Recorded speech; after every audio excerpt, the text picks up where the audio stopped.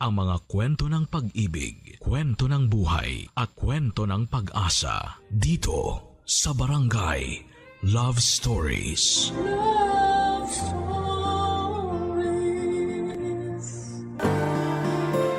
Ang buhay ay parang dagat. Minsan kalmado at minsan marahas. Ngunit ang bawat alon nito ay may daladalang aral na magbibigay lakas at pag-asa sa bawat pagsubok na ating tatahakin. Ikaw, kabarangay, matatawag mo bang kalmado ang buhay mo ngayon? Dear Papa Dudut, ang pagkakaroon ng tapat, mabait at maaasahang kaibigan ay isang biyayang walang kapantay. Sila ang kasama natin sa bawat ngiti at luha, sa bawat pag-asa at tagumpay. At mapalad ako na nagkaroon ako ng kaibigang nagbigay sa akin ng hindi malilimutang karanasan sa buhay na hanggang ngayon ay dala-dala ko pa rin hanggang sa aking pagtanda. Tawagin niyo na lamang po ako sa pangalang Makoy, 29 at isang factory worker. Simula pagkabata ay sa tabing dagat na ako nakatira, Papa Dudut. Kaya naman ang dagat na rin mismo ang humubog sa aking pagkatao. 10 taong gulang pa lamang ako noon at sumasama na ako sa aking ama para pumalaot at manghuli ng isda. Mahirap po ang buhay namin noon. 6 kaming magkakapatid at ako ang panganay na inaasahang tumayong pangalawang magulang sa mga nakababata kong kapatid. At tanging pangingisda ang ikinabubuhay namin. Paminsan-minsan ay naglalabada ang nanay ko pero isang beses lamang ito sa isang linggo tuwing may nangangailangan ng serbisyo niya. Papadudot, maagang nawala sa akin ang kabataan ko dahil bukod sa pag-aaral. Naubos din ang oras ko noon sa pagtatrabaho. Mas lumala pa nga ang estado ng buhay namin noong nagkaroon ng hindi magandang pangyayari sa pamilya namin na mas sumubok sa tatag ko bilang panganay na anak.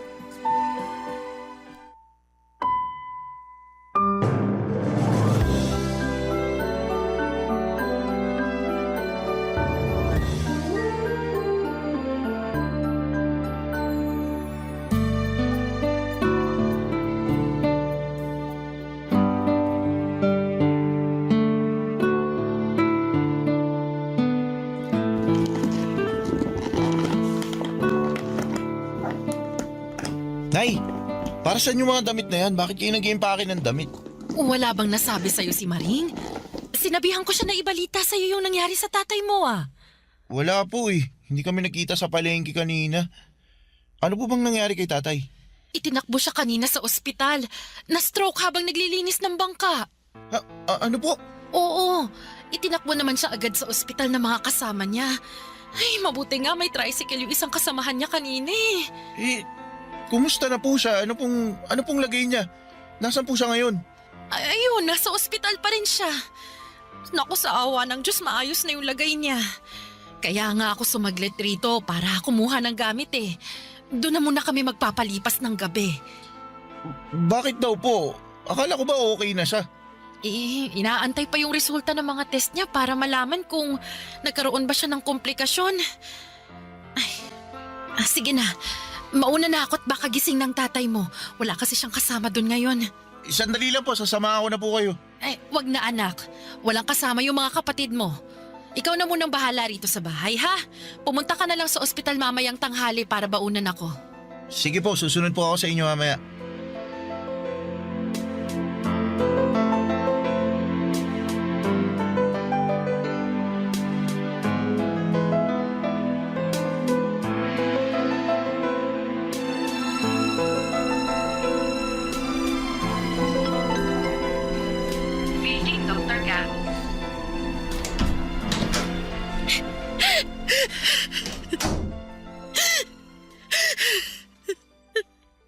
Nay? Bakit po kayo umiiyak? Dumating na yung doktor kanina, anak. May resulta na yung test na ginawa sa tatay mo. Ano pong sabi?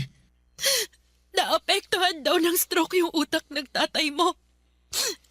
Paralisado ngayon yung isang bahagi ng katawan niya. Po, pero may posibilidad pa rin namang gumaling siya, di ba? Madadaan naman daw sa therapy at gamutan. Kaya lang ang problema, anak. Saan tayo huhugot ng gamot ng tatay mo? Eh kung siya lang naman ang kumikita sa pamilya natin. Problema ko nga ngayon kung saan tayo hahanap ng pambayad dito sa ospital eh. Baka pwede po tayong makahingi ng tulong kay Mayor. Wala na tayong ibang aasahan kundi ang humingi talaga ng tulong sa ibang tao. Eh, baka sakaling mapagbigyan tayo. Ay, Diyos ko! Bakit ba kasi nangyari pa sa atin to? Kung kailan magpapasokan na, tsaka pa tayo mamomroblema ng ganito. Titigil na lang po muna ako pansamantala sa pag-aaral para makabawas sa gastusin. Kung gusto niyo po, total, tapos na ako sa high school. Pwede naman na po ako magtrabaho. Sigurado ka ba dyan, anak? Hindi mo ba gustong pumasok sa kolehiyo? Kahit naman po gustuhin ko, wala rin naman po tayo magagawa kasi wala din naman tayong pera para makapag-aral ako sa college eh. Mas mabuti na po to. Ako na lang po muna yung kakayod habang nagpapagaling si tatay.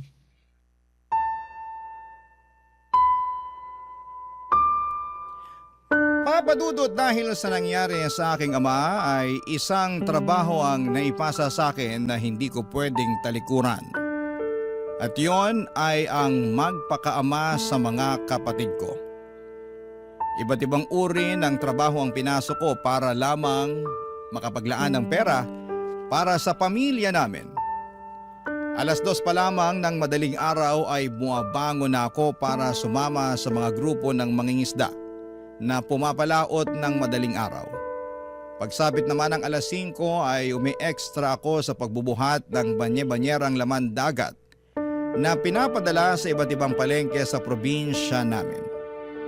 Hindi pa doon natatapos ang araw ko dahil diretsyo naman ako sa palengke namin para maghanap ng mga tenderang nais magpalinis ng itinitinda nilang isda. Bago sumapit ang tanghali ay nagtutungo ako sa isang kilalang resort sa amin para naman magtrabaho bilang caretaker. At sa parehong pagkakataon ay lifeguard na rin sa lugar.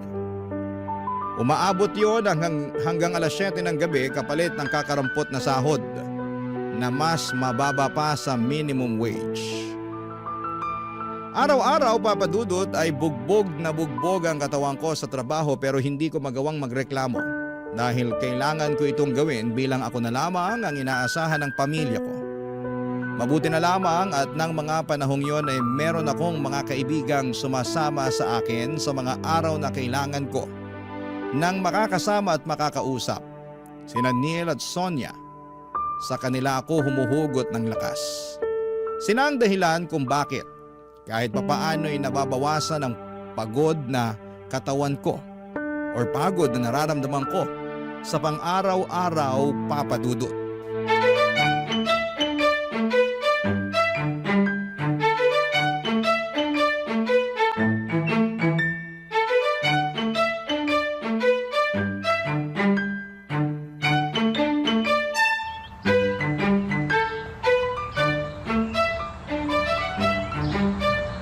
Neil, patambay muna ako rito ha. O Makoy, ikaw pala. Oo naman. Tapos ka na sa trabaho? Oo, kakatapos ko lang.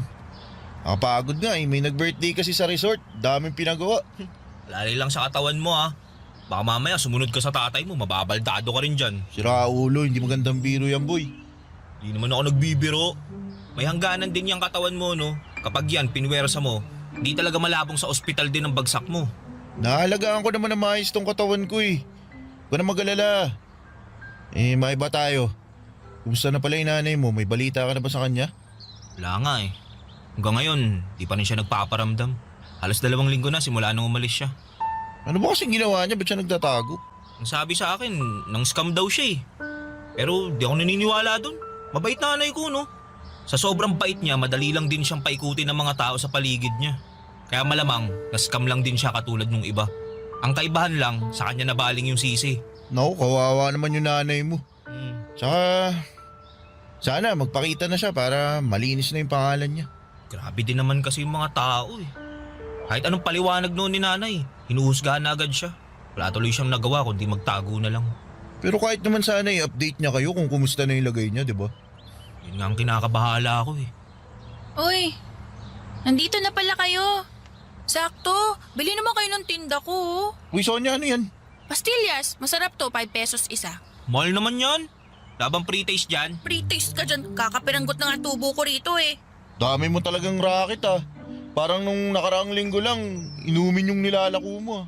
Ganyan talaga kapag babaero yung ama tapos sugarol naman yung ina. Kailangan kumita para may pangkain. Kung wala akong gagawin, mamamatay na lang akong walang laman ng tiyan. Talagang bagay talaga tayong tatlo sa isa't isa, no? Ba't mo naman nasabi? Eh, pare-pareho tayong minahal sa magulang eh. Ako, maagang naulila sa tatay tapos nawawala yung nanay. Ikaw, Makoy, baldado yung tatay, walang trabaho yung nanay. Ito naman si Sonia, pareho din ang sitwasyon. Eh, hindi naman nila ginusto yung buhay na ganito eh. Siguro, minalas lang din sila sa buhay. Eh, mas lalong hindi rin natin ginusto yung ganito, no? Alam nyo, ang ninega nyo, wala naman tayong mapapala sa pagrereklamo eh. Ano magagawa natin kung pinanganak tayong mahirap, di ba? Kung gusto nyo magbago buhay nyo, magtrabaho kayo. Mahirap na nga tayo, kinakawaan nyo pa yung sarili nyo eh. Talagang magiging masaklap talaga yung buhay nyo kung ganyan. Eh, ano pa dapat gawin para hindi maging masaklap buhay namin? Tularan nyo ako, masaya lang kahit problemado. Fake it till you make it, di ba sabi nila? Sus, mahirap pekein ng kasiyahan lalo na kung mas nangingibabaw ang kalungkutan, no? Asus, bumanat na naman.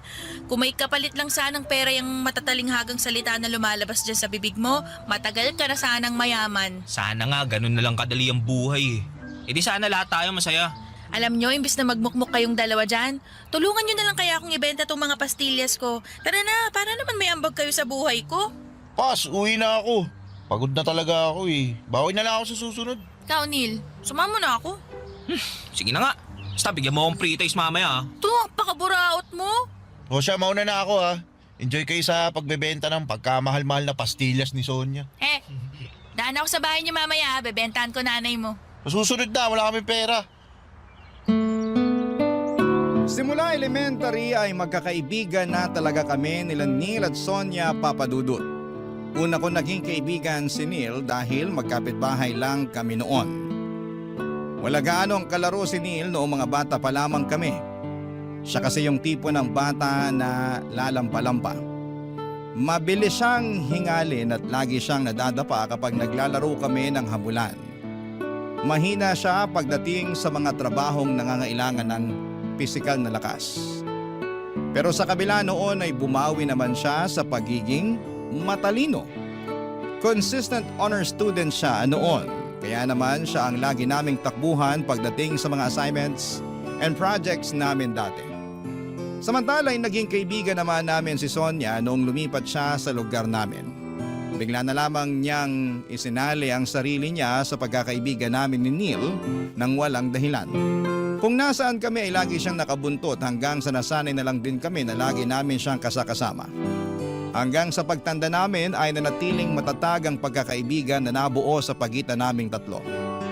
Taon pa nga ang lumipas, ilang pagsubok man ang dumaan sa amin, ay lagi naming kasama ang bawat isa. Sabi nga namin hanggat nasa likod namin ang isa't isa ay walang problema ang magpapataob sa amin. Hanggang sa halos sabay-sabay kaming tinambakan ng problema. Papadudot na muntik nang ikasira ng aming pagsasama. Barangay Love Stories. Barangay Love Stories. Papadudot taong 2014 ay nahuli ko ang sarili kong nanay na may kasamang ibang lalaki. Kinausap ko si nanay tungkol sa nalaman ko at hindi man lang niya ito itinanggi mula sa akin. Ayon sa kanya ay may mga pangangailangan daw siya na hindi na naibibigay ng tatay namin. Sobrang nawasak ang puso ko noon para kay tatay. Pero dahil ayokong masaktan ng tatay ko ay itinago ko na lamang ang mga nalaman ko. Hanggang sa sumunod na buwan ay tuluyan na kaming iniwanan ni nanay at pinili ang mas maayos na buhay na ipinangako sa kanya ng kalaguyo niya.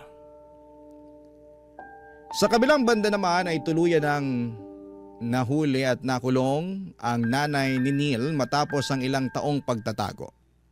Para makapagpiyansa ay kinailangan itong maghanda ng 50,000 para lamang mailabas niya ang nanay niya sa kulungan. Sa parehong taon din, Papa Dudut, ay namatay naman ang tatay ni Sonia, ang taong pinaguhugutan niya ng lakas at saya sa kabila ng mahirap nilang buhay. Sabay-sabay man kaming binagsakan ng suliranin sa buhay. Sa aming tatlo ay si Sonia lang ang nananatiling matatag at puno ng pag-asa. Sa kabila ng pagpanaw ng tatay nito ay sa kanya kami humuhugot ng lakas para harapin ang bukas. Inaasahan na namin yon mula sa kanya. Dahil simula pagkabata ay likas na masiyahin talaga si Sonia. Iiyak lang siya saglit kapag malungkot siya, pero pagkatapos noon ay babalik na ulit siya sa dating niyang pagkatao na makulit at punong-puno ng enerhiya. Kaya naman noong mga panahong yon, si Sonia ang naging sandala naming dalawa ni Neil noong namroblema kami sa mga magulang namin.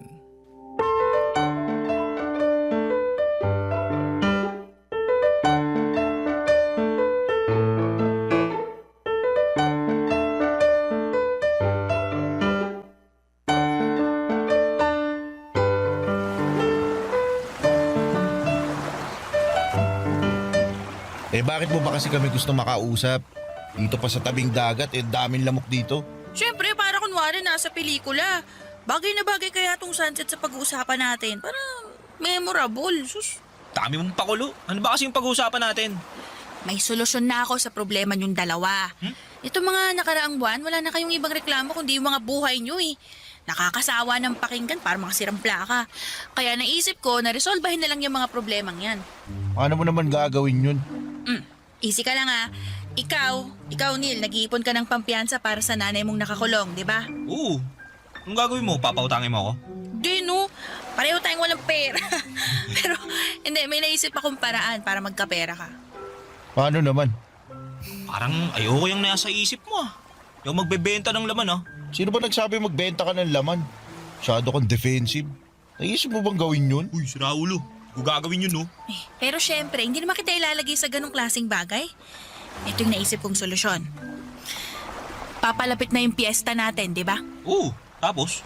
May nabalitaan ako. Magpapakarera daw sila ng bangka sa paparating na pista tapos magkakaroon ng pagandahan ng bangka. Malaki raw yung premyo dun kaya naisip ko, sali tayo. Karera ng bangka? Magkano naman daw yung premyo? Di ko pa alam pero unang pista to nung bagong halal na mayor kaya sigurado ako magpapakitang gilas yun. Ano, sali tayo? Pwede naman. May bangka naman si tatay na pwedeng gamitin. Maayos makina nun, kaya pwede ilaban. Sino naman magmamaniobra ng bangka? Hindi malamang tong si Makoy. Marunong ka bang gumamit ng bangka? Hindi. Oh, di ba? Ako, may alam ako sa bangka. Pero alam nyo naman na takot ako sa dagat kasi hindi ako marunong lumangoy. Kaya, no choice, si Makoy. Oo, kaya ko naman. Walang problema sa akin kasi bata pa lang ako, namamangga na ako. Ayun, edi tapos na isang problema. O, sunod naman yun sa'yo, Makoy. Sige nga, paano mo susolusyonan yung problema ko ngayon? Nahanap ko na kung nasa ng nanay mo. Talaga? Nasaan siya? Nandun, sa kabilang bayan. Teka, paano mo naman nalaman yan? Anong ginagawa mo doon sa kabilang bayan? May mga suki ako doon ng mga binibenta kong pagkain, di ba? Mabalik tayo sa sinasabi ko. Sinundan ko siya kasama yung pinalit niya sa tatay mo. Uy, Sonia. Ay, Yung bunganga mo masyadong pasmado. sorry. De, okay lang. Yung bahay ng lalaki, alam mo ba kung nasan? Oo, sinundan ko sila. Memoryado ko kung saan sila nakatira ngayon. Nabanggit mo na gusto mong makausap nanay mo sa huling pagkakataon, di ba? Ito na yung pagkakataon na yun. Ano, Makoy? Kikitain mo ba siya? Hindi ko alam eh. Hindi ko alam kung kaya ko. Oh, bakit naman? Marami akong gustong sabihin. Marami akong gustong itanong sa kanya. Pero di ko alam kung masasabi ko lahat ng yun sa kanya kapag nagkita na kami. Hindi naman tayo pupunta agad-agad doon. Siyempre, kailangan mo rin paghandaan yun. Alam kong may galit at tampo ka sa nanay mo. Kaya mas magandang kitain mo siya kung kailang maliwanag na yan sa pag-iisip mo. Di bale, sasamahan ka naman namin kung kailangan mo ng suporta eh. Maraming salamat, Sonia. Ay, walang anuman. Paano na lang kaya kung wala ako?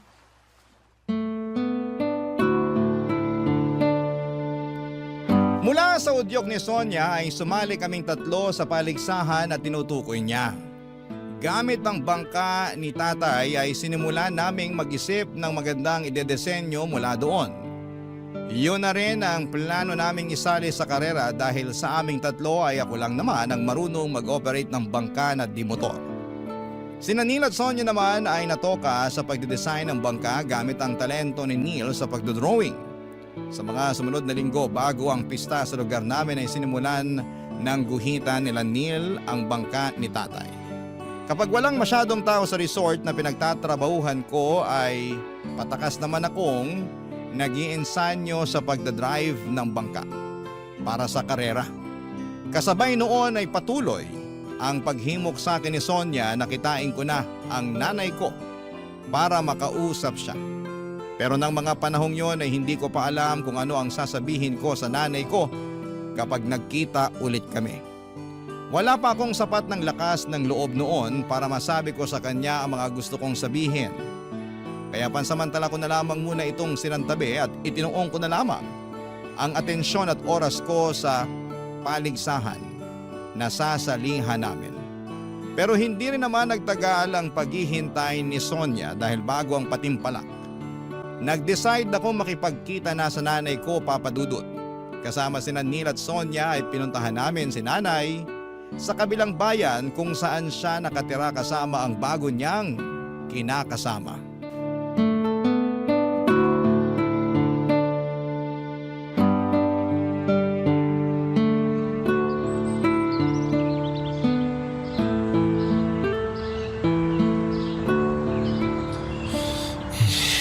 Ano ba yan?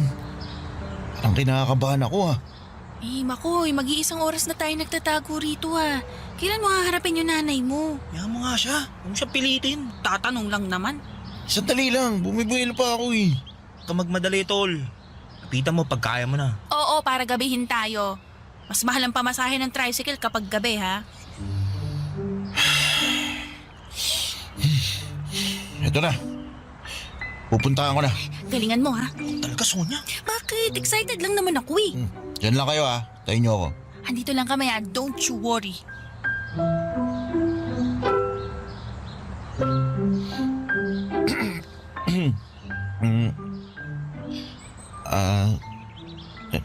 Nay? Makoy? Anong ginagawa mo rito? Sandali, paano mo nalaman na nandito ako? Hindi na po yun mahalaga.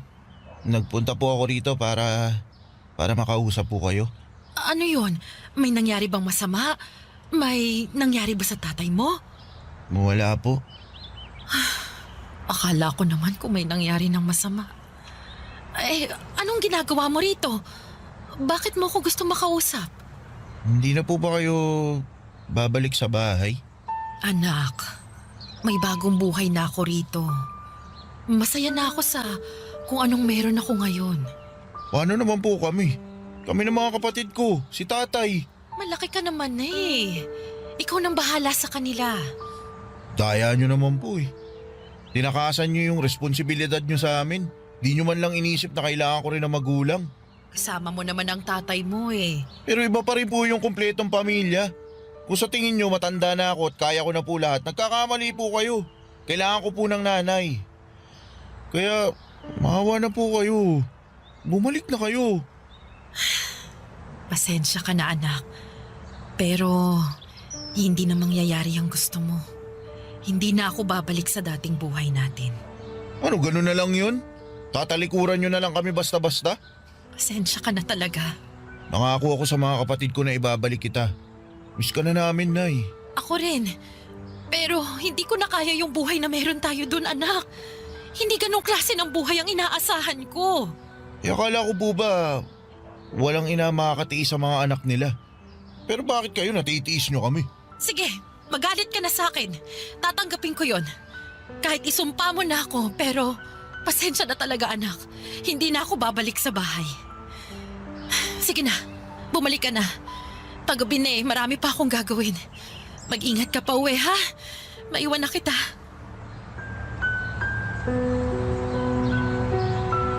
Oh, Makoy, musta? Sasama daw ba sa'yo pa uwi? Hindi. Wala na nga siyang paki sa amin eh. Baka naman, pwede natin siyang mapakiusapan. Wala na nga. Ayaw na nga niya. Ano pang mahirap intindihin doon? Oh, chill ka lang. Sungit mo naman. Hindi kasalanan nyo kasi to. Pinipilit-pilit nyo pa kasi ako eh. Uy, ikaw may gusto nito, di ba? Sabi mo gusto mo makausap nanay mo, edi tinulungan ka lang namin. Eh dapat di nyo na lang ginawa. Grabe, hindi ka na lang magpasalamat. Sonia, tama na yan. Ay hindi, hindi tama na sa atin siya magagalit dahil lang hindi niya nakuha yung gusto niya. So bakit ano bang gusto mo marinig? Mag-thank you ako sa'yo kasi ayaw na sa amin ng nanay namin. Ang gusto ko lang naman. O ay di thank you. Ano, masaya ka na? Uy, hindi man ganyan pre. Nag-aalala lang naman kami sa'yo eh. Hindi. Palibasa. Hindi nyo alam kung ano nararamdaman ko ngayon. Alam nyo, itigil na lang natin tong kahibangan na to. Yung mga naisip mong solusyon sa mga problema namin, mga walang kwenta. Ang sabi mo? Uy, tumigil na nga kayong dalawa dyan. Muwi na nga lang tayo. Hindi na ako tutuloy dun sa contest na sinasabi nyo.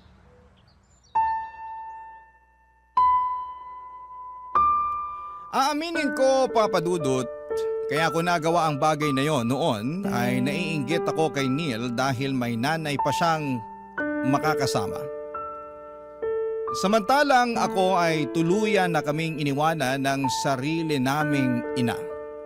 Medyo makasarili ako sa part na yon, lalo na't bangka ni tatay ang gagamitin sana namin para sa kompetisyon, pero bata pa ako noon at ang mga desisyon pa na ginagawa ko dati sa buhay ay nadadala pa ng mga emosyon ko.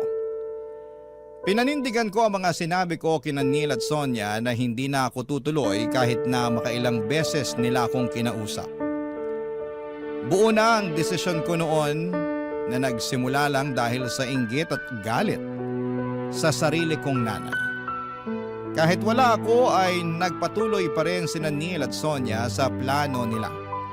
Nakahiram sila ng isang lumang bangka sa isa sa mga kapitbahay namin. Yun ang pinaayos nila at sinimulang disenyuhan. Dahil hindi naman marunong gumamit ng bangka si Neil, si Sonia na ang nag-volunteer na sumali sa karera kahit na hindi siya marunong lumangoy at takot siya sa dagat. Araw-araw tuwing nasa resort ako at nagtatrabaho ay nakikita ko kung gaano kasigasig ang dalawa sa pag-iinsayo.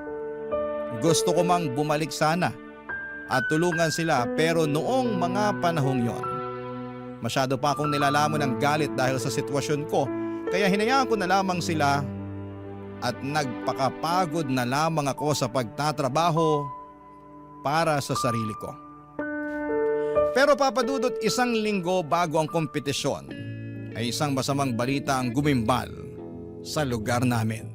Barangay Love Stories. Barangay Love Stories. Papa Dudut, nasa palengke ako noon at abala sa paglilinis ng isda noong narinig ko ang usapan ng mga tendera sa paligid ko.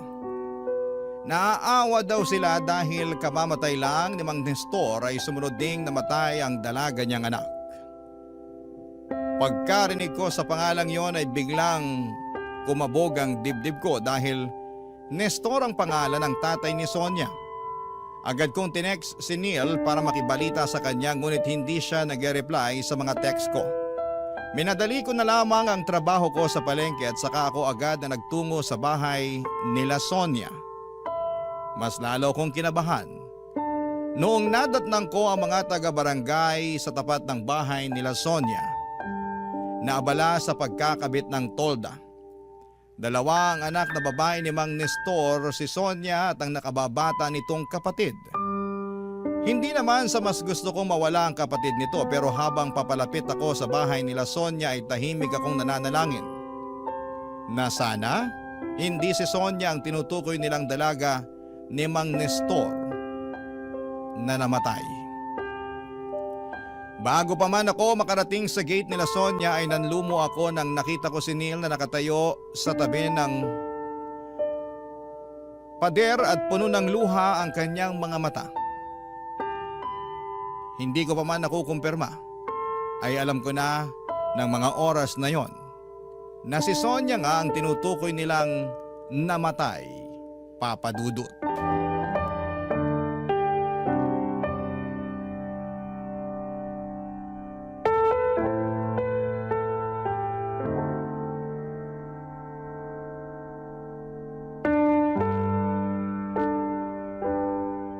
Neil? Sino yung namatay? Huwag mo sabihin...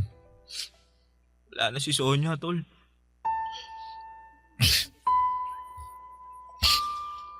Sonia? Si Sonia? Anong... Bakit? Bakit? Anong nangyari sa kanya? Nag-i-ensayo siya para sa karera ng bangka eh. Sinabi ko naman sa kanya na wag nang tumuloy. Kasi malakas yung alon ngayon eh. Pero di siya nakinig. Ba't mo kasi siya hinayaan? Kilala mo si Sonia, tol. Kailan ba natin siya napigilan sa mga gusto niyang gawin? Lahat ng gusto niya, ginagawa niya kahit ano pa sabihin natin, di ba? Tikas kasi ng ulo niyan eh. Di na nga marunong lumangoy, nagpumilit pa. Kasalanan ko to eh. Dapat di na lang namin tinuloy yung laban. Kung hindi siya nagpumilit na sumali, di sana buhay pa rin siya hanggang ngayon. Di, wala kang kasalanan. Gusto ko lang naman niyang matulungan eh. Kung maghahanap kayo ng masisisi, ako dapat yun. Kasi ako yung may kasalanan ng lahat. Iniwan ko kayo eh. Diba? Dapat ako yun. Ako dapat yung nagpa-practice. Ako dapat yung nasa bangka, hindi siya. Alam mo, may punto ka, pre. Di mangyayari to kung di ka umayaw eh. Pero naiintindihan nga namin. May pinagdadaanan ka, tsaka di namin kontrolado yung mga desisyon mo sa buhay, kaya hindi ka namin pwedeng sisihin sa nangyari. Pero may mga pagkukulang din tayo eh. Totoo din yan. Namatay siya dahil sa kagustuhan niyang makatulong sa atin. Pero nung siya na yung nangailangan, wala tayong nagawa. Sana nga, panaginip na lang to lahat eh. Tol, di ko ma-imagine, tol. Ang hirap paniwalaan na wala na si Sonia. Sobrang bata pa niya para mamatay. Hindi mo talaga masasabi kung ano mangyayari sa buhay natin eh. Teka, nandito na ba siya? Wala, nasa punerarya pa. Gumagawa pa ng paraan yung mga kamag-anak niya para makabili ng damit tsaka kabahong nagagamitin kay Sonia. Gusto ko siyang puntahan. Gusto ko siyang bantayan at samahan habang, alam mo yun, habang di pa siya nauuwi. Yun nga rin sana plano ko eh. Doon ako papunta ngayon. Tara, gusto ko magpaalam sa kanya sa huling pagkakataon.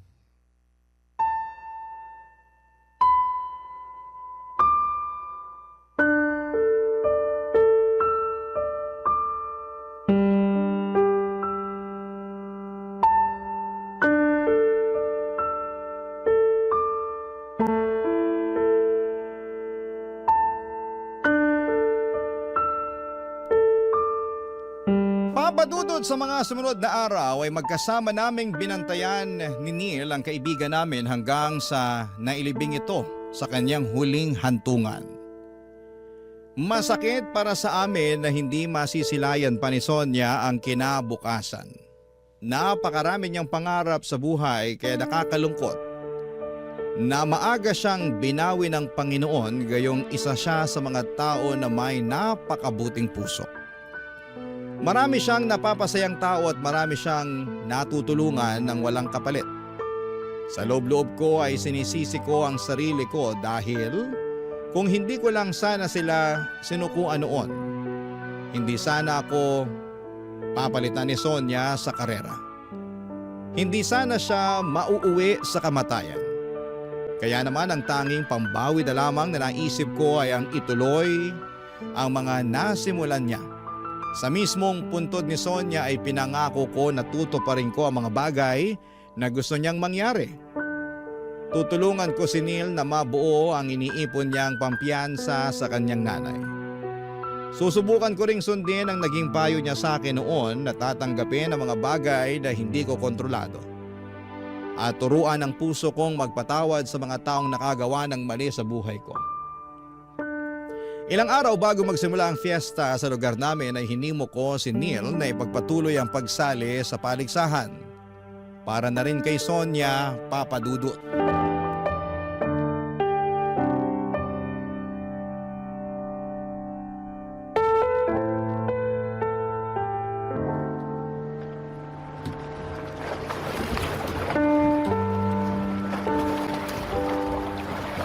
Pasensya ka na, Neil ah. Di natin nakuha yung grand prize. Ayos lang yun. Kahit papaano, nanalo tayo ng second place sa pagandahan ng disenyo ng bangka.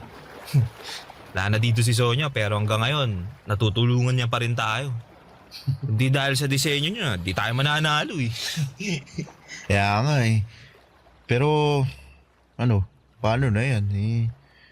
Hindi pa rin yun sapat. Para sana sa pampiyansa ng nanay mo. Sus, kapag-iipunan naman yun eh. Huwag mo nang intindihin yun.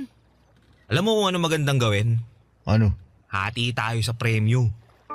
Kailangan mo rin ng pera, di ba? Ako, hindi ako tatanggi dyan. Kailangan ko rin talaga ng pera eh. Kaya nga naisip ko, paghatian na lang natin. Sige, salamat. Alam mo, nandito lang si Sonia. Sigurado ako, puro reklamo aabutin nating dalawa mula dun. Nako, yung pa. Hindi tumatanggap ng pagkatalo yun. Baka awayin pa nga nun yung judge kasi hindi pinanalo yung design niya. Alam mo, nakakamiss talaga yung babaeng yun. Kung makakausap mo si Sonia ngayon, anong gusto mong sabihin sa kanya? Ngayon, marami. Gusto kong magpasalamat sa kanya kasi lagi niya akong pinaprangka sa mga bagay-bagay.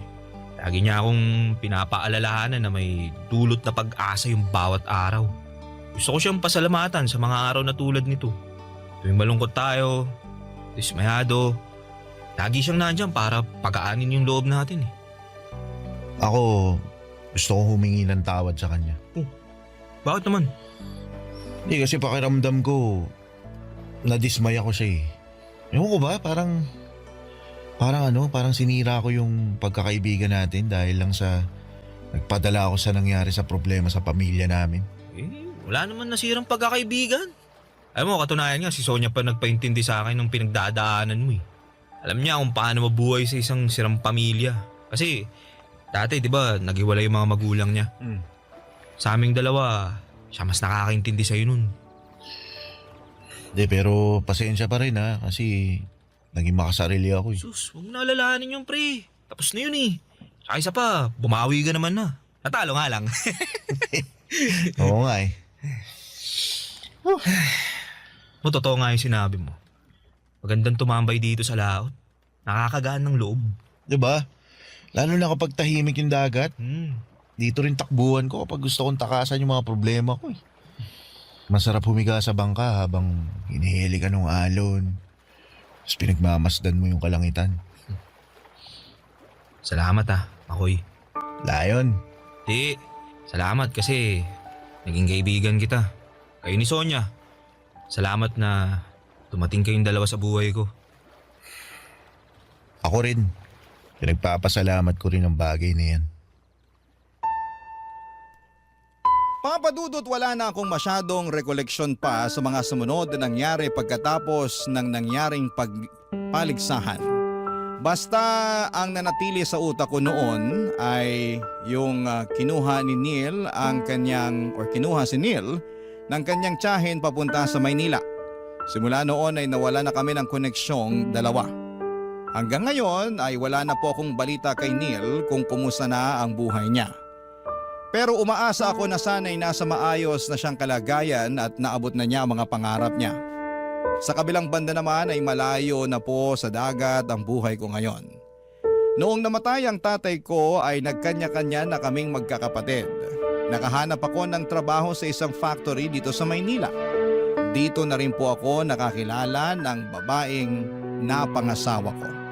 Sa ngayon ay meron na po kaming 2 anak at hindi man sagana sa pera pero masasabi kong meron naman kaming maayos at matiwasay na pamumuhay. Kung saan ay hindi na triple ang pagod para lamang makaraos sa pang-araw-araw. Paminsan-minsan ay nagbabalik tanaw po ako sa mga karanasang pinagdaanan ko noong kabataan ko.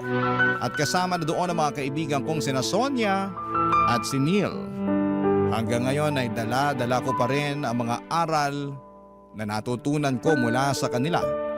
Na kapag malakas ang alon, yon ang panahong sinusubok tayo ng problema. Maaring mabigat, nakakatakot at minsan ay tila tinatapon tayo ng tadhana kung saan-saan. Pero katulad po ng alon, laging humuhupa rin ang unos. Sa huli ang mahalaga ay matutunan nating sumabay sa pag-agos. Hindi natin kayang pigilan ang mga alon pero kaya nating matutong lumangoy, magtiwala sa sarili, at manatiling nakatindig sa gitna ng hampas ng buhay.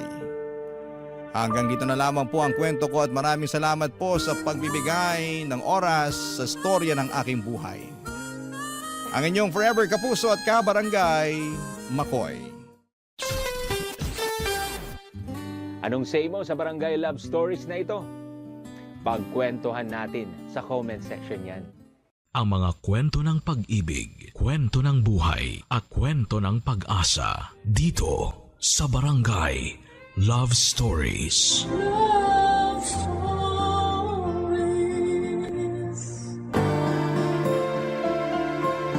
Kapag mahal mo raw ang isang tao, ilang ulit kang magpapatawad. Kapag mahal mo raw ang isang tao ay uunahin mo lagi ang umunawa. Ikaw kabarangay, ilang beses ka bang magpapatawad at uunawa? Dear Papa Dudut, isang mapagpalang araw sa inyong lahat sa Barangay LS. Ako nga pala si Harold, 31 years old at gusto ko lang magsumbong sa inyo sa nangyari sa relasyon ko. May nakarelasyon ako na mas matanda sa akin ng 5 taon, siya si Leia. Matagal ko ng crush si Leia bago ko pa siya ligawan. Naging magkakilala kami dahil sa dating pinagtatrabahuhan namin. Gusto ko na siyang ligawan, unang beses ko pa lamang siyang nakilala. Ang saya kasi niyang kasama, maganda rin siya at kalog talaga. Sa tuwing kasama ko siya ay pakiramdam ko ay safe ako. Kakaiba siya sa lahat ng mga babaeng natipuhan ko noon, Papa Dudut. At kahit sabihing merong mas maganda sa kanya pero iba ang hatak niya. Marami nga ring nagkagusto sa kanya sa dating pinagtatrabahuhan namin. Hindi siya nababakante, yon ang problema ko. Kaya hindi ako makasingit na maligawan siya. Hindi siya nawawala ng karelasyon. Oras na malaman ng mga lalaking kakilala niya na single na siya ay biglang hahaba ang pila. Madalas ako ang huling nakakaalam na single siya kahit kami pa yung mas close sa isa't isa. Kaya madalas ako yung napag-iiwanan.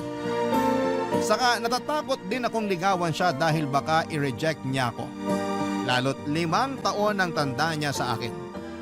Gayunpaman kapag tadhana na ang gumawa ng paraan para mapansin ka ng taong gusto mo, wala na silang laban kahit sino pa ang iharap mo. Sa wakas, nung natapos na ang relasyon niya, ako naman ang unang nakaalam na single siya. Niligawan ko siya at pinagbigyan niya ako. Maswerte pa nga dahil inaya niya akong mag-live-in dahil wala na rin siyang kasama sa apartment niya. Pumayag ako, Papa Dudut. Pagkakataon ko na yon para ipakita sa kanya na ako ang karapat-dapat para sa kanya.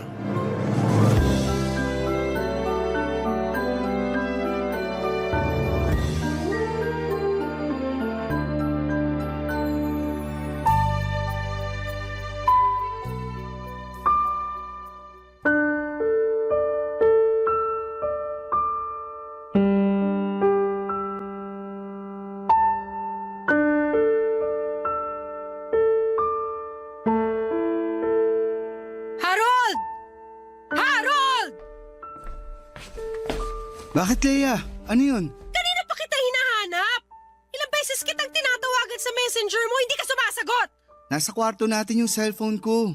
Iniwan ko ron kasi binababad ko yung mga damit mo para mabilis ko na lang malaban mamaya pagkatapos kong mamalengke. Dapat kasi kahapon mo pa binabad yung damit ko eh. Ayan! Nagmamadali ka na naman sa mga gawaing bahay ngayon. Sorry na po. Kahapon kasi nilinisan ko yung kwarto natin. Isa pa yan. Dapat nung isang araw ka pa naglinis ng kwarto natin. Ilang beses ko nang sinabi sa'yo na hindi ko na gusto yung amoy ng kwarto. Pero hindi ka nakikinig. Sorry talaga. Pero ngayon malinis na. Nag-spray pa ako ng Fabcon sa kama natin para mabango. Sintu-sintu ka ba? Bakit ka nag-spray ng Fabcon sa kama? Paano kung mangati ako? Hindi na mauulit. Sinubukan ko lang naman. Gusto ko kasi yung amoy ng Fabcon. Parang laging galing laundry shop. Mabango. Hindi mo na naman ginagamit ang utak mo. Ginagamit lang ang Fabcon sa huling banlaw at hindi sa mga tuyong tela. Hindi na nga mauulit. Buti sinabi mo yan. Hindi ko rin naman alam. Palitan mo yung bedsheet at yung punda natin. Ha? Ngayon na! Lahat ng inisprayan mo ng Fabcon. Ayoko magpantal-pantal dahil sa katangahan mo. Masusunod, ma'am. Ma'am? Nangiinsulto ka ba?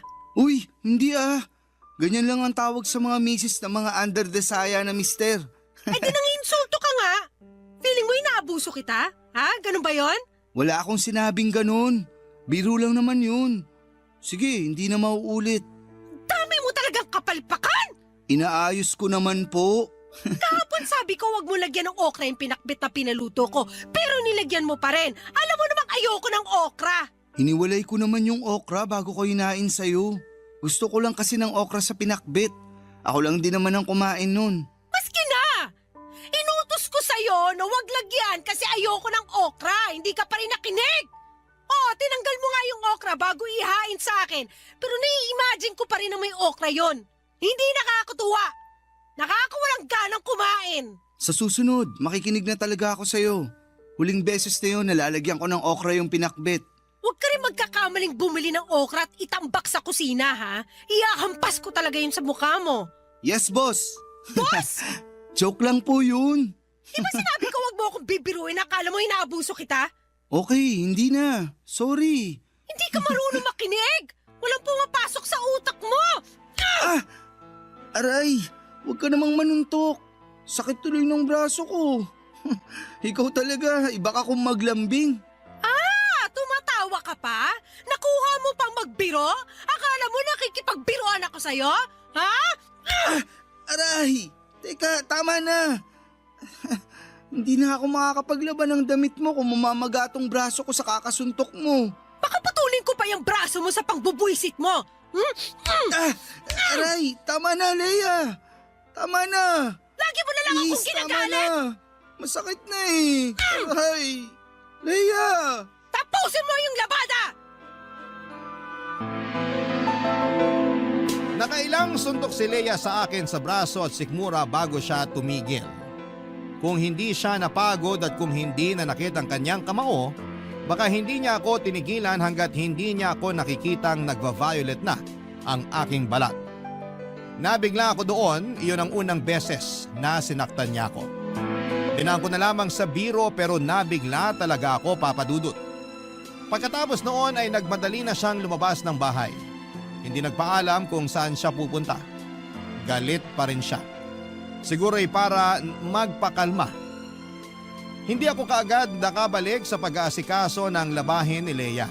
Masakit pa rin kasi noon ang braso ko. Pinahirang ko na ng liniment para mawala kahit papaano ang pananakit pero hindi yon umepekto. Napansin kong nagpapasana ang braso ko. Hindi ko natuloy natapos pa ang mga gawaing bahay. Palaisipan pa rin sa akin kung bakit ganon ang inastan ni Leia sa akin. Yun ang unang beses na nakita ko siya na parang naging dragon. Nung magkaibigan pa lamang kasi kami ay napaka-sweet niya at masiyahin. Kaya nga ako nahulog sa kanya. Aaminin kong natakot ako sa ginawa niya, Papa Dudut, kasi parang ibang tao ang nakita ko noon habang sinusuntok niya ako ng paulit-ulit sa braso at sikmura. Gabi na noong pinagpatuloy ko ang labahan. Nabawasan na ang sakit sa braso ko kahit papaano. Pinagpaliban ko muna ang pamamalengke dahil hindi ko kayang magbuhat ng mabibigat. Saktong natapos ko ang mga labahan nang dumating si Leia. May hawak siyang yema. Nilapitan niya ako habang inaayos ang ginamit ko sa paglalaba. Tahimik lamang ako noon at pinakikiramdaman siya. Nung kinalabit niya ako ay napatingin ako sa kanya, Papa Dudut. Maamo na muli ang mukha niya. Parang bumalik na ang Leia na una kong nakilala.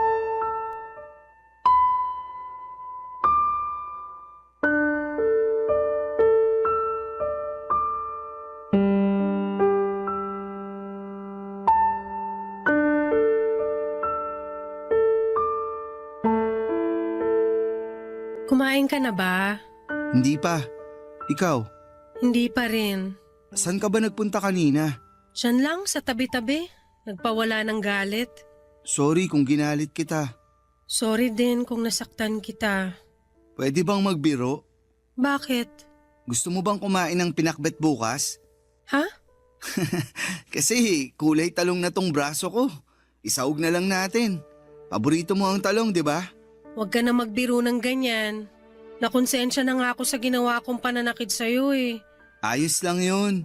At least ngayon, maamo ka na ulit. Saka nagsorry ka. Bihira kaya sa babae ang nagsusorry.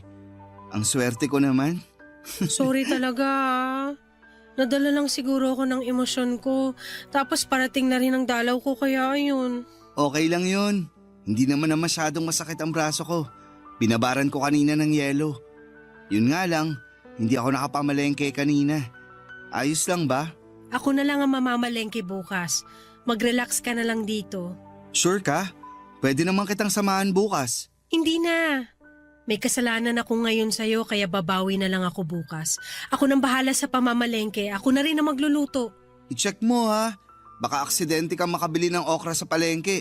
Naku, ayaw na kitang makitang magalit. Joke lang yun. Huwag ka magalit. Natroma ka na ata sa akin. Ni hindi mo na magawa magbiro. Kasi naman, kakatapos lang nung pananakit mo sa akin kanina.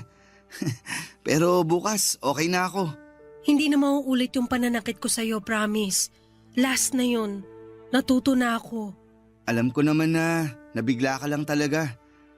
Marami rin naman kasi akong kapalpakan na ginawa eh. Kaya gets kita. Kahit na. Mali pa rin ang manakit. Nakuha ko kasi ito sa mga magulang ko eh. Hindi ko alam yan ah. Ano bang nangyari dati? Laging nagbubugbugan sina mama at papa noon. Nakikita namin magkakapatid yun. Tapos kapag mainit ang ulo ni mama kay papa, sa amin niya binubunton. Binubugbog kayo ng nanay nyo? Oo. Kaya nga tinakas kami ng lola ko sa kanya para iuwi sa probinsya. Nadyaryo pa nga kami dati. Kaya naman pala, ang hirap ng pinagdaanan mo. Kaya siguro yung mga karelasyon ko dati, nanawa sa kakabugbog ko sa kanila. Kaya nila ako iniwan. Teka, binugbog mo rin mga ex mo? Kasi galit ako sa kanila. Kahit sa mga konting pagkakamali nila, nawawalan ako ng pasensya. Ang bilis uminit ng ulo ko. Ang bilis lang manakit ng kamay ko. Hindi ko rin alam yan. Pero sana, huli na tong pangbubugbog na ginawa mo sa akin ha. Kasi hindi to tama. Alam ko. Kaya nga nagsusorry ako ngayon. Aware na ako sa pagkakamali ko sa mga dating karelasyon ko. Hindi ko na yun uulitin sa'yo. Maswerte ako kung ganun nga. At maswerte ka dahil may peace offering ako sa'yo ngayon. Anong peace offering naman yan? Yema! Paborito ko to. Ito kasi madalas ang binibigay ni mama sa amin pag nagsusorry siya. Pagkatapos niya kaming bugbugin. Nilagay ni Leia ang yema sa palad ko at saka ako niyakap. Doon ay sinabayan niya ng iyak habang nagsusorry. Kahit ako ay nanghina sa iyak niya, Papa Dudut. Nakaramdam ako ng awa sa kanya at hindi ko ma-imagine kung gaano kasakit ang pinagdaanan niya sa kamay ng mga magulang niya, lalo na sa kanyang ina. Hindi dapat sinasaktan ang bata. Mabilis ko lang napatawad si Leia at pagkatapos noon ay nanumbalik na muli ang masaya naming relasyon. Umorder na lamang siya ng dinner namin at sabay namin yung kinain habang nanonood ng TV. Hindi ko pa rin kinakain ang yemang binigay niya at gusto ko lang kasing merong paalala na kailangan kong protektahan si Leia mula sa trauma niya. Pero pinilit niya akong kainin yon sa palambing na paraan at kinain ko naman. Nakita kong masaya siya nung ginawa ko yon at hinalikan ko siya. Naging okay na talaga ang lahat. Kabaliktaran sa nakalakhang pamilya ni Leia ay masaya at mapagmahalang pamilyang nakagisnan ko, Papa Dudut. Wala akong naging problema sa pagpapalaki at pag-aaruga sa akin ng mga magulang ko. Sa mga magulang ko rin natutunan kung paano ang tamang pagmamahal. Bata pa lamang ako, ang expressive na nila sa mga nararamdaman nila para sa isa't isa. Lagi naming nakikitang magkakapatid na magkayakap at nagsasabihan ng I love you sa isa't isang mga magulang ko. Pinakita nila yon sa amin para malaman namin sa murang edad na dapat ay ganon ang trato kapag nakahanap ka ng taong mamahalin. Nakita ko rin sa mga magulang ko kung paano nila suportahan ang isa't isa, Papa Dudut, kahit may mga pagkakaiba sila at may mga pagsubok na pinagdaraanan.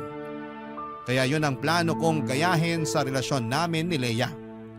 Ipapakita ko sa kanya kung paano ang tamang pagmamahal para tuluyan na niyang makalimutan ang kanyang masalimuot at nakakatakot na nakaraan noong bata pa lamang siya.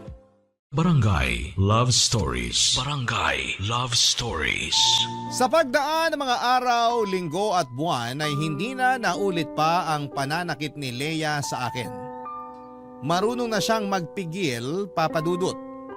Nasiyahan ako roon lalo't binibida niya yon ang pinakamatagal na hindi siya nanakit ng karelasyon.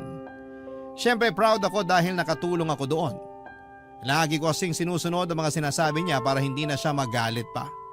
Natuto na akong makinig ng mabuti. Aminado kasi ako noon na minsan o madalas ay hindi ako masyadong nakikinig lalo na kapag marami akong ibang iniisip. Pero dahil nga sa huling engkwentro namin ni Leia, natuto na ako doon, Papa Dudut. Alam kong kailangan ko lamang siyang pakinggan para hindi na maulit yon. Saka lagi ko siyang sinasabihan ng mga magagandang bagay tungkol sa kanya at feeling ko ay nakaapekto yon.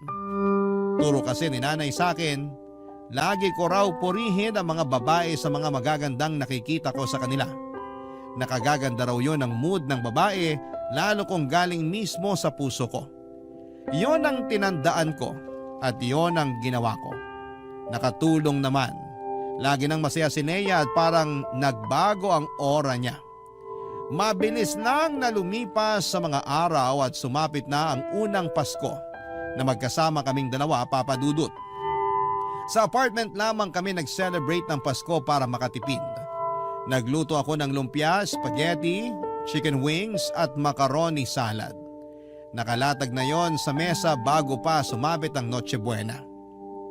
Habang hinihintay na mag-alas 12 ng hating gabi, tinawagan ko ang mga magulang at kapatid ko para batiin sila ng Merry Christmas. Yun ang unang beses na hindi ko sila makakasama sa Pasko at aaminin kong medyo nakakaramdam ako noon ng lungkot. Natagalan nga ang usapan namin sa telepono dahil pinakita pala nila lahat ng handa nila at napakwento pa si nanay tungkol kay tatay. Hindi ko na malaya na hinahanap na pala ako ni Leia, Papa Dudut.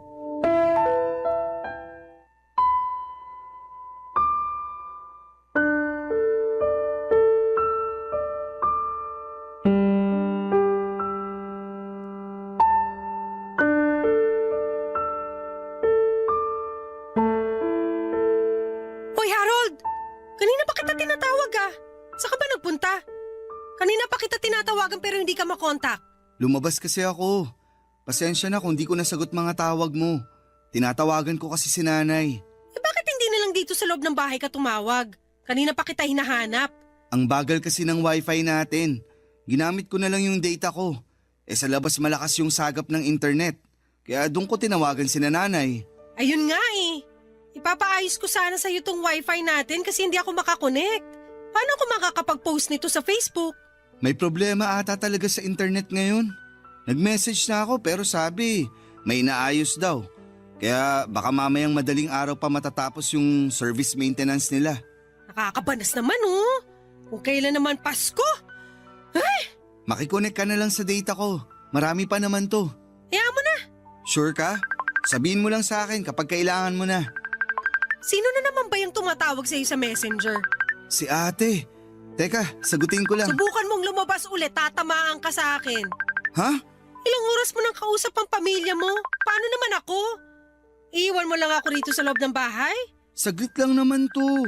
Pag Noche Buena na, sa'yo na buo ang atensyon ko. Hindi. Mula sa oras na to, sa akin ang atensyon mo. Unang Pasko natin magkasama tapos babaliwalain mo lang ako. Eh di sana sumama na lang pala ako sa mga kaibigan ko para nag-inuman na lang kami. Sorry na. Unang Pasko rin kasi to na hindi ko kasama ang pamilya ko. Sumasama ang loob mo. Gusto mo doon ka na lang sa kanila. Marami ka pa namang data, di ba? Mag-book ka na ng masasakyan at umuwi ka na lang doon. Iuwi mo na lang din lahat ng handa natin. Tutal wala na akong ganang kumain. Wag naman ganyan. Gusto ko silang makasama. Pero gusto rin kitang kasama. Eh sino bang mas gusto mo makasama sa amin ng pamilya mo? Andito ako ngayon, so malamang ikaw. Eh pero panay naman ang kontak mo sa pamilya mo. Parang nagsisisi ka na magpapasko kang kasama ako. Hindi ah. Excited nga ako kasi ito ang unang Pasko natin na magkarelasyon. Huwag ka na magalit.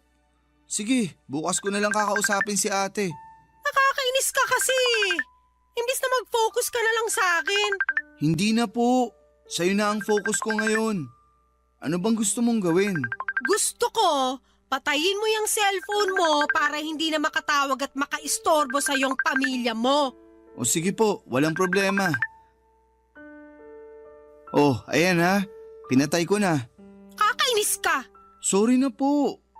Buo na ang atensyon ko sa'yo ngayon. Hindi na nga ako masaya sa mga niluto mong handa tapos bibusitin mo pa ako sa pagtawag mo sa pamilya mo. Ano bang problema sa niluto ko? Ang alat at ang sagi ng lumpiang Shanghai. Yung spaghetti, mas anemic pa kaysa sa akin. Yung macaroni, in-overcook mo. Ha? Alam ko, sakto lang yung pagkakaluto ko. Baka nanginan lang masyado. Hinayaan ko kasi nakabukas yung mga bintana. Puro ka talaga kapalpakan. Paskong Pasko pero umiinit ang ulo ko sa'yo. Wala pa namang 12:00. Mareremedyohan ko pa yan. Teka. Ang laki mong palpak! Palpak ka! Aray, Leia! Awat na! Huwag mo naman akong tadyakan! Aray! Maligayang Pasko sa'yo at sa kapalpakan mo!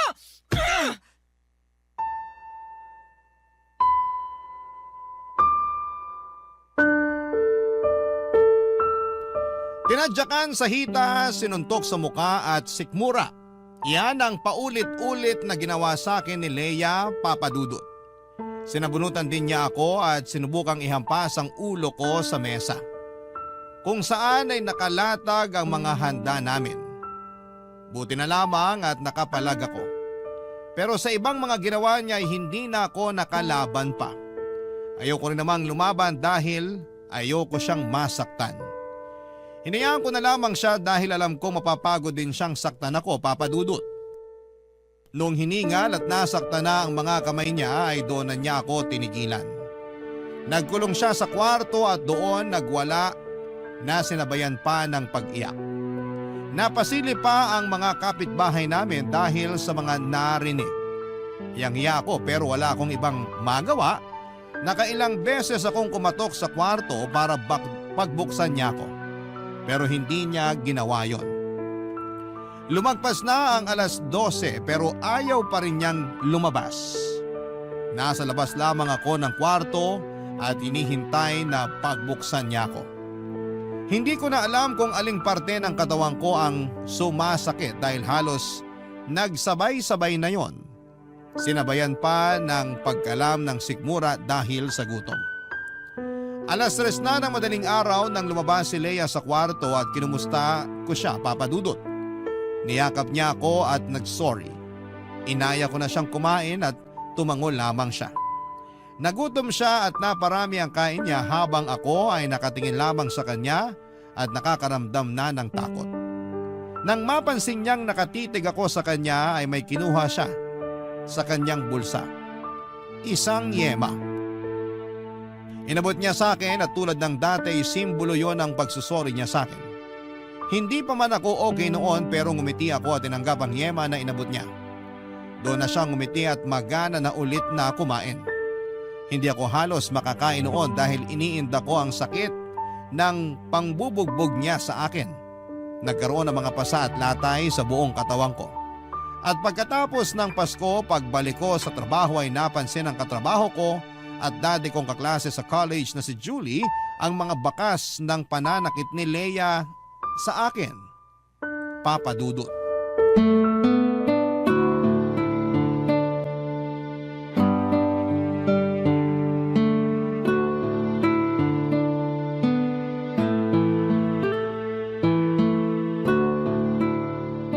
Uy, Harold. Ayos ka lang? Oo naman. Merry Christmas pala. Naging merry ba talaga ang Christmas mo? Anong ibig mong sabihin? Ang fresh pa kasi ng mga galos mo. Halatang nung Noche Buena lang naganap yan. Ah, wala to. Natalsikan lang ako ng mantika nung nagpiprito ako ng chicken wings at lumpia. Napalakas yung apoy. Naparami yung mantika. Nakwento ko ba sa'yo dati na binubugbog ako ng ex-husband ko? Ha? Talaga? Wala kang naikikwento tungkol dyan. Kaya alam kong nagsisinungaling ka. Hindi kita hinuhusgahan ha. Kasi dati, takot din akong aminin yung totoo. Sinusubukan ko pa ngang protektahan ng ex-husband ko. Ayos lang naman kasi ako. Yan din ang sinabi ko. Pero alam ko sa loob-loob ko, hindi ako okay. Ano bang gusto mong sabihin ko? Sinasaktan ka ba ni Leia? Hindi to magagawa sa akin ni Leia.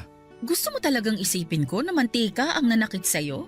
Nagkapasa ka dahil natalsikan ka ng mantika? Nahulog lang din ako sa hagdan. Nagmamadali kasi ako sa pagbaba. Ayun, nadulas ako. Ang classic. Yan ang madalas kong ginagamit na dahilan kapag nahuhulihan akong may pasa sa muka. Lagi kong sinasabi na nahulog ako sa hagdan. Kahit sa totoo, wala namang second floor ang bahay namin. Pwedeng magtanong? Ano yun? Paano ka nakatakas sa ex mo? Gusto mo na rin bang takasan at maging ex si Leia? Huwag na lang pala natin pag-usapan. Hindi. Pag-usapan natin. Pinapagaan ko lang ang sitwasyon. Huwag kang mag-alala. Mapagkakatiwalaan mo ko. Ready ka bang magtiwala rin sa akin? Nakakaawa kasi si Leia. Lumaki siya sa toxic na pamilya. Nagbubugbogan ng mga magulang niya. Tapos, binubugbog din siya ng nanay niya. Kawawa naman talaga. Pero hindi sapat na dahilan yun para gawin niya rin sa'yo kung anong naranasan niya sa pamilya niya. Gets mo ba? Mahirap sigurong pigilan lalo kung hindi pa siya okay mula sa trauma niya. At responsibilidad niya ang sarili niya para maghilom sa trauma na yon. Hindi yung ipapasa niya sa'yo kung ano man ang nakasanayan niya noon. Alam ko naman. Akala ko kasi hindi na niya uulitin yung pananakit niya sa akin. So hindi ito ang unang beses na sinaktan ka niya? Pangalawa pa lang naman. Nilalang mo yan? Dapat nga nung unang beses pa lang huminto na siya. Sinubukan naman niya. Ilang buwan din ang pagitan nung una at pangalawang pananakit niya sa akin. Kahit papano, nag-improve naman siya. Proud ka pa talaga ha? Dapat nga hindi na naulit, di ba? Hindi naman kasi ganun kadaling takasan ang nakasanayan mo. Hindi naman talaga dapat takasan. Pero kailangan niyang harapin at kumprontahin ang issue na yan para matapos na at makapagbagong buhay na siya. Hindi ganun kasimple. Malalim yung mga sugat niya. Ganyan na ganyan din ako sa ex ko. Ilang beses ko ring pinagtanggol at pinaniwalaan na magbabago siya pero walang nangyari. Kung hindi pa ako na ICU noon dahil sa pananakit niya, hindi pa ako matatauhan. Harold, hindi na magbabago si Leia. Puro lang sorry ang matatanggap mo sa kanya. Pero hanggang doon na lang yun. Maniwala ka sa akin. Pinagdaanan ko yan. Walang pagbabago sa taong ayaw magbago. Hindi na ako nagsalita sa huling sinabi ni Julie, Papa Dudut. Alam kong may punto siya. Pinag-isipan ko yung buong araw habang nasa opisina. Wala na ba talagang pag-asa na magbago si Leia? Hahayaan ko na lang ba siyang saktan ako ng paulit-ulit hanggang sa sumuko na lamang ang katawan ko? Hindi ako mapakali. Lagi na lang akong natatakot, pati ang pag-uwi sa apartment namin ay kinakabahan ako. Hindi ako makagalaw ng maayos kapag kasama ko si Leia. Pakiramdam ko anumang oras na may mapansin siyang mali ay aambahan na agad niya ako. Hindi na ako komportable sa piling niya. Pero mahal ko siya. Lalo akong nanghihina sa tuwing iningitian niya ako at nilalambing. Parang nakakalimutan ko bigla lahat ng pananakit niya sa akin, ganong kalakas ang karisma niya na kaya niya akong mabawi sa tuwing nakagagawa siya ng mali. Halos ayoko nang umuwi noon ng apartment, Papa Dudut. Kapag nagme-message siya sa akin ay parang ayoko nang basahin yon. Alam kong nakakahalata na siya sa unti-unting paglayo ko. Hindi lang siya umiimik dahil ayaw niyang mabuksang muli ang topic tungkol sa ginawa niyang pananakit sa akin noong dumaan ang Pasko. Sinubukan naman niyang bumawi at naging mabait siya sa akin at dinoble pa ang lambing at pag-aasikaso niya. Hindi siya nagpakita ng galit sa akin o kahit kaunting inis. Kaya muli na naman akong tumiklop sa kanya, Papa Dudut. Nahuli na naman niya ang kahinaan ko. Kaya lang ang tanong na tumatakbo sa isip ko, hanggang kailan kami magiging masaya bago ang susunod na pananakit niya? Barangay Love Stories. Barangay Love Stories. Nagpaalam ako kay Leia na uuwi muna ako sa amin dahil nagkasakit si nanay. Masama ang loob niya pero pumayag siya. Alam kasi niyang may kasalanan pa siya sa akin at hindi siya pwedeng umangal dahil baka lalo lang lumayo ang loob ko sa kanya. Nagtanong lamang siya sa akin kung kailan ako uuwi at sinabi ko sa kanya na hindi ko pa alam. Dagdag ko pa ay basta kapag naging stable na ang pakiramdam ni nanay, uuwi rin ako. Nagtanong siya kung pwede ko raw ba siyang isama na lamang sa bahay ni nanay, pero mabilis akong tumanggi. Na-offend ko siya dahil parang ayoko siyang kasama. Pero hindi naman kasi namin magawang mapag-usapan ang nangyaring pananakit niya sa akin. Kaya hindi ko magawang sabihin sa kanya na paraan ko lamang din yon para makahinga sa relasyon namin. Gusto ko lang munang lumayo sa kanya kahit na ilang araw lang. Paglipas ng mga araw ay nag-a-update pa rin ako sa kanya kahit umuwi muna ako sa bahay ni nanay. Para hindi naman siya malungkot at mapraning. Baka hindi rin kasi lalo lang siyang magalit sa akin. Naging pasensyosa naman siya sa akin kahit ang tipid ko na mag-chat sa kanya, Papa Dudut. Nagpapakiramdaman talaga kaming dalawa at makalipas ang isang linggo ay gumaling na si nanay at umuwi na rin ako sa apartment namin ni Leia. Aminado naman akong na-miss ko rin siya kaya naisip kong umuwi na. Sinalubong niya ako ng isang mahigpit na yakap at binusog ako sa halik sa mukha ko. Gumaan kahit papaano ang pakiramdam ko. Nakapagluto na rin siya at pinagsaluhan namin yon. Marami siyang nakwento sa akin na nangyari sa kanya habang wala ako. Mukha siyang masaya.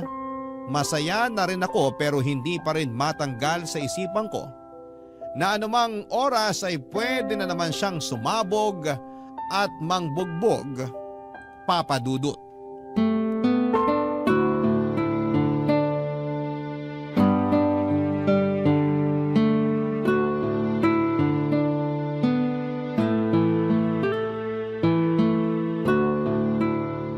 Mabuti umuwi ka na.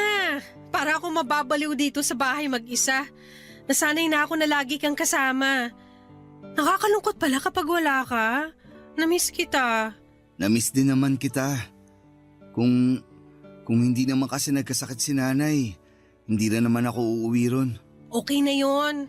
Ang importante, andito ka na. Labas tayo mamaya. Okay lang? Kape tayo ron sa katabi nating coffee shop. Libre ko. Date natin yun ah. Dito na lang tayo sa apartment. Marami pa naman tayong kape na pwedeng i-brew dito. Saka para ma-relax tayo habang nanonood ng TV. Saka mukhang uulan eh. Okay. Pero siguro nga mas maganda kung, sige, doon na lang tayo magkape. Maganda nga rin na umulan para bumagay sa kape natin. Sure ka ba? Oo naman, kahit ano, basta ikaw. Nanginginig pa. Gusto ko kasing matry ulit yung Spanish latte nila. Last week ko pa gustong subukan pero gusto ko sana kasama ka pag hihigop ako nun eh. Sige, pahinga lang tayo ng konti. Magpababa lang ng kinain. Naparami yung kain ko sa niluto mong gata. Ang sarap. Okay. Bakit ka malungkot? May nasabi ba ako? Sorry kung ano man yun, hindi ko talaga sinasadya. Huwag kang magagalit please. Gusto ko na kasing magkape para makapag-relax na ako. Sige, tara na. Okay na ako. Teka lang Harold, May ginawa ba ako mali? Ano yun? Basta hindi ko sinasadya. ano ba nangyayari sa'yo? May mali ba sa nangyayari sa akin? Sabihin mo lang, aayusin ko. Huwag kang magagalit please. Ayoko magalit ka. Hindi naman kasi ako galit. Nag-worry lang ako sa'yo. Huwag kang mag-worry para hindi ka na magalit. Ayos lang ako. Ayos lang talaga. Tara na, kape tayo. Mag-usap tayo. Galit ka ba? Bakit palagi mong sinasabi na galit ako? Gusto ko lang malaman para alam ko kung anong gagawin ko. Natatakot ka na ba talaga sa akin? Hindi Ayoko lang na nagagalit ka. Dahil ba to sa nangyari nung Noche Buena? Huwag na nating iwasang pag-usapan yon, Harold. Alam ko namang dumistansya ka na sa akin mula nung binugbog kita nung Noche Buena. Hindi naman ako manhid. Ayos na yun. Hayaan mo na. Last year pa yun. Pero hanggang ngayon bit-bit natin yon. Hindi tayo makakapag-move on hanggat hindi natin pinag-uusapang dalawa yon. Ang totoo, natatakot ako sa iyo, Leia. Araw-araw. Lagi akong kinakabahan sa tuwing nakikita kita kasi baka may mapansin kang mali sa akin tapos magagalit ka. Tapos mananakit ka. Hindi ko na kasi kaya yun. Nakakatakot. Hindi pinaranas to sa akin ng magulang ko. Pero bakit kailangan kong danasin yun sa'yo?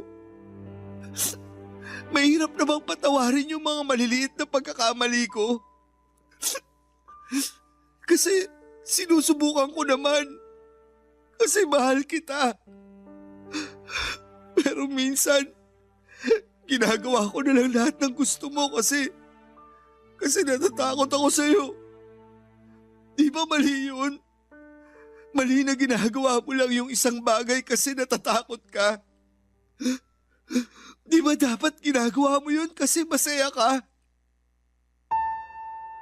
Sa unang pagkakataon ay hinayaan kong umagos ang sakit. Nagsumbong ako kay Leia sa sama ng loob ko sa kanya. Hinayaan kong umiyak ako na hindi ko naman nakasanayang gawin noon.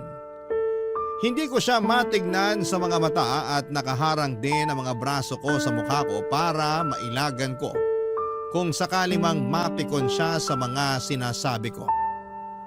Pero hindi ko na pala kailangan ang mga braso ko para depensahan ang sarili ko dahil hindi naman ako sinaktan ni Leia.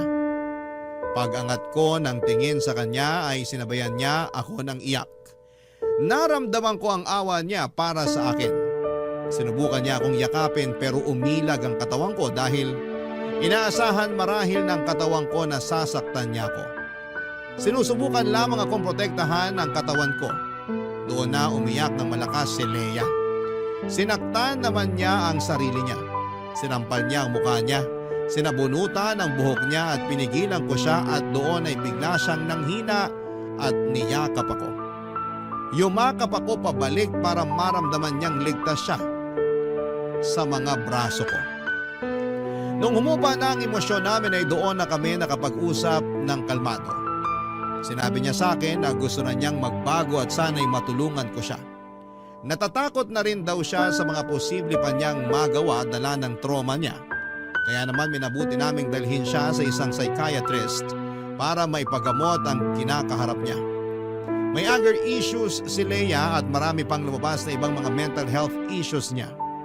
May mga nireseta na sa kanyang mga gamot na inumin at masipag naman niyang sinunod lahat ng sinabi ng doktor sa kanya. Sinikap talagang ayusin ni Lea ang mga issues niya sa sarili at mga issue niya sa nakaraan niya. Natuwa ako. Lalo't nakita kong hindi na siya palaging galit at hindi na rin nananakit. Naging kampante na akong muli sa kanya, Papa Dudut. Sinuportahan ko siya at mas minahal, lalo para magtuloy-tuloy na ang kanyang pagbabago. Masaya ako sa nangyari sa kanya at hiniling ko na sana'y tuluyan na niyang maiwan ang nakaraan niya, Papa Dudut.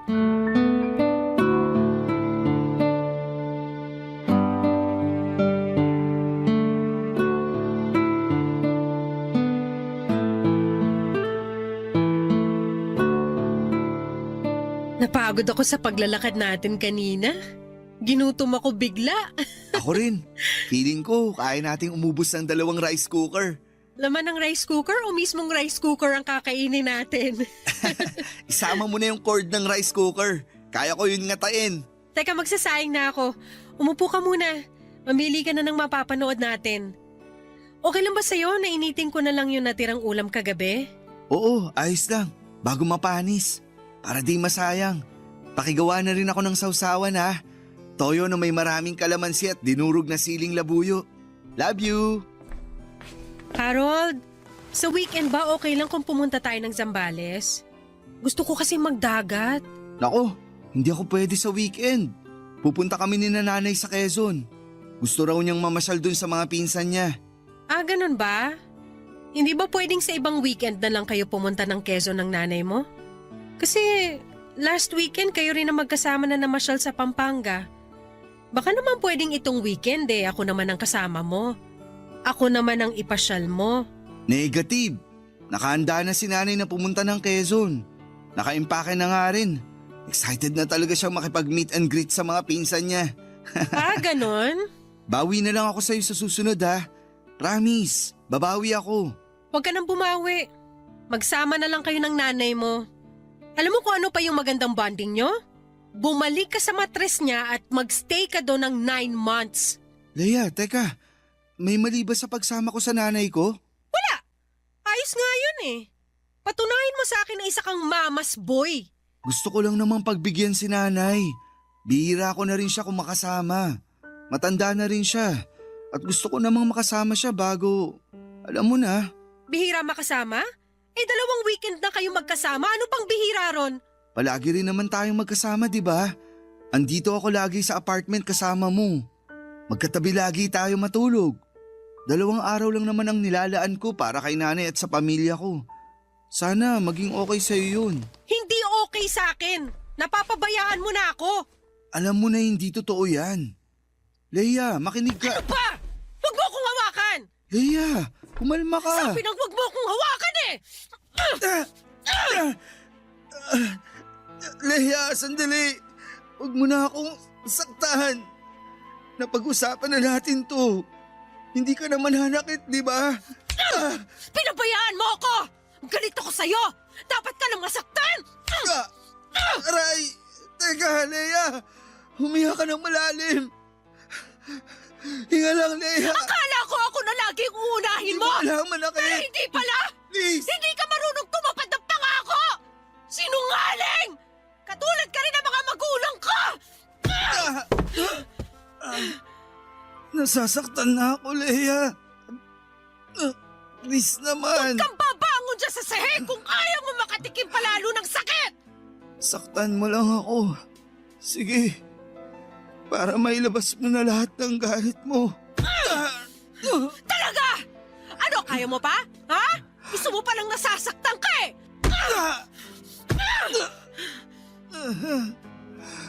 Tumigil ka lang kapag ayaw mo na. Hindi kita titigilan! Hindi kita titigilang saktan! Tandaan mo yan! Tapos na ba? Kasalanan mo to, Harold! Kung bakit kita nasaktan ulit!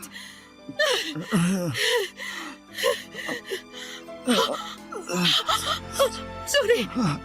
I'm sorry! Hindi ko sinasadya! Teka, kukunin ko yung yema sa ref. Ha? Diyan ka lang sa sahig. Huwag kang babangon. Kakain ka ng yema. Sandali.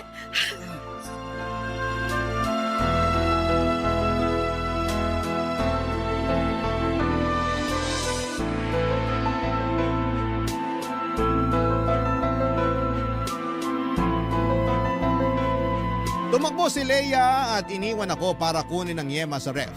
At tulad ng dati, iyon ang paraan niya para mag-sorry sa akin. Habang nasa kusina si Leia ay sinikap kong makatayo. Nilakad ko ng paika-ika ang daan papunta sa pintuan. Lumabas ako ng bahay at tinayaan kong nakabukas ang pintuan at saktong may dumaang taxi at agad ko yung pinara. Nagpahatid ako kina nanay at nabahala ang taxi driver sa akin dahil dumudugo ang ilong at labi ko. Nanlalabo na rin ang paningin ko dahil namumula na ang mga mata ko dahil sa paulit-ulit na pagsuntok ni Leia sa akin. Nagsabi ang taxi driver na ihahatid na lamang niya ako sa ospital pero pinigilan ko siya. Gusto ko na lamang makauwi kina nanay. Habang nasa biyahe ay napaiyak na lamang ako.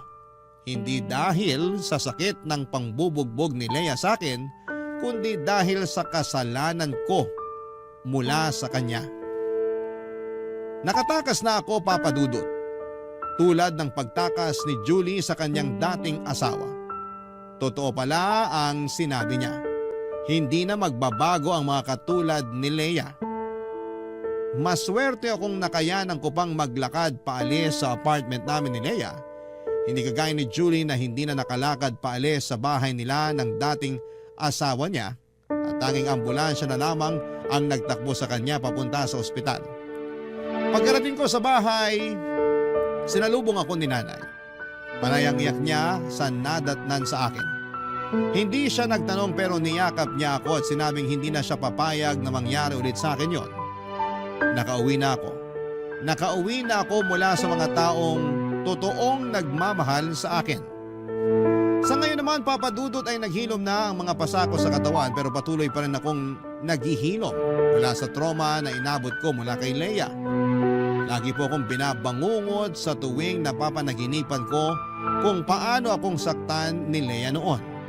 Aaminin kong nakaapekto ng malala ang ginawa ni Leia sa akin, sa aking pag-iisip at hirap akong makabangon dahil doon hanggang ngayon. Hindi rin nakatulong na patuloy siyang lumalapit sa akin para humingi ng tsansa para magkabalikan kami.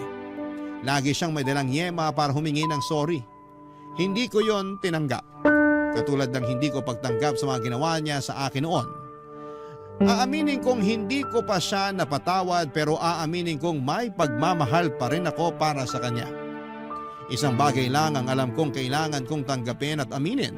Hindi na ako babalik sa kanya at hindi ko nahahayaang maulit pa ang dati. Hanggang dito na lamang po ang kwento tungkol sa bahaging ito ng buhay ko at sana ay nakapagbigay ako sa inyo ng aral kung sakali mang may mga kabarangay na parehas ko ang pinagdadaanan. Isang mahigpit na yakap sa inyong lahat na dumaan sa mapang-abusong relasyon. Hindi kayo nag-iisa. Huwag kayong matakot, mananalo rin tayo at makakawala. Maraming salamat muli sa lahat ng mga bumubuo ng Barangay Love Stories. Ang inyong kabarangay forever, Harold. Barangay Love Stories. Barangay Love Stories. Ako, gigil na gigil talaga ako sa nangyayari sa kwento natin. O ikaw, kabarangay, kumukulo rin ba dugo mo? Pwede kang mag-iwan ng comment sa ating comment section. Nagustuhan ng iyong napakinggan? Ituloy yan via live stream sa www.gmanetwork.com/radio. Barangay LS 97.1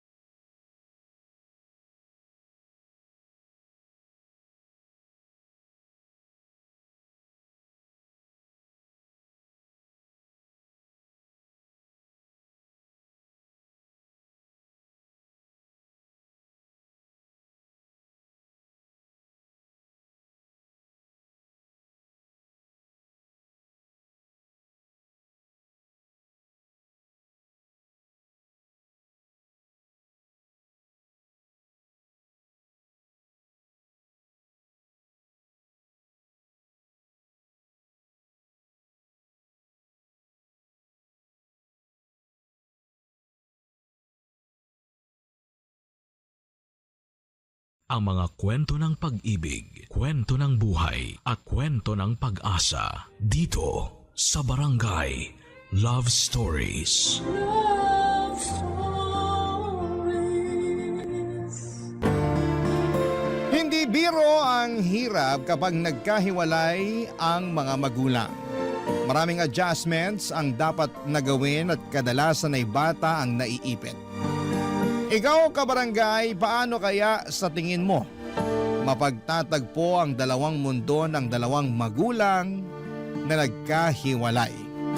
Pero kailangang magkalapit para sa anak na sa kanila ay parehong nakakapit. Dear Papa Dudut, ako nga pala si Joel, 35 years old at kakahiwalay lang sa naging girlfriend ko for almost 4 years. Siya pala si Cynthia. Kaedad ko lamang siya at meron kaming isang anak na 2 taong gulang pa lamang. Mahirap na desisyon ang makipaghiwalay sa nanay ng anak ko. Sino ba naman ang gustong mapunta sa isang broken family, hindi ba? Kaya lang ay hindi ko na matiis ang ugali ni Cynthia. Lagi niya akong pinaghihinalaan na may ginagawang hindi maganda. Palibasa noong time na naging kami ay malala pa ang trust issues niya dahil niloko siya ng dating boyfriend niya. Nagkaroon din sila ng anak pero nasa poder ng lalaki ang bata. Pinasa sa akin ni Cynthia lahat ng galit at tamang hinala niya sa kanyang ex-boyfriend. Noong una ay sinubukan ko namang tanggapin yon. Mahal ko eh. Kaya lang habang tumatagal ay nakakapagod din pala ang ganong klase ng sitwasyon. Nakadagdag din ang pagiging high maintenance niyang babae. Hindi siya nakontento sa kung ano lang ang kaya kong maibigay sa kanya. Alam naman niya na hindi ganong kalaki ang sahod ko. Galing kasi siya sa may kayang pamilya kaya hindi niya matanggap na maliit lamang ang naibibigay ko sa kanya. Yun madalas ang nagiging away din namin dahil nasasaktan ang pagkalalaki ko sa tuwing pinamumukha niya sa akin na hindi sapat ang naibibigay ko. Hanggang isang araw ay nakipaghiwalay na ako sa kanya, Papa Dudut. Biglaan lang ang lahat dahil napundi na ako sa pagbubunganga niya sa mga pagkukulang at mali ko. At dahil nga sa pakikipaghiwalay ko ay nagtanim siya ng galit sa akin at nakaapekto yon sa anak namin, Papa Dudut.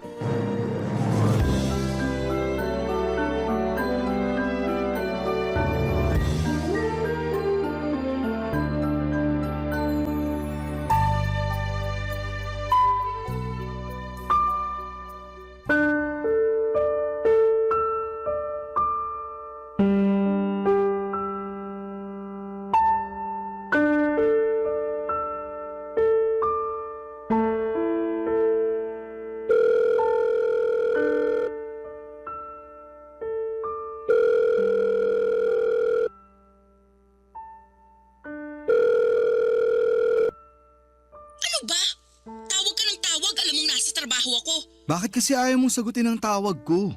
Last week pa ako tumatawag eh. Kahit sana i-text mo man lang ako. Para saan pa? Hiwalay na tayo, di ba? Oo, hiwalay na tayo. Pero may anak tayo. Eh ano ngayon? Pwede bang maging mature ang usapan natin? Para na lang sa anak natin. Para sa anak natin? Sana naisip mo yan bago ka nakipaghiwalay sa akin. Hindi ko na kasi kaya ang ugali mo. Gustuhin ko mang magstay para sa anak natin. Pero nahihirapan na ako. At akala mo madali para sa akin na makisama sa ugali mo? O sige na, mali na rin ako. Tatanggapin ko na lang yun para sa anak natin. Puro ka na lang para sa anak natin, pero hindi ka naman nagpapakatatay sa kanya? Anong hindi? Sinusubukan ko naman dati pa. Hindi ako nagkulang sa sustento. Kulang na kulang ang sustento mo. Hindi sapat ang binibigay mo. Yan! Yan mismo ang dahilan kung bakit umayaw ako sa'yo. Hindi ka marunong makontento. Sino bang makukontento sa maliit na sustento mo? Alam mo kung magkano lang ang kinikita ko. Maliit na nga lang ang natitira sa akin. Sakto lang para may pangbili ako ng toothpaste at deodorant ko.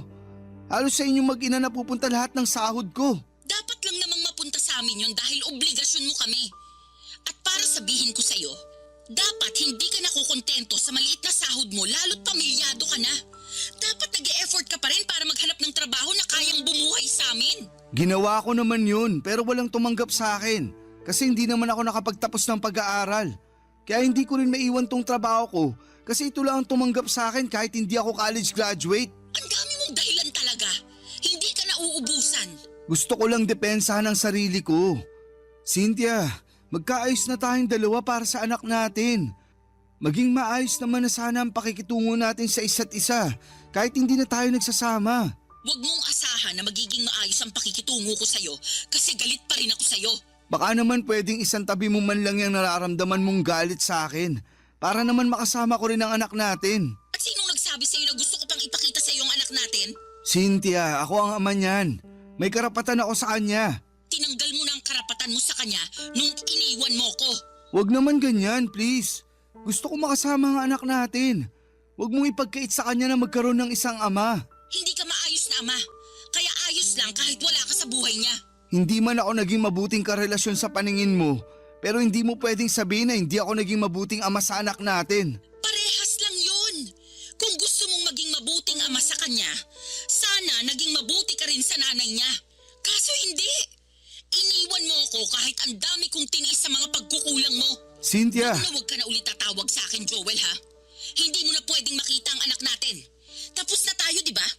Tapos na rin ang koneksyon mo sa anak natin. Mangiyak-ngiyak ako sa katigasan ng loob ni Cynthia mula noong nagkahiwalay kaming dalawa, Papa Dudut. Pinagdamot na niyang makita ko ang anak namin. Nakiusap ako ng ilang beses para lamang ipasilip man lamang niya sa akin ang bata kahit nga video ko lamang sana pero ayaw niya. Nangutang ako ng malaking halaga para ibigay yon kay Cynthia pero tinanggihan niyang tanggapin yon. Hindi pa rin daw yon sapat. Ayaw niya talaga akong patawarin. Alam kong pinipersonal na lamang niya ako dahil sa pakikipaghiwalay ko sa kanya. Sinubukan kong lapitan ang mga kaibigan niya na nakilala ko at nakiusap sa kanila na baka pwedeng kausapin nila si Cynthia para lumambot na ang puso niya. Lahat sila'y walang nagawa, naging dahilan din yon para kagalitan niya ang mga kaibigan niya. Kaya mula noon ay hindi ko na sinubukang lapitan pa isa man sa mga malalapit sa kanya para maging tulay sa muling pagkikita namin ng anak ko. Napakasakit na hindi makita ang anak ko, siya na lamang ang buhay ko. Siya ang dahilan kung bakit nagawa kong tiisin ang ugali ni Cynthia dahil gusto kong buo kami. Pero may limitasyon din ang pasensya ng isang tao at sa huli mas pinili kong lumayo na lamang kay Cynthia kaysa naman sarili kong peace of mind ang mawala. Mas naging payapa ang buhay ko noong nagkahiwalay kaming dalawa. Pero malungkot ako dahil gusto kong makasama ang anak ko. Kaya lang ipinagkakait sa akin ni Cynthia. Palagi ako nakatambay sa subdivision kung saan ay nakatira si Cynthia. Mabuti na lamang at may kaibigan akong nakatira doon kaya malaya akong nakakapasok. Panay ang silip ko sa bahay ni Cynthia sa pag-asang makikita ko kahit saglit lang ang anak namin. Pero bigo ako. Isang araw hindi ko na natiis. Kumatok na ako sa bahay para personal na siyang harapin. Bala ko nang makiusap noon sa kanya ng harapan. Pero ibang humarap sa akin nang bumukas ang kanyang pinto. Papa Dudut.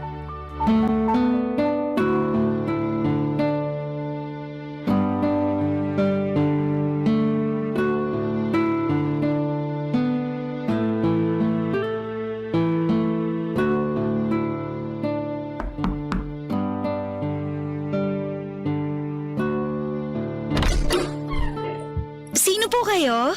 Sino ka? Hala? Ako po kaya unang nagtanong. Joel. Joel ang pangalan ko. Andyan ba si Cynthia? Naku, umalis po kaninang umaga. Ganun ba? Mga anong oras kaya siya makakabalik? Baka po hapon na yon kasi dadaan daw muna siya sa bahay ng parents niya bago po siya bumalik dito. Ah, sino ka nga pala? Ay, pasensya na, hindi po agad ako nakapagpakilala. Ako nga po pala si Mara, ang yaya ng anak ni Ma'am Cynthia. 30 years old at mula sa lugar ng mga matatapang, Etivac, Cavite! Hanip pang intro pang Miss Universe. Kabog, di ba? Sabi nyo kasi magpakilala ako eh. Kaano-ano mo si Cynthia? Ay, naku, teka lang po baka miyembro kayo ng Budol-Budol Gang ha? Kasi yung mga ganyang tanungan, napanood ko na yan sa balita eh. Hindi. Ay, ex-boyfriend ako ni Cynthia. Kayo po yung lagi niyang sinasabi na kampo ng demonyo. Naalala ko na. Kayo yung tatay ng anak niya. Ang sakit naman ng kampo ng demonyo. Pero sige, tatanggapin ko. Ganun ang tingin niya sa akin eh. Ang tindi nga po ng galit niya sa inyo. Ang dami niyang kwento tungkol sa inyo. Hula ko, wala siyang magandang nasabi tungkol sa akin no. Ang galing niyo naman pong manghula. Iniwalayan ko kasi siya, kaya sobrang bitter niya sa akin. Naiintindihan ko naman siya, kaya lang Kaya lang ano po? naiipit kasi yung anak namin. Doon ako nahihirapan. Ay, hindi po ba niya pinapakita sa inyong anak niyo? Mula nung nagkaiwalay kami, hindi na niya pinakita sa akin. Kahit makausapan lang po sa phone? Kahit yan, hindi pwede. Pinapahupa ko na muna ang galit niya sa akin. Pinagdarasal ko na lang na makamove on na siya agad para hindi na niya ipagkait sa akin yung anak namin. Mukhang matagal-tagal pa bago siya makamove on sa inyo, sir. Halos bumuga na nga ng apoy sa tuwing naaalala niya kayo eh. Mapagtanim din kasi ng galit yun. Hayaan mo na lang. Baka naman kasi minahal rin niya kayo ng sobra. Kaya nasaktan. Tapos naging bitter na dragon. Kaya nga eh. Minsan, pinagsisisihan ko rin na iniwan ko siya. Kasi bahal niyo pa ako ano. Ay! Naiisip kong balikan siya para makita ko na yung anak namin. Sobrang desperado na ako, Mara. Gusto ko talagang makita kahit ilang minuto lang yung anak namin. Ay, paano kaya to? May naisip kasi ako pero baka mapag-initan ako ni Ma'am Cynthia kapag nalaman niya eh. Ano ba yun? Matutulungan mo ba ako para makasama ko ang anak ko? Hindi ko po may papangako pero susubukan ko po na maipakita sa inyo yung anak nyo kapag wala po si Ma'am Cynthia dito. Kukunin ko na lang po yung number nyo, sir. Gusto mo lang ata akong makatextmate eh. Hala si sir! May boyfriend po ako sa Cavite ha? Huwag kayong ganyan, loyal ako dun. Binibiro lang kita kasi masyado nang mabigat yung usapan natin eh. Sige, ito ang number ko. Pero palitan mo na lang ang pangalan ko ha para hindi makita ni Cynthia na nag-uusap tayo. Ay teka, sisave ko na po. Patingin nga po ulit. Ayan. Nasave ko na po yung number nyo. Ite-text ko po kayo mamaya ha. Salamat Mara ha. Salamat. Sana matulungan mo akong makita ang anak ko. Hindi ko maitago ang saya ko nang makaharap ko si Mara. Nabuhayan ako ng pag-asa na muli kong makakapiling ang anak ko sa tulong ng kanyang yaya, Papa Dudut. Kinagabihan ay nag-text si Mara sa akin. Nakauwi na raw ang mag-ina ko.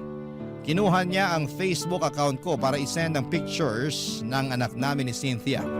Palihim niyang ginawa yon habang nasa banyo ang ex ko. Yun ang unang beses na nasilayan ko ang mukha ng anak ko matapos siyang itago sa akin ng nanay niya. Kahit kasi sa Facebook ay hindi nagpo-post si Cynthia ng pictures ng anak namin. Kahit mga kamag-anak niya ay wala ring post tungkol sa kanilang mag-ina. Kaya hindi ko maitago ang sobrang gala ko nang sa wakas. Nakita kong muli ang anak ko kahit sa picture man lang. Sinabi sa akin ni Mara ang schedule ni Cynthia. Pinapadaan niya ako sa Webes dahil buong araw daw na wala si Cynthia dahil pupunta siya ng Pampanga para sa trabaho niya.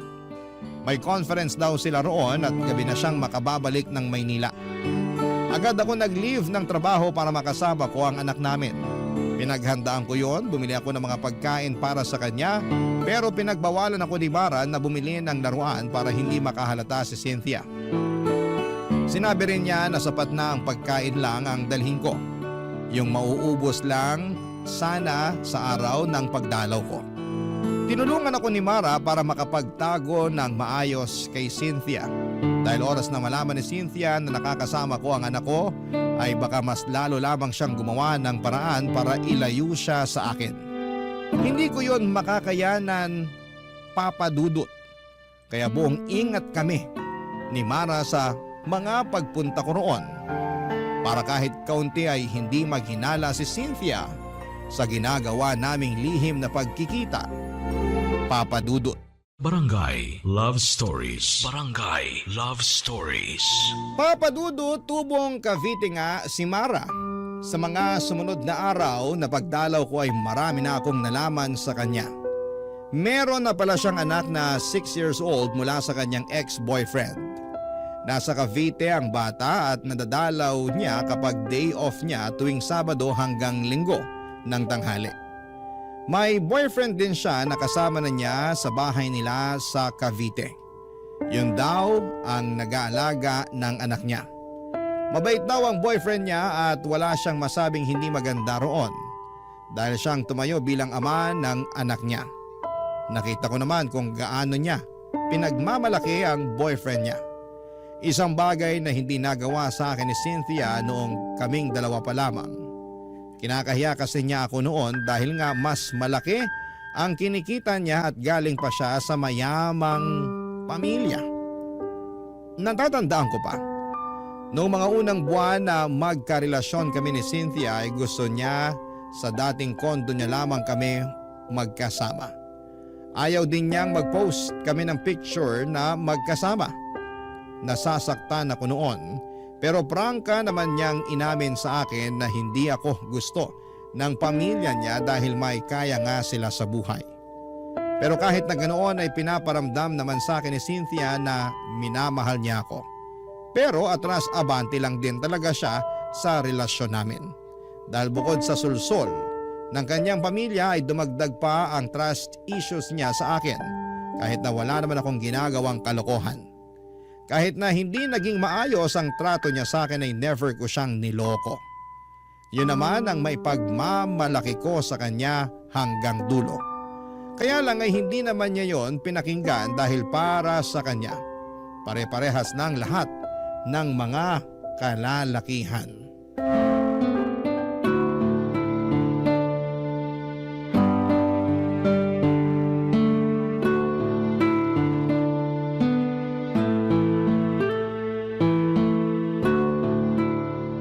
Pinagod niyo po yung anak niyo, sir. Ang himbing kagad ng tulog, oh. Sorry na. Na-enjoy ko lang makipaglaro ulit sa kanya. Alam mo namang ang tagal ko nang hindi nakasama ang anak ko. Gets kita, sir. Ganyan din ako sa anak ko tuwing umuwi ng Cavite kapag day off ko. Parang ayoko nga patulugin para hindi matapos yung bonding naming dalawa eh. Ang sarap maging magulang, no? Mahirap pero masarap. Sinabi niyo pa, sir. Wag mo na nga akong tawaging sir. Halos magkaedad lang naman tayo. Tsaka close naman na tayo eh. Eh naku, nakakailang naman kung tatawagin ko lang kayong Joel. Hindi ako sanay. Tatay kayo ng inaalagaan kong bata. Pero hindi naman kita pinapasahuran. Kaya tanggalin mo na yan sir ha. O sige na nga, susubukan ko. Mara, salamat talaga ha. Naging tulay ka para makasama ko ulit ang anak ko. Alam mo, ilang beses ka nang nagpasalamat. Okay na nga yun. Masaya akong makatulong. Tsaka kailangan talaga ng bata na makasama din ang tatay niya. Sana ganyan din ang mindset ni Cynthia. Ay, kaso hindi eh. Dinamay niya yung personal na galit niya sa akin para hindi ko makita ang anak namin. Hintayin na lang nating makamove on si Ma'am Cynthia. Lalambot din yun. Parang hindi ko na nga inaasahan yan. Yung ex nga niya bago ako, hanggang ngayon sinusumpa pa rin niya. May mga ganong tao lang po talaga, mapagtanim ng galit. Kahit maliliit na pagkakamali, hindi niya kayang patawarin. Isang beses, alam mo ba, nakalimutan ko lang siyang batiin para sa mansari namin. Aba, hindi na niya yun pinalagpas. Lagi niyang sinusumbat. Keso wala raw akong pakialam sa relasyon namin. Eh isang beses lang naman nangyari yun. Eh teka, may ganyang experience din ako kay Ma'am Cynthia. Minsan, nakalimutan ko ilabas yung basura. Ayun, mula noon may trust issues na siya sa akin. Halos oras-oras bago matulog, pinapaalala niya sa akin yung basura. Kahit hindi naman na naulit yun. Pero wala na siyang tiwala sa akin. Ang sabi niya, mauulit pa raw yung pagkalimot ko. Aabangan daw niya yun at ipamumukha niya sa akin. Ganyan nga siya. Gusto niyang mapatunayan lagi na tama siya. Kaya babantayin niya lahat ng galaw mo para makahanap ng butas. Gusto niyang may paglaban na hindi siya nagkakamali ng iniisip tungkol sa'yo. Ay, nakakapagod yun. Buti nga natiis niyo eh. Ikaw din naman natiis mo siya. Eh wala naman po akong choice kundi magtiis. Malaki kasi ang pasahod niya sa akin eh. Hindi naman alagain yung anak niyo.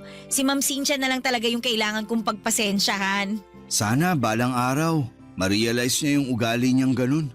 Mauubusan talaga siya ng taong iintindi at magtitiis sa kanya kapag hindi pa siya nagbago. Eh, matanong ko lang Joel, wala ka na bang nararamdaman na pagmamahal sa kanya? Mahal ko pa naman siya. Hindi naman yun agad-agad na nawawala. Napagod lang talaga ako nun kaya ako nakipaghiwalay. Pero andun pa rin yung love ko sa kanya. Huwag mong sasabihin ha, papalakpak na naman ang pride nun kapag nalaman niya. Naku, ayoko na rin kayo magkabalikan dalawa. Ha? Bakit naman? Eh kasi kapag pinag-uusapan natin siya, ramdam ko yung lungkot at stress sa'yo. Pero kita ko pa naman sa mga mata mo na may feelings ka pa rin naman sa kanya. At okay lang yun. Hindi naman basta-bastang nawawala yun eh. Nanay kasi siya ng anak mo. Salamat sa pag-intindi ha. Sobrang bigat lang kasi talaga ng pinagdaanan ko sa kanya. Siya ang pinakaminahal ko sa lahat ng mga nakarelasyon ko. Pero siya yung pinakamasakit na lesson na dumating sa buhay ko. Takot ka na siguro magmahal ulit ano? Ay, Joel! Kailangan mo nang umalis. Tumatawag si Ma'am Cynthia. Mukhang pauwi na to.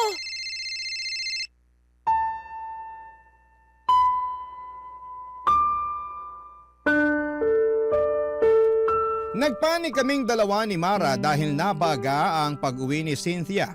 Pinagdadampot ko na lamang lahat ng kalat at pagkain na pinagsaluhan namin ni Mara at ng anak ko bago ako lumabas.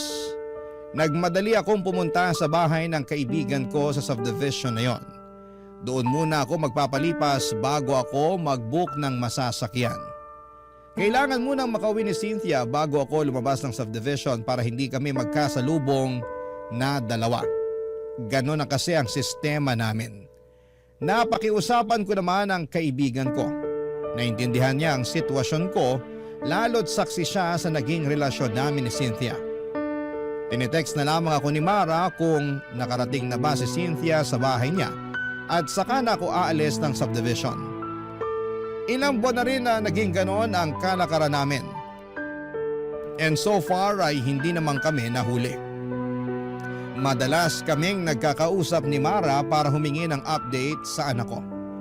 Ang sabi nga ni Mara, halos hindi rin maharap na asikasuhin ni Cynthia ang anak namin dahil subsob ito sa pagtatrabaho kaya madalas silang dalawa ni Mara ang magkasama. Laging nagkukulong si Mara at ang anak ko sa kwarto niya at doon nagvi-video call kami ng palihim. Habang naglalaro ang anak ko, naka-on lang ang video para makita ko siya. Mabuti na lamang at tahimik ang anak ko kapag nakaka-video call ko siya. Araw-araw ay gano'n ang mga nangyayari.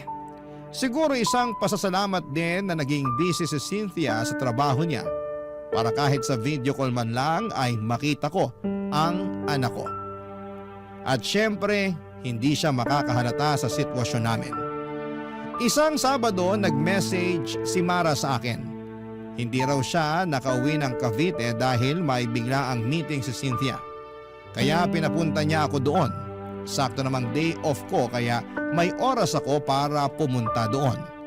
Bumili ako ng pagkain para sa anak ko at rosas naman para kay Mara bilang thank you ko sa kanya sa mga ginagawa niya para sa aming mag-ama Papa Dudut.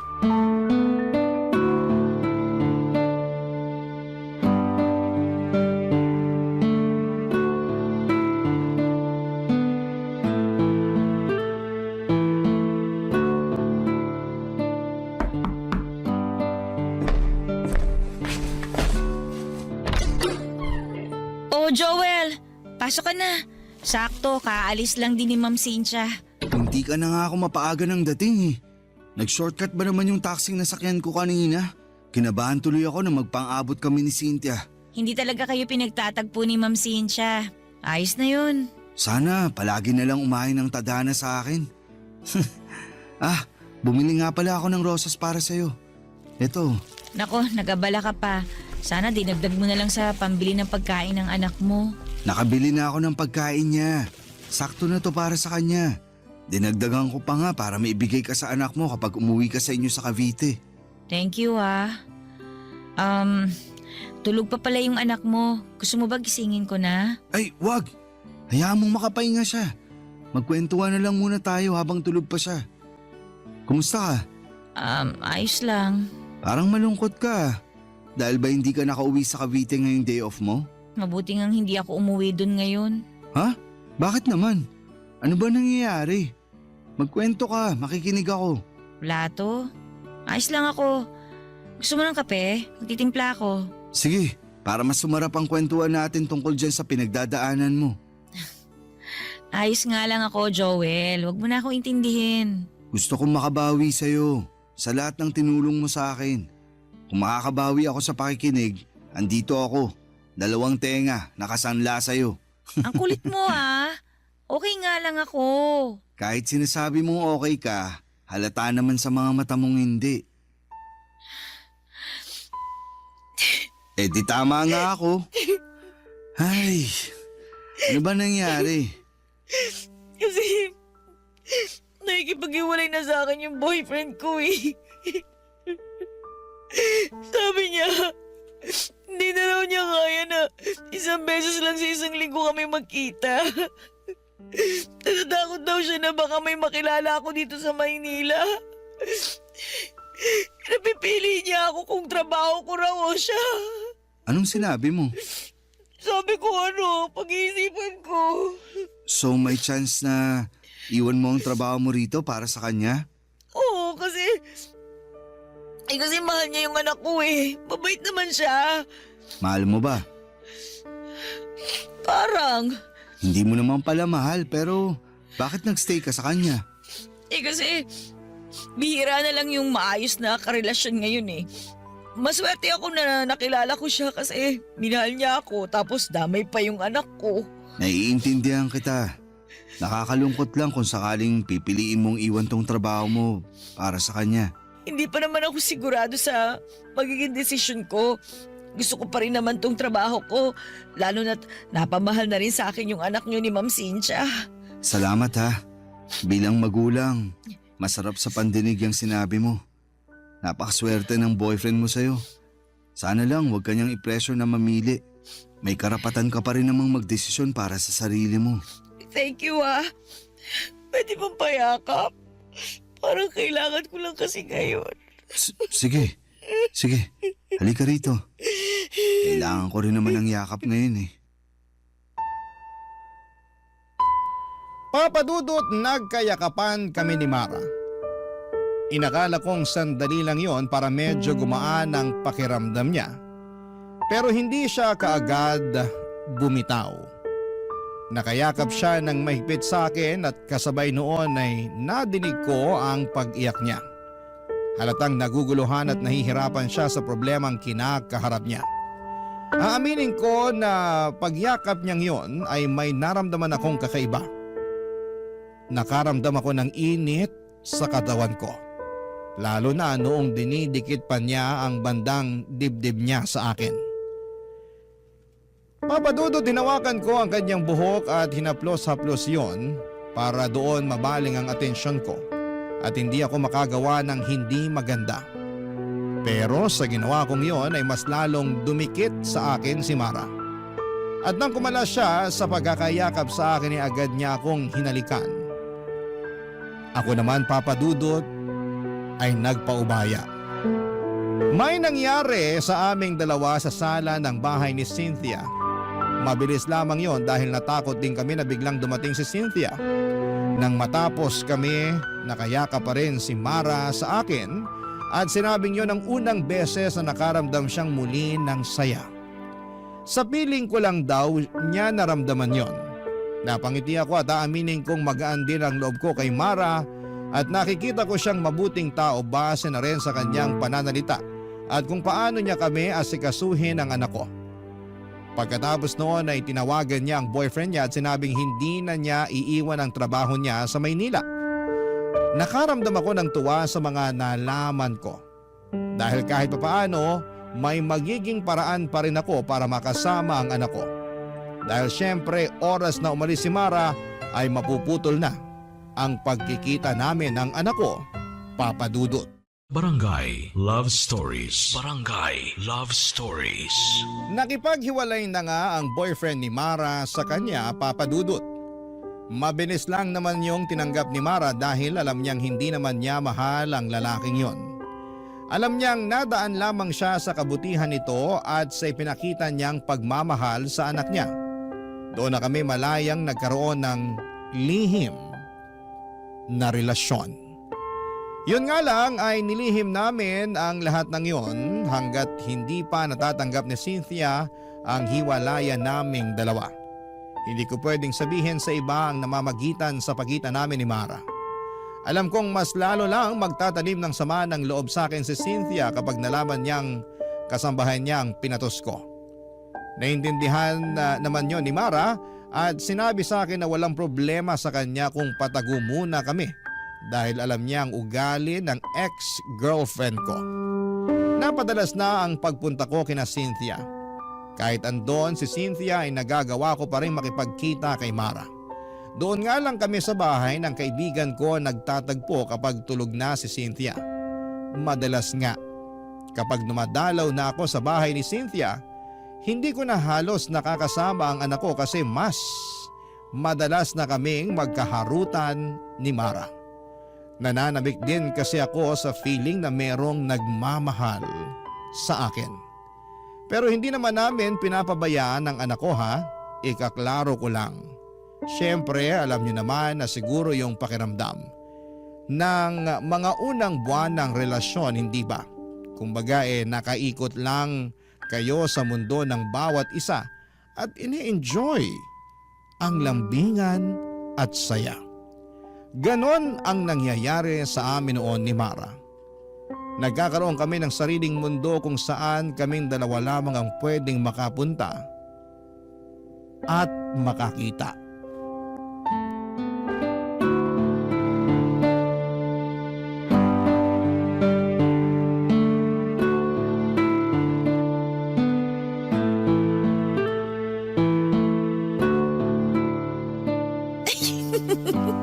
Huwag mo naman masyadong pisilin yung tabako sa tiyan. Huwag mo na akong pigilan.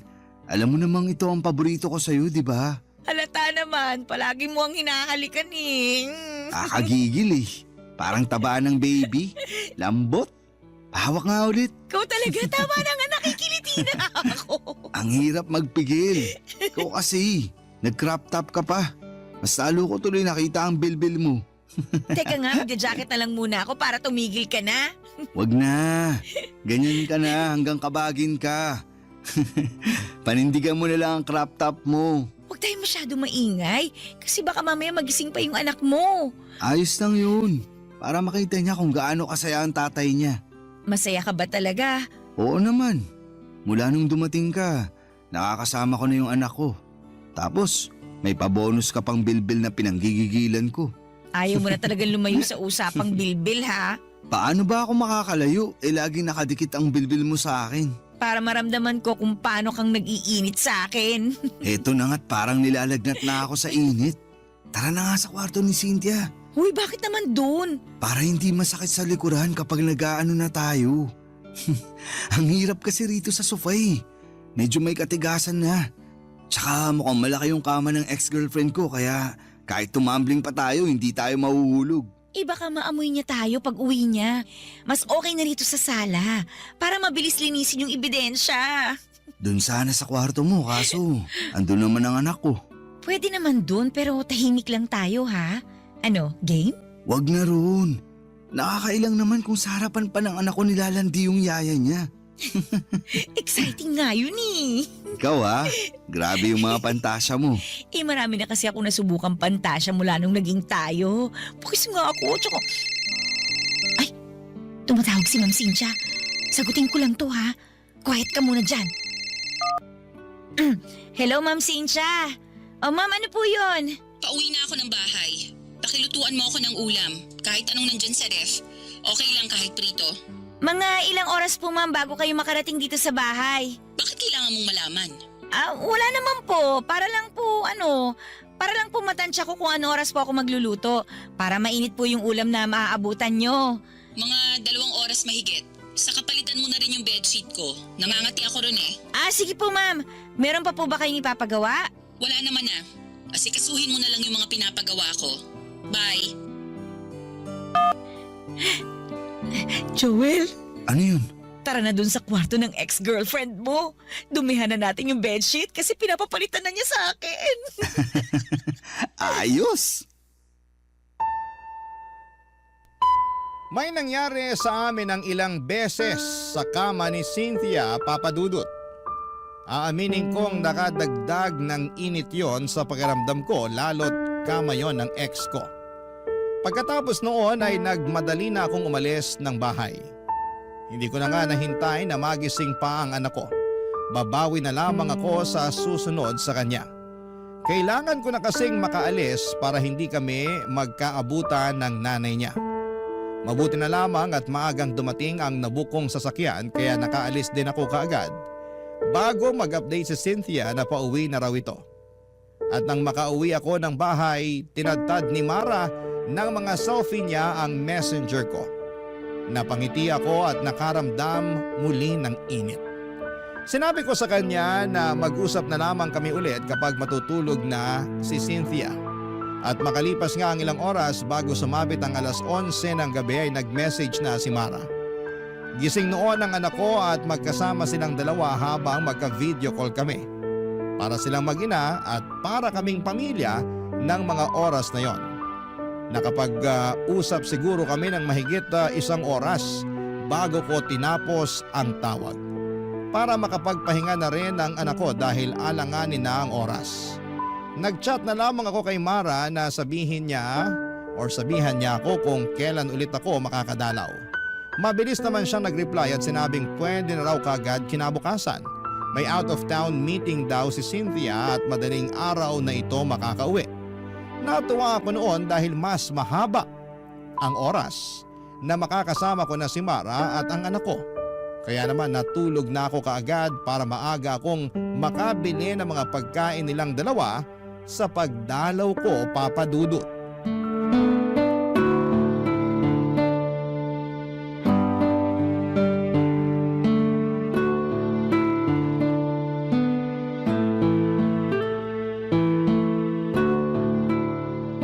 Uy, ang dami mo namang biniling pagkain. Gusto mo talagang kumapal pa ang bilbil ko, ha? Sakto lang yan para sa buong araw natin.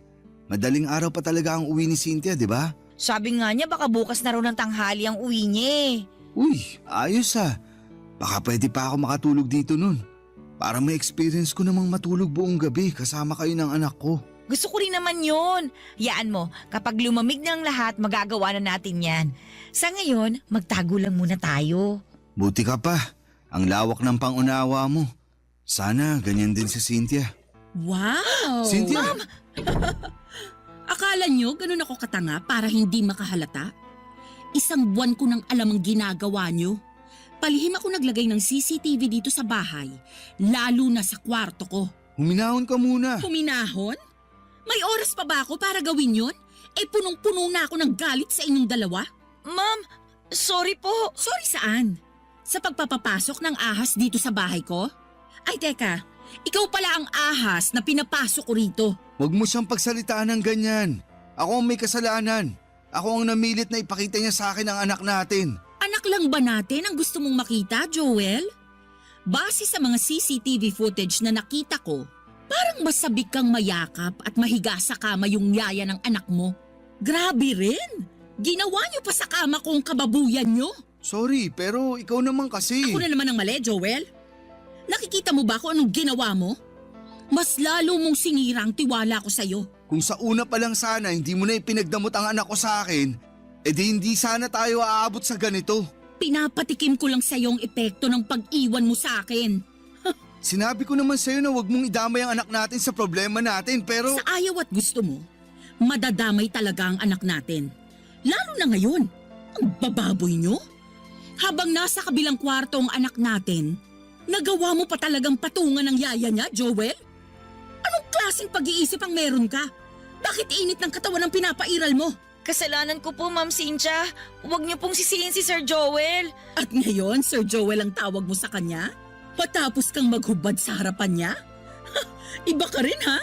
Nagmamahalan lang po kaming dalawa. Walang masama sa ginagawa namin. Nagmamahalan? Walang masama? Sigurado ka? Habang wala ako sa bahay na to, pinagkatiwalaan kita, Mara. Ang bilin ko sa'yo, wag na wag kang magpapapasok ng ibang tao. Pero sinunod mo ba yon? Hindi. Sabihin mo ngayon sa akin kung walang masama sa ginawa mong yon. Hindi mo na nirespeto ang bahay ko. At hindi mo rin ako nirespeto. Sorry po, ma'am. Hanggang sorry ka lang talaga, no? Tama na, Cynthia. Pag-usapan na lang natin to. Sige, pag-usapan natin to. Kasi ang dami ko nang naipon sa puso kong galit sa'yo eh. Baka sakaling gumaan kapag sinumbat ko na sa'yo lahat. Kapal ng mukha mo, Joel. Ang dami mong pagkukulang sa akin noon. Pero pinilit kong tanggapin ka. Kasi naniniwala ako na ikaw yung makakabuti para sa akin. Lalo na nung nabuntis mo ko. Pero anong ginawa mo?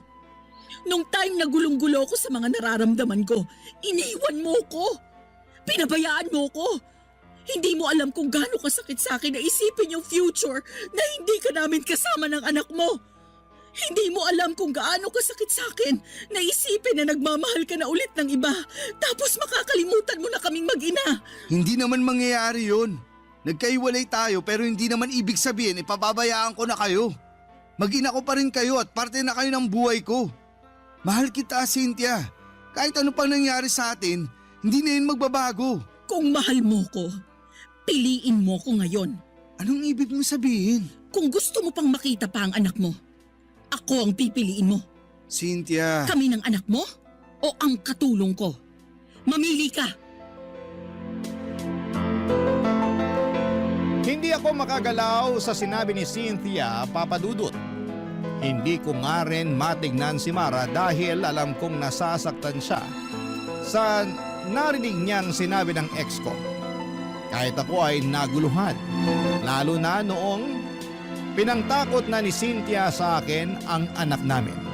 Sinabi niyang lilipat na raw sila ng lugar at hindi ko na sila kailanman makikita. Ang bigat ng loob ko habang iniisip ang posibilidad na mangyari yon. Nang hindi pa ako sumagot ay sinabi niyang pwede kaming magkabalikang dalawa, total ay mahal ko pa naman daw siya. Ayusin na lang daw namin at susubukan niyang baguhin kung ano man ang mga naging pagkakamali niya. Hindi pa rin ako nakapagsalita noon. Parehas kami ni Mara. Nang wala siyang makuhang sagot sa akin ay pinalis niya ako ng bahay. Pero bago niya ako paalisin, binigyan niya ako ng palugit na 1 buwan para pag-isipan kung sino ang pipiliin ko sa kanila ni Mara. Tahimik pa rin si Mara at kabado dahil anak ko na ang pinangsasangga ng nanay niya. Pinalis na rin ni Cynthia si Mara at umuwi muna si Mara sa Cavite at sinabi niyang hihintay na lamang niya kung anuman ang magiging desisyon ko. Sobrang hirap ng pinasok kong gulo. Sana ay matulungan niyo po ako. Oo, at may nararamdaman na ako para kay Mara. Nakikita ko siya bilang mabuting tao at mabuting karelasyon. Pero aaminin kong mas mahal ko pa rin si Cynthia. Pero ang hirap na makasama pa siya. Pero paano ang anak namin kung sakaling hindi ko siya piliin na balikan? Higit sa lahat ay anak ko na ang pinakagusto kong makasama. Pero tulad ko ay ipit din siya sa sitwasyon. Sana po ay matulungan niyo po ako.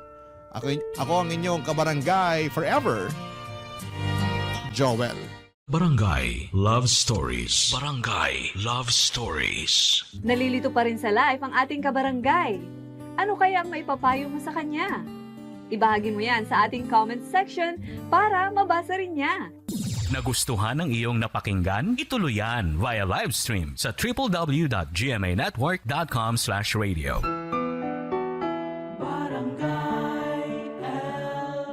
In Mega Manila, 97.1. Forever! Ang mga kwento ng pag-ibig, kwento ng buhay, at kwento ng pag-asa dito sa Barangay Love Stories. Love Stories. Ang pag-ibig na wagas ay hindi sumusuko sa pagsubok. Hindi ito nakabase sa yaman o karangyaan, kundi sa tunay na damdaming handang magsakripisyo kahit anong unos pa ang dumaan. Ikaw, kabarangay, sa panahon ng hirap at ginhawa, kaya mo rin bang ipaglaban ang ganitong klase ng pag-ibig? Dear Papa Dudut, magandang araw sa inyo, Papa Dudut. Ako po si Ermilio, pero tawagin niyo na lamang po ako sa palayaw kong Melo. 45 years old na ako at 15 taon na sa serbisyo bilang isang gwardiya sa isang bangko dito sa Pampanga. Sa loob ng 15 years na yon ay paulit-ulit na ang naging gawi ko sa araw-araw. Palaging bahay trabaho at tuwing day off naman ay nakikipag-inuman ako minsan sa mga kumpare ko. Panggabi ako sa trabaho at dahil ako ang bantay sa bangko tuwing sarado ito ay wala akong ibang ginawa buong magdamag kundi ang manood lang ng pelikula online habang hinihintay ang pagsapit ng umaga. Halos maubos ko na nga ang lahat ng mga action movie na available online. Kapag naman hindi ko trip ang manood ay nakikinig ako sa mga kwento ninyo para hindi ako antukin, Papa Dudut. Pagdating ng karelyebo ko ay dumadaan ako sa karinderya para kumain at saka magpahinga sa bahay. Papa Dudut, hindi lang ako ang mag-isang nagpupuyat para magtrabaho. Kasama ko rin sa pagbabantay sa bangko na pinagtatrabahuhan ko ay isang mag-asawa na nagtitinda ng balot at sigarilyo. Sa harap kasi ng bangko ay isang bus terminal at ang mga pasahero doon ang suki ng mag-asawang Susana at Socorro. Kada alas 8 ng gabi ay pumupwesto na sila sa tapat ng bangko para magtinda ng balut, tubig at sigarilyo. Maaga rin kasing nagsasarado ang mga sari-sari store sa lugar na yon. Kaya naman sila ang takbuhan ng mga pasaherong nag-i-stop over sa lugar. Naging malapit ang puso ko sa dalawang matanda dahil gabi-gabi ko na silang nakakasama sa pagbabanat ng buto. Tandang-tanda ko pa nga noong unang araw ko sa trabaho, taong 2010, sinaway ko sila noong nakita ko silang nag-aayos ng pwesto nila isang gabi, Papa Dudut.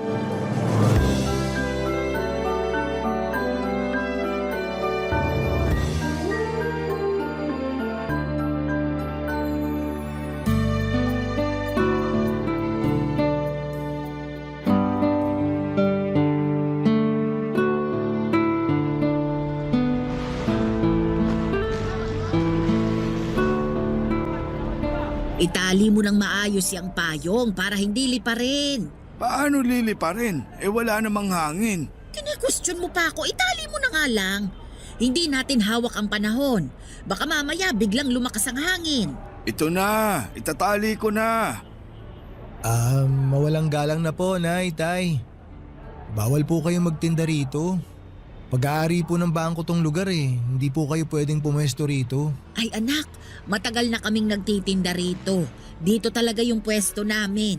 10 taon na kaming pumapwesto rito, sir. Alam yan nung security. Ako na po yung bagong gwardya. Wala na po yung dati. Wala na si Rudy? Bakit? Anong nangyari sa kanya? Lumipat po siya ng agency. Di na raw po niya kaya magpuyat. Ganun ba?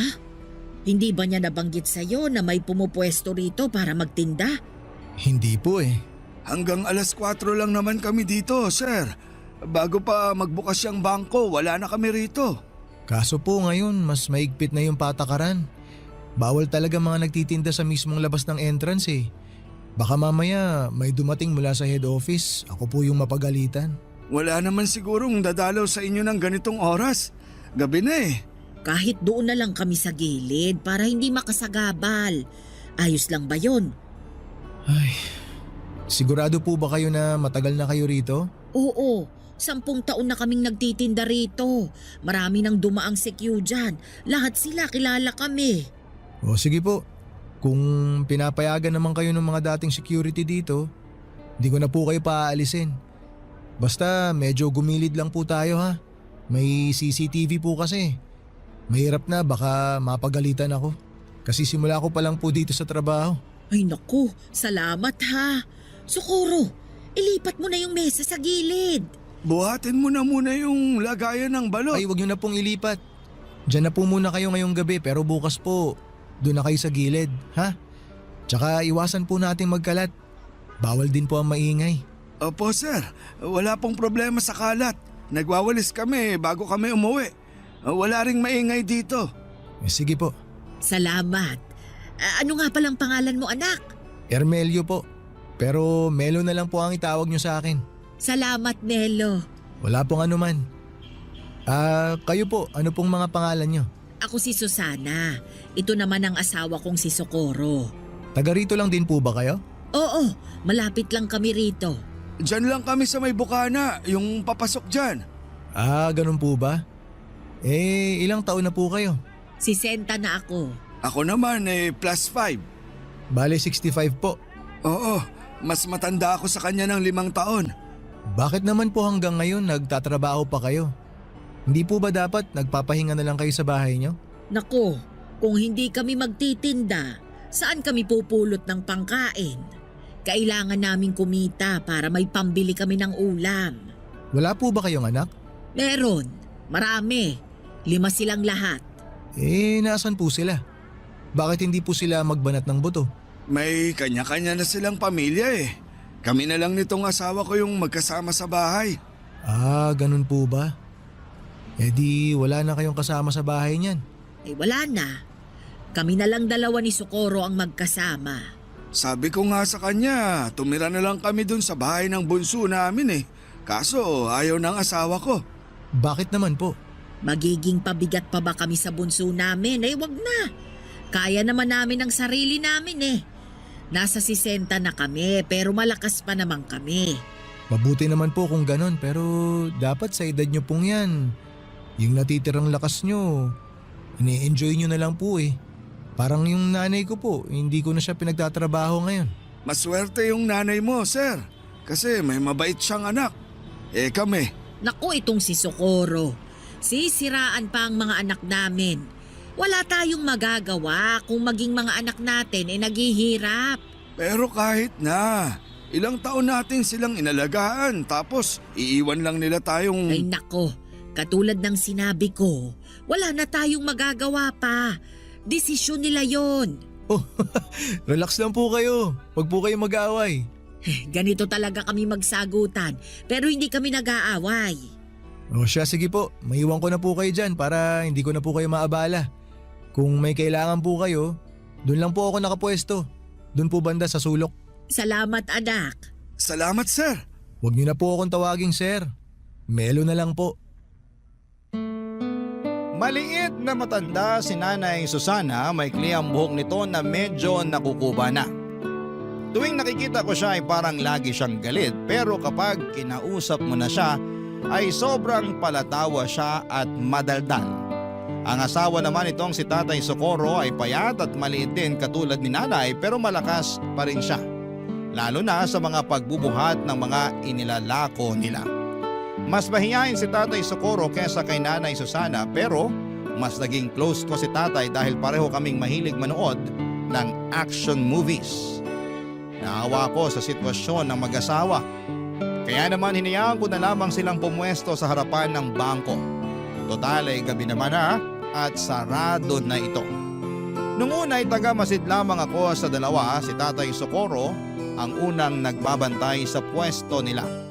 Mula alas 8 ng gabi hanggang alas 12 ng madaling araw ay nakaupo siya sa lumang plastic chair at binabantayan ang tinda nilang balut, tubig at sigarilyo. Samantala ay natutulog naman sa likuran nito si Nanay Susana.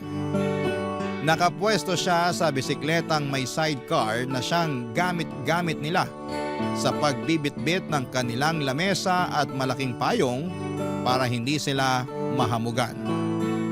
Pagsabit naman ng hating gabi ay papalitan ni Nanay Susana si Tatay Socorro sa pagbabantay para makapagpahinga ang asawa niya. Siya ang nagbabantay hanggang sa alas 4 ng umaga. Siya na rin ang nagwawalis ng mga kalat at nagliligpit ng mga gamit nila. Sa kanya gigisingin ang asawa niya para makauwi na sila at makapagpahinga. Hindi nagtagal ay naging malapit din ako sa mag-asawa sa mga sumunod na buwan na pagsama-sama namin sa iisang lugar.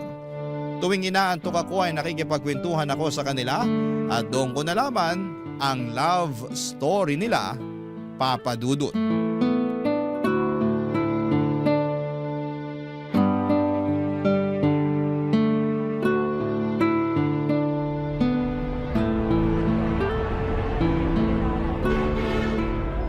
Tay, pabili po ako ng yosi. Isa lang. Anong yosi mo? Yung mentol po. Heto, 4 bayad niyan ha. Salamat po.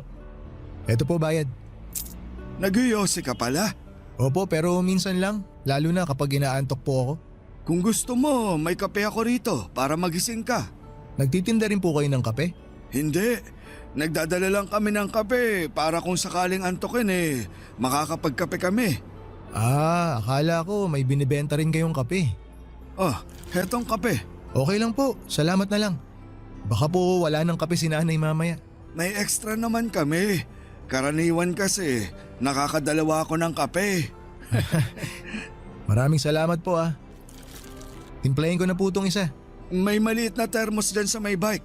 Hanapin mo na lang. Yun po bang nasa tabi ni Nanay Susana? Oo, yun nga. Kunin ko na po. Ay sige, mamaya ako natitimplahin. Sarap po ng tulog ni Nanay. Oo nga Napagod siguro kanina sa bahay. Naglaba Mukhang sanay na sanay talaga kayo sa puyatan ano? Ilang taon na po ulit kayo nagtitinda rito? Nasa 10 taon na rin siguro. Hindi ko na maalala kung kailan kami nagsimula Paano naman po kayo nagsimula? Bakit nyo naisipang magtinda rito? May sari-sari store dati si Susana. Kaso nalugi. Nung umalis sa bahay yung bunso namin, nagpasya yung asawa ko na magtinda na lang ng balot dito sa may terminal. Tapos may mga naghahanap ng sigarilyo. Kaya nagdagdag na rin kami ng sigarilyo tsaka tubig na rin. Kumusta naman po ang kitaan? Sakto lang para sa aming dalawa. Kahit pa paano, kumikita naman kami ng sapat para may pambili ng bigas. Minsan, kung matumal ang benta, kumakain kami ng kangkong na tanim ng asawa ko. Marami yung tanim sa bahay Meron siyang talong, sili, kamatis.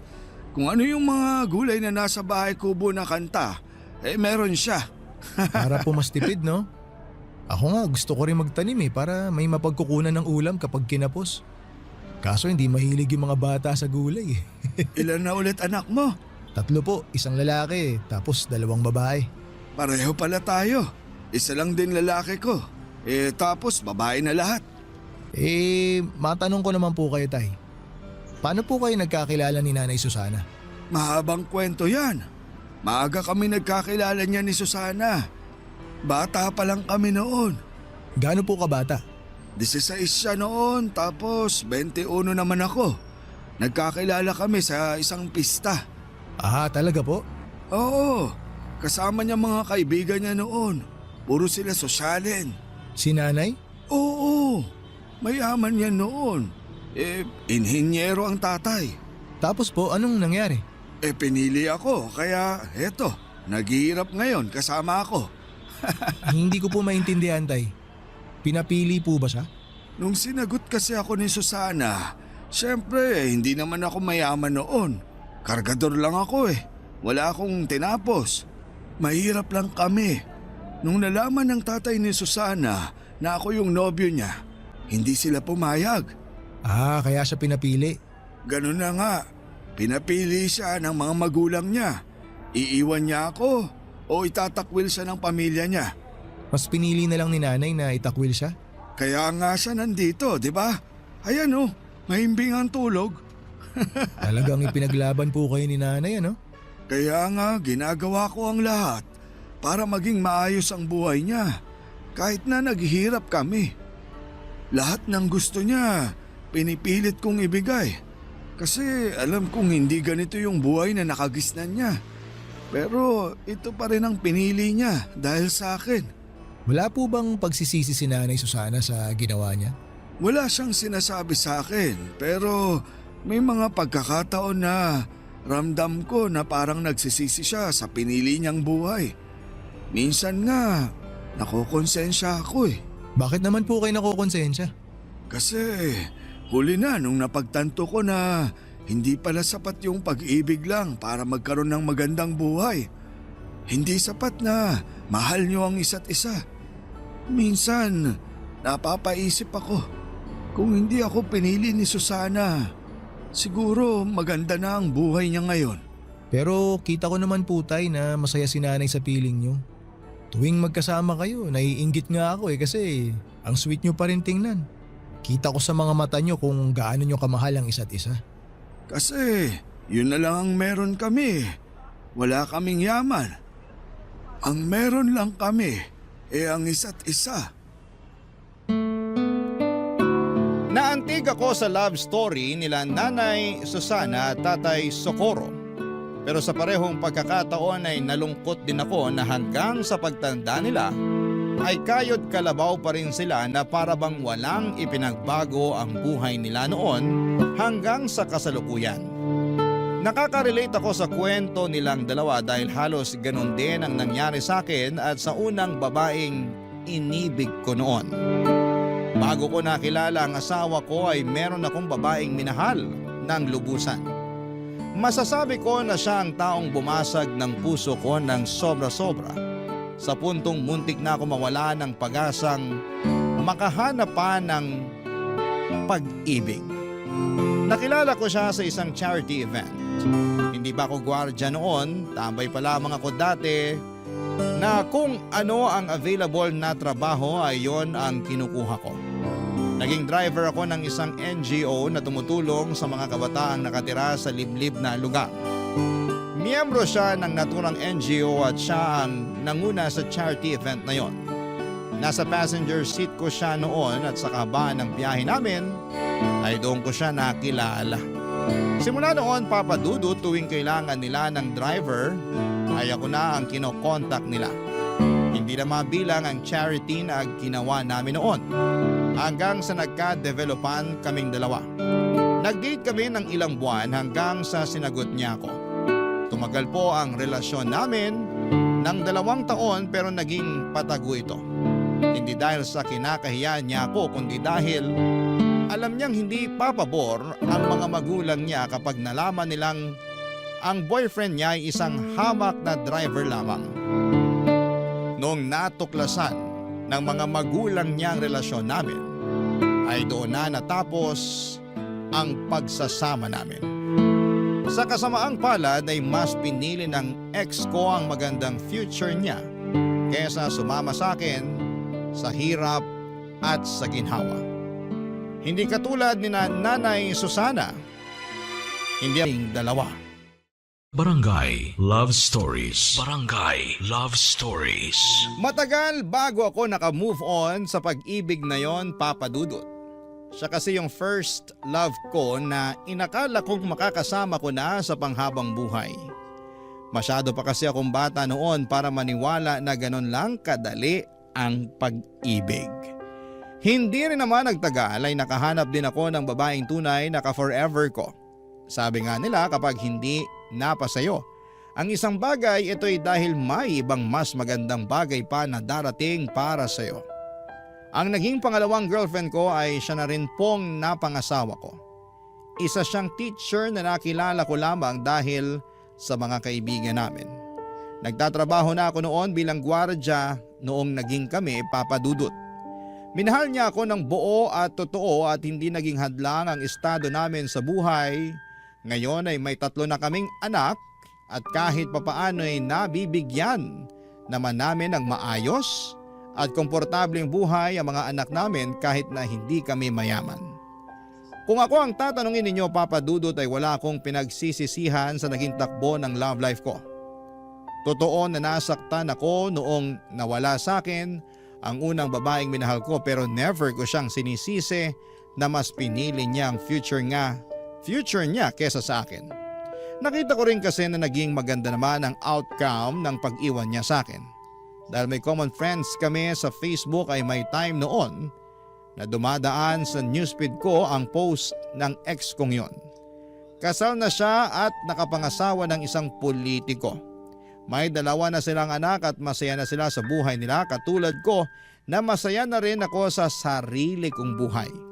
Kaya po natutuwa ako sa kwento ni Nanay Susana at Tatay Socorro dahil pinaglaban talaga nila ang pagmamahala nila. Isang gabi habang tulog si tatay ay isang bagay ang tinanong ko kay Nanay Susana Papadudut.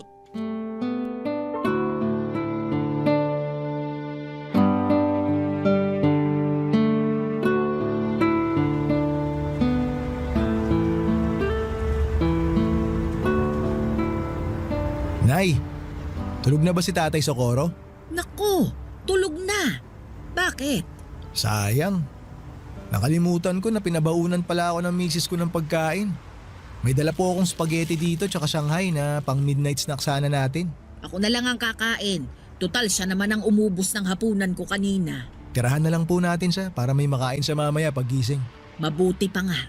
Ayaw kasi niya nang naiistorbo kapag tulog siya. Ah, talaga po ba? Oo, siya yung tipo na biruin mo na kapag lasing. Wag lang kapag naistorbo sa tulog. O sige po, tayo na lang po ang magsalo nitong baon ko. Bakit? May handaan ba sa inyo? Birthday po kasi ni Mrs. Nagluto siya ng spaghetti para sa mga bata tapos Shanghai. Ay sabihin mo sa kanya happy birthday ha. Makakarating po. Matagal-tagal na rin akong hindi nakakatikim nito eh. Alam mo, nung bata pa ako, kada kaarawan ko, hindi nawawala itong spaghetti. Favorite ko ito eh. Nabanggit nga po sa akin ng mga nakaraang araw ni tatay na mayaman daw ang pamilya niyo, Nay. Oo, 2 anak lang kasi kami kaya kung ano yung mga gusto namin, ibinibigay talaga ng papa namin. Kahit kailan, hindi po ba talaga kayo hinanap ng mga magulang niyo? Hindi. Hindi ko alam kung sinubukan ba nila akong hanapin. Hindi rin kasi nila alam kung nasaan ako eh. Bakit po hindi nila alam? Kasi nagtanan kami ni Socorro. Walang nakakaalam kung saan kami nagpunta pati mga kaibigan ko. E nung araw na yon, tinalikuran ko lahat-lahat. Ibig niyo pong sabihin, simula noon, hindi niyo pa rin po nakikita ang pamilya niyo? Nagpunta ako sa libing ng nanay ko. Yun na yung huling pagkikita namin. Nakakalungkot naman po yun. Eh yung tatay niyo po? Mas nauna siyang namatay. Hindi ako nakapunta noon kasi wala akong pamasahe. Ipinagdasal ko na lang siya. Pero wala naman po kayong pinagsisisihan sa mga naging desisyon niyo sa buhay, Nay. Kasi maganda na yung buhay niyo noon eh. Ako? Nako, marami akong pinagsisisihan. Tulad po ng ano? Na sana hindi na lang ako nakipagtanan. O hindi kaya bago ako nakipagtanan, dinala ko yung mga alahas ko para may maisasanla ako. Nagsisisi po ba kayo na pinili niyo si Tatay Socorro? Eh, sino ba naman ang may gusto ng ganitong buhay, 'di ba? Masyado pa akong bata noon eh, at sa pag-ibig. Akala ko kakayanin ko lahat kasi kasama ko ang taong minamahal ko. Pero hindi pala ganun yun. Iba ang realidad sa mga pelikulang napapanood natin. Kung babalik po kayo sa nakaraan, Nay, tingin niyo ba iibahin niyo yung naging takbo ng buhay niyo? Hindi. Wala akong babaguhin. Ah, wala po. Akala ko po ba... Hindi naman porket nagsisisi ako. Ibig sabihin nun gusto ko nang burahin yung mga nangyari sa buhay ko. May mga pagsisisi ako, pero wala akong babaguhin. Alam mo kung bakit? Bakit po? Kasi naging masaya ako. Yun yung isang bagay na ayaw kong mawala sa akin. Masaya ako na si Socorro ang napangasawa ko. Masaya ako na nagkaroon kami ng maraming anak. Masaya ako na sa kabila ng hirap ng buhay, magkasama pa rin kami hanggang ngayon. Masaya ako kasi napatunayan namin sa mga magulang ko na kaya naming magtagal kahit wala kaming itinatagong yaman. Lahat ng sayang yon ay dahil kay Socorro. Nakakatuwa naman po yun. Kaya ikaw, sundin mo kung anong nasa puso mo, ipaglaban mo. Pero gamitin mo rin ang utak mo para sa ikabubuti. Hindi lang ng sarili mo ha, kundi pati na rin ang pamilya mo. Opo, Nay. Tatandaan ko po yung mga sinabi niyo. Sa panahon ngayon ay malimit na lamang akong makakita ng mag-asawang sabay tumatanda. Katulad nila Nanay Susana at Tatay Socorro ay dalangin ko rin na makasabay ang asawa ko hanggang sa pagtanda ko. Parang napakahirap na rin kasing makahanap ng kabiyak. nasasamahan tayo hanggang sa pagtanda natin. Kung hindi nasisira ang relasyon ng mag-asawa dahil sa pangangaliwa, minsan ay mas maaga namang kinukuha sa langit ang isa. Kaya maswerte ang mag-asawa dahil napanindigan nila ang pangako nila sa bawat isa na magsasama hanggang sa pagputi ng mga buhok nila. Nakakainggit dahil hindi yon nagawa ng mga magulang ko. Maaga kasi kaming iniwan ni tatay matapos siyang malunod noong mga bata pa lamang kami dala ng kalasingan. Nasa dagat kami noon at nagsiselebrate ng birthday ng kapatid ko. Nagiinuman sina tatay kasama ang mga kapatid nito noong nagpaalam siya para umihi. Makaraan nga ang ilang minuto ay hindi na siya bumalik pa. Noong hinanap namin siya ay nakita siya ng tiyuhin ko na nakadapa sa buhanginan. Ang ulo nito ay nakalubog sa mababang parte ng dagat. Tuwing nakikita ko sina Nanay Susana at Tatay Socorro ay parang natutunaw ang puso ko sa saya. Sila kasi yung klase ng pag-ibig na pinapangarap ng marami. Pag-ibig na nagsimula noong mga bata sila at napanindigan nila hanggang sa tumanda na sila. Sila yung pag-ibig na hindi naranasan ng mga magulang ko at pag-ibig na gusto ko ring maranasan balang araw. Pero sa kabila ng saya na nararamdaman ko para sa pagsasama nilang dalawa, hindi ko rin maiwasang maawa sa kasalukuyang estado nila. Sa edad nilang yon, dapat ay nagpapahinga na lamang sila. Hindi na rin kasi maganda sa kalusugan nila ang nagpupuyat para lamang kumita. Nang minsang tanungin ko kung nasaan na ang mga anak nila, ay mas lalong nakaramdam ng awa ako para sa mag-asawa.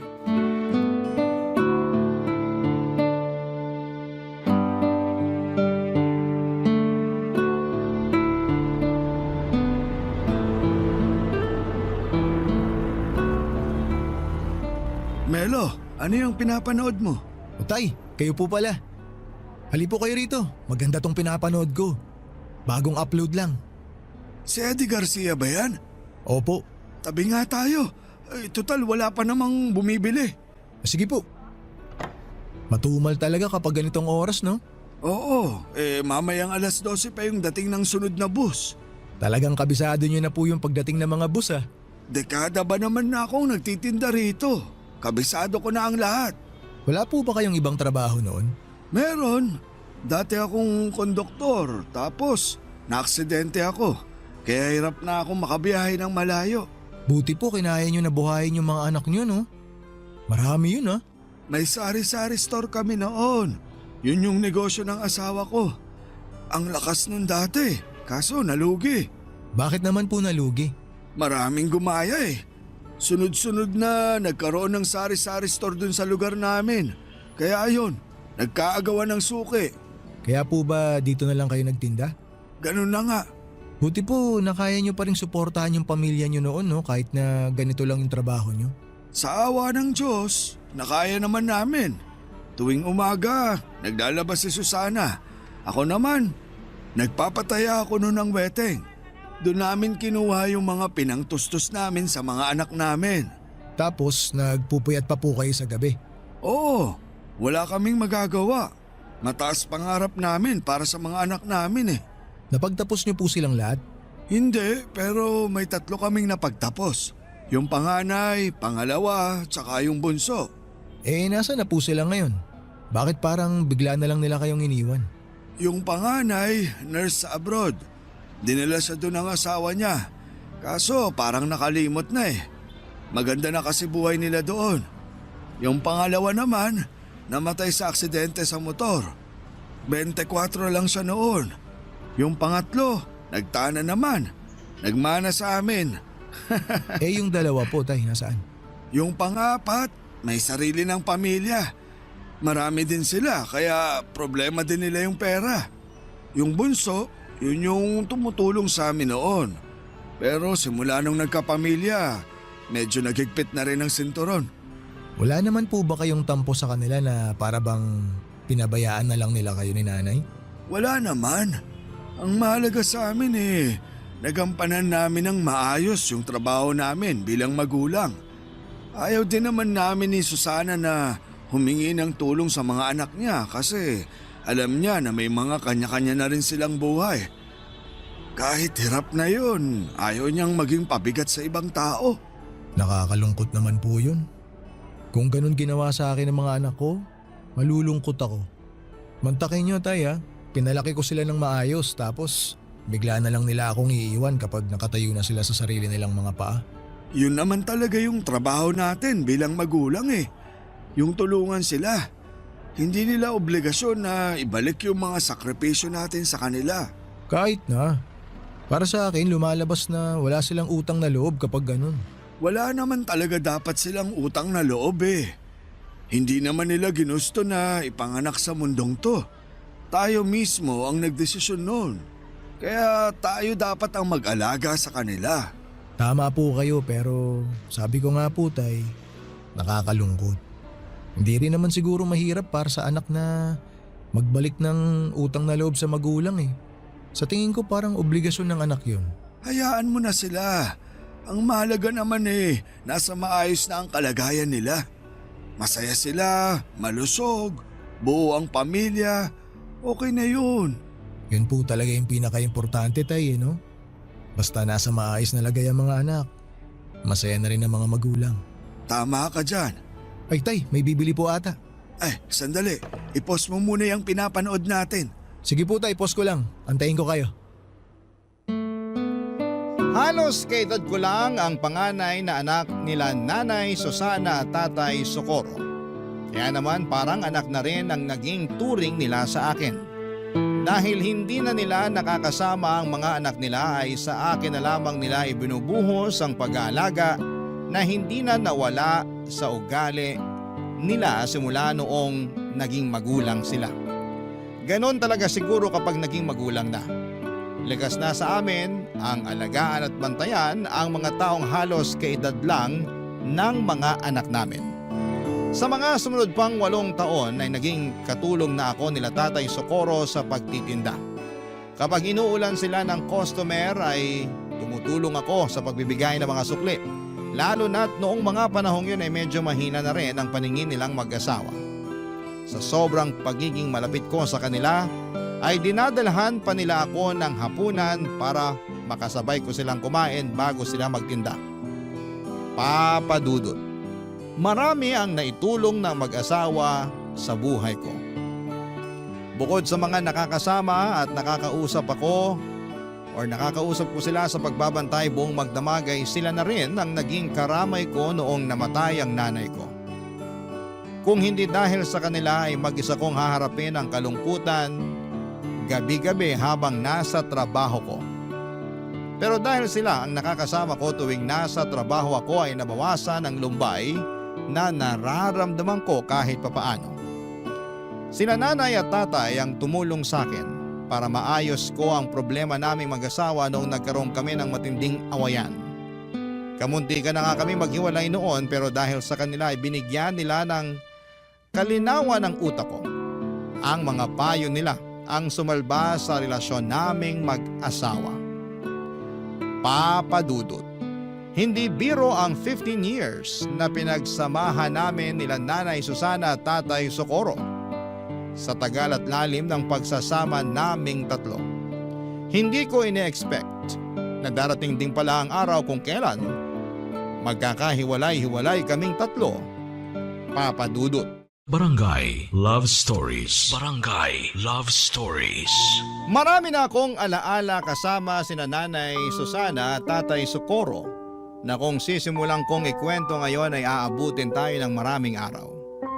Pero bilang ibinahagi ko na rin ang kwento nila sa inyo, Papa Dudut, ay magandang i-share ko na rin sa inyo ang ilan sa mga hindi ko malilimutang memory kasama ang dalawang matanda. May pagkakataon noon na kahit maulan at may bagyo ay lumalabas pa rin sila para magtinda. Inabutan kami noon ng baha na umabot hanggang binte. Hindi na nila noon kayang makauwi ang mag-asawa dahil sa lakas ng buhos ng ulan at bugso ng hangin. Ang ginawa ko kahit bawal magpapasok sa bangko ay pinasilong ko na muna sila sa loob pansamantala. Kahit na pinagalitan ako ng management pagkatapos noon. In-invite ko rin sila noon na nang nagdebu ang panganay ko. Sobrang saya nila Nanay Susana noon dahil marami silang pagkaing na i-take home. Palabirong tao si Nanay at kahit na marami silang problemang pinagdaraanan, ay lagi pa rin siyang humahagalpak sa tawa maski na sa mga maliliit at simpleng biro lamang. Kapag naman bored si Tatay Socorro ay tumatabi siya sa pwesto ko para samahan ako sa panonood ng pelikulang pinapanood ko. Kapag may bibili ay nagmamadali siyang magtinda para wala siyang makaligtaan sa pinapanood namin. Karaniwan ay mga 90s action films ang pinapanood namin. Marami pa kaming masasayang alaala at ilan lamang yon sa kaya kong ibahagi ngayon. Papa Dudo, taong 2023 ay doon na po nagbago ang lahat. Ilang linggong hindi nagtinda ang mag-asawa. Akala ko noon ay hindi sila nagtinda dahil maulan lamang noon, pero sa isang gabi mag-isa lang na dumating si Tatay Socorro sa dati nilang pwesto. Nang tanungin ko kung nasaan ang kabiyak niya ay doon ko na nalaman ang masamang balita. Isang balita na nagpaluha sa akin.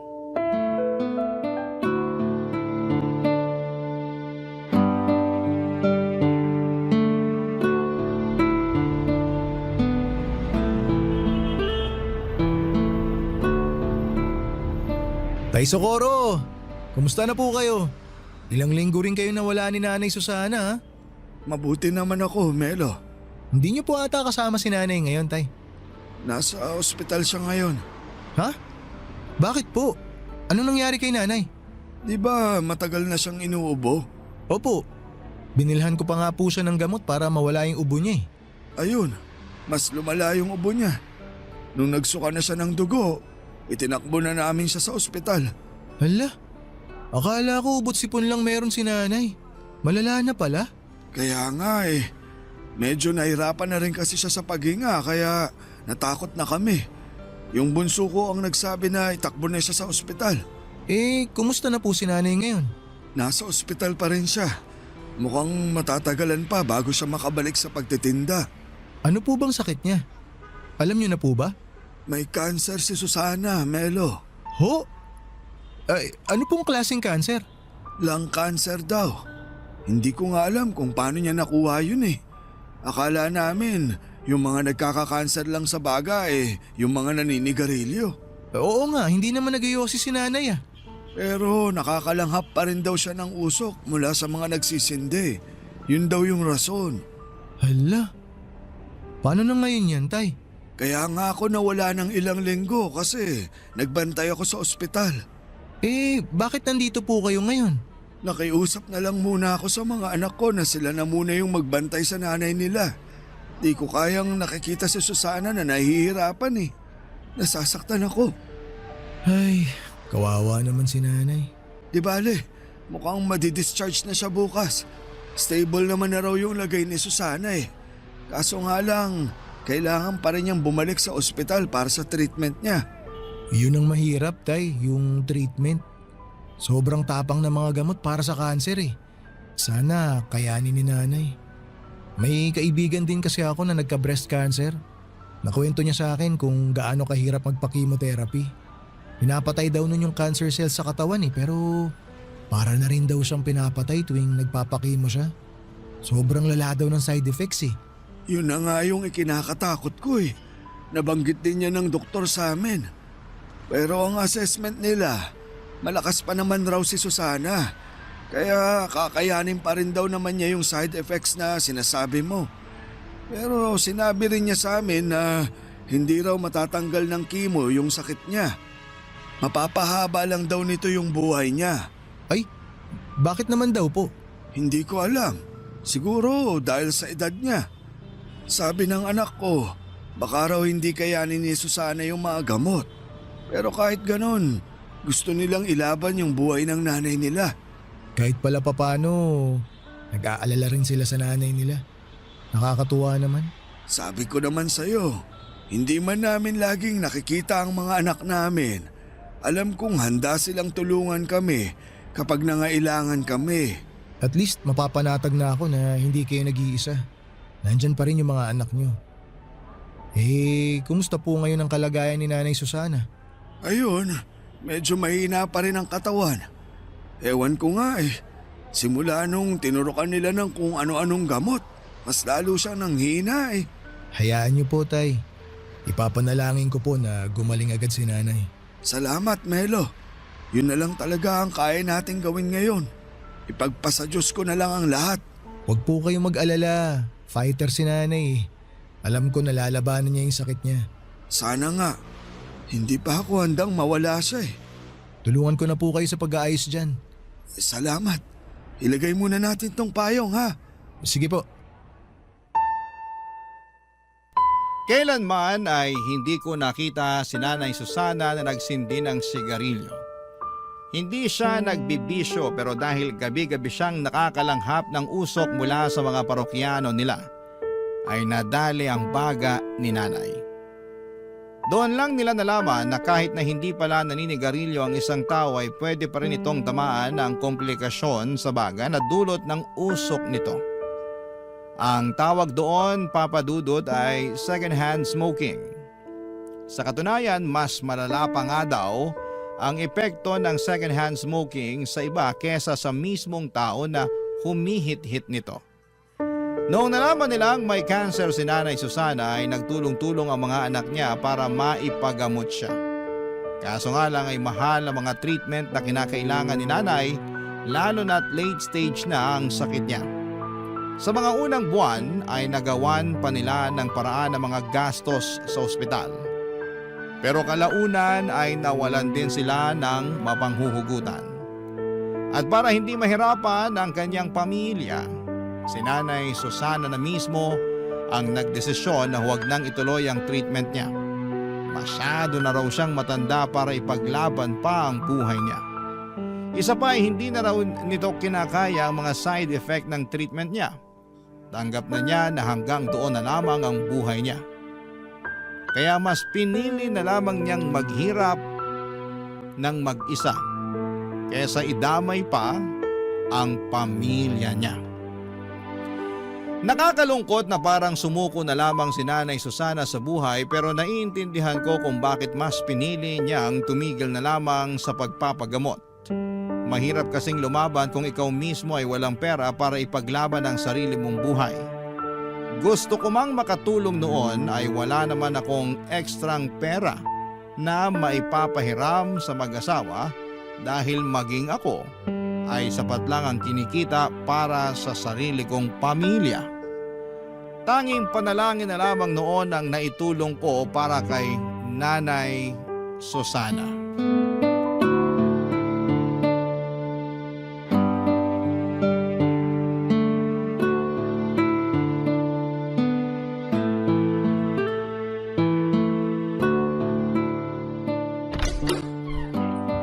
Susana, hulaan mo kung sinong nandito. Sino? Ako po to, Nay. Si Melo. Ay, ikaw ba yan, Melo? Anong ginagawa mo't naparito ka? Wala naman po. Gusto ko lang po kayong makita ulit. Namiss ko kayo Matagal na kayong hindi nagpapakita sa pwesto. Kailan po kayo babalik? Nako, mukhang malabong nang mangyari yan. Bakit naman ho? Di wala nang kasama si Tatay Socorro niyan magtinda ng balut.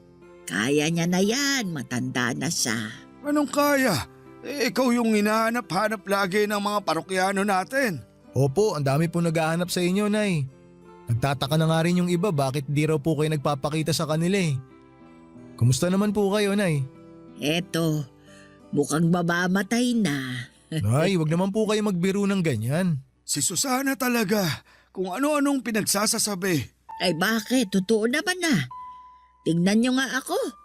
Mukha pa bang kaya kong bumalik sa dati? Oo naman po. Makakabalik po kayo sa dati. Magtiwala lang po kayo. Makikita nyo, mabilis kayo makaka-recover. Nako, hindi na ako umaasa dyan. Bakit naman, Nay? Tumigil na ako sa pagpapagamot. Inaantay ko na lang na malagutan ako ng hininga. Si nanay talaga oh. Abay, totoo. Nakikita mo ba ang itsura ko? Ang payat-payat ko na. Hirap na nga akong makatayo ng mag-isa eh. Medyo sumeksi nga po kayo eh. Pero alam ko naman po na makakabalik pa rin kayo sa dati. Tiwalang-tiwala po ako sa pag-aalaga sa inyo ni Tatay Socorro eh. Hindi ba, Tay? Oo naman. Wala eh. Gusto ko mang mabuhay pa ng matagal. Diyos na mismo ang nagpasya. Hindi mo naman alam kung yan talaga ang gusto ng Diyos eh. Bakit mo siya pinapangunahan? Hanggang ngayon ba, Socorro? Hindi mo pa rin matanggap na mamamatay na ako? Hindi. Kailanman, hindi ko tatanggapin na mamamatay ka na. Mas mabuti pang ako na lang yung mamatay kaysa ikaw. Tignan mo to, ang drama. Nako, bakit po ba patay ang pinag-uusapan natin? Wala pong mamamatay kahit isa sa inyo kasi matagal pa po tayong magkakasama. Melo, matanda na ako. Hindi ko nakakayanin pang labanan tong sakit kong to. Yung mga mas bata nga sa akin nadadali pa eh. Partida nagpapagamot pa ang mga yon. E paano na lang ako na matanda na nga, tumigil pa sa pagpapagamot. Ang bilis nyo naman pong sumuko, Nay.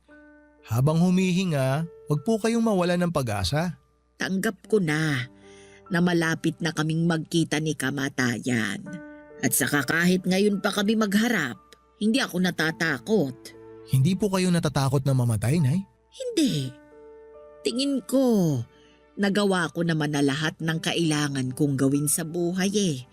Masaya ako sa naging takbo ng buhay ko. Kaya handa na ako. Ang totoo niyan, hindi takot yung nararamdaman ko ngayon eh. Alam mo kung ano? Ano po? Lungkot. Nalulungkot lang ako kasi iiwan ko na yung asawa at mga anak ko. Hindi ko na makikitang lumaki yung mga apo ko. Hindi ko na matutupad yung pangako ko kay Socorro na magsasama kami sa hirap at ginhawa. Matagal mo na akong sinamahan sa hirap. Hindi mo na kailangang isipin yun. Melo, may hihilingin lang sana akong pabor sa'yo. Sige po, Nay. Ano po ba yan? Ikaw nang bahala sa asawa ko ha. Bantayan mo siya. Siguraduhin mong nakakakain siya sa tamang oras. Wag po kayong mag-alala. Ako na pong bahala kay Tatay. Parang sira talaga tong si Susana eh. Bakit mo ko ibinibilin sa iba? Alam niyo po, Nay, ang lungkot ng pinag-uusapan natin. Pwede po bang ibahin natin yung pinag-uusapan? Yung masaya po sana para good vibes naman. Oo nga naman. Hindi pumunta si Melo dito para mag-iyakan tayo. Papadudot mabilis na humina ang katawan ni Nanay Susana sa mga sumunod na buwan hanggang sa isang araw. Ay nabalitaan ko na lamang na pumanaw na siya. Para ako nawalan ulit ng ina sa pangalawang pagkakataon. 4 na buwan lang ang itinagal ni Nanay bago siya binawian ng buhay. Ang dating masayang mag-asawa na gabi-gabi nagtitinda ng sigarilyo at balot ay mag-isa na lamang. Noong natapos ang shift ko sa unang araw ng burol ni Nanay Susana ay sa kanila ako dumiretso para magbigay ng respeto. Kitang-kita ko sa mga mata ni Tatay Socorro ang labis na kalungkutan sa pagkawala ng kanyang asawa. Ang dating tahimik na si Tatay ay mas naging tahimik pa. Pagkatapos ng libing ay unti-unting bumalik sa dating gawi si Tatay Socorro. Ipinagpatuloy nito ang pagtitinda ng yosi at balut kahit na mag-isa na lamang siya. Kung sila ang naging sandalan ko noong namatayan ako ng ina, ginawa ko naman ang lahat para ako naman ang maging sandalan ni Tatay sa pagkawala ni Nanay Susana. Kapansin-pansin ang pagbabago sa ugali ni Tatay. Hindi na siya gaanong makwento at lagi na lamang siyang nakatulala sa kawalan. Hindi ko na nga siya noon maimbita para manood ng pelikula. Isang buwan ang lumipas habang abala ako sa panonood sa cellphone ko. Isang gabi ay nagulat ako nung isang babae ang napasigaw sa may pwesto ni Tatay Socorro. Nagmamadali akong lumapit sa kanila noong nakita kong nakatumba na si tatay mula sa kinakaupuan niya. Ang kwento sa akin ng babae ay bibili sana siya ng balut pero tulog ang matanda. Sinubukan niya itong alugin para magising pero sa halip na magising ay natumba siya. Agad akong tumawag ng tricycle at tinakbo namin si tatay sa ospital pero idineklara siyang wala ng buhay. Namatay siya nang hindi namin namamalayan. Papadudot, atake sa puso raw ang sanhi ng pagkamatay ni Tatay Socorro. Siguro'y ganon talaga nila kamahal ang isa't isa ni Nanay Susana na hindi nila kayang mapaghiwalay. Isang buwan lang ang pagitan ay sumunod kaagad si tatay kay Nanay Susana. Ngayon tuwing nakikita ko ang dati nilang pwesto, ay napapangiti na lamang akong mag-isa habang binabalikan ang mga masasayang ala-ala naming tatlo. Iba na ngayon ang tindera doon pero hanggat nabubuhay ako ay hinding-hindi ko makakalimutan na minsan ay may dalawang matanda na nagpakita sa akin ng tunay na kahulugan ng tunay na pag-ibig. Dito na po nagtatapos ang sulat ko at maraming salamat po, Papa Dudut, ang inyong kapuso at kabarangay forever, Melo. Kwentuhan naman tayo dito sa comment section.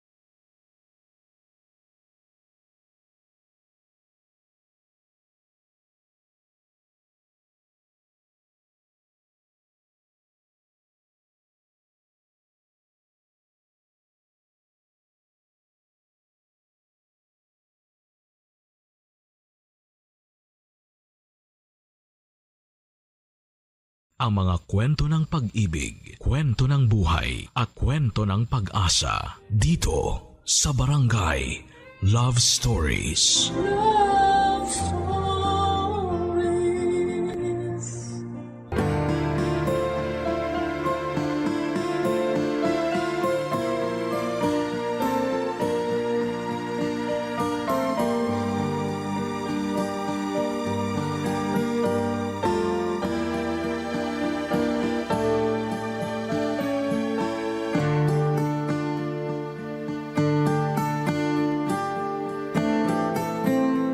Gaano man kahaba ang pasensya ng isang tao, huwag pa rin natin itong sasagarin. Dahil kapag napagod ang isang tao sa pag-unawa at pagmamahal sa atin, magsisisi tayo sa huli. Ikaw kabarangay, pasensyoso ka bang tao?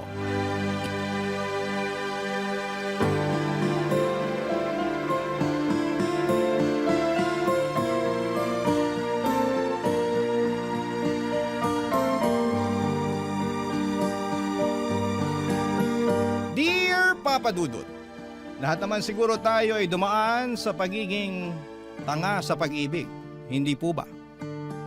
Pero sa kwento na ibabahagi ko ay iyon na yon ang eksaktong pinagdaanan ko sa buhay. Kaya nga napasulat agad ako sa programa ninyong Barangay Love Stories.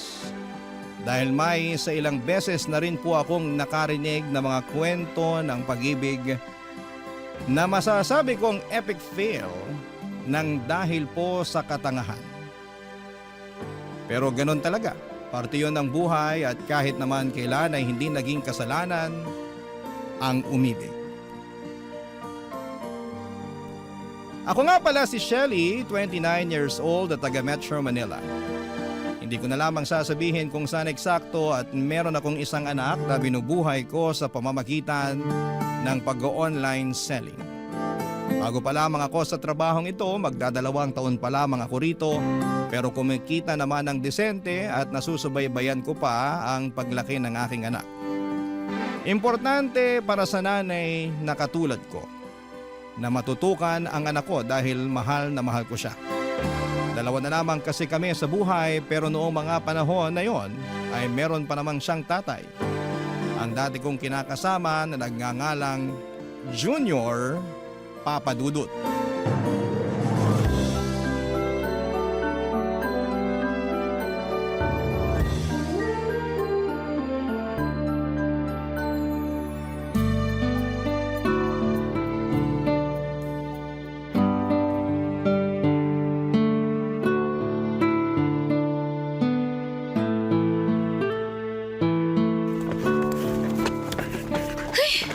Anak ng tinapa naman, oh.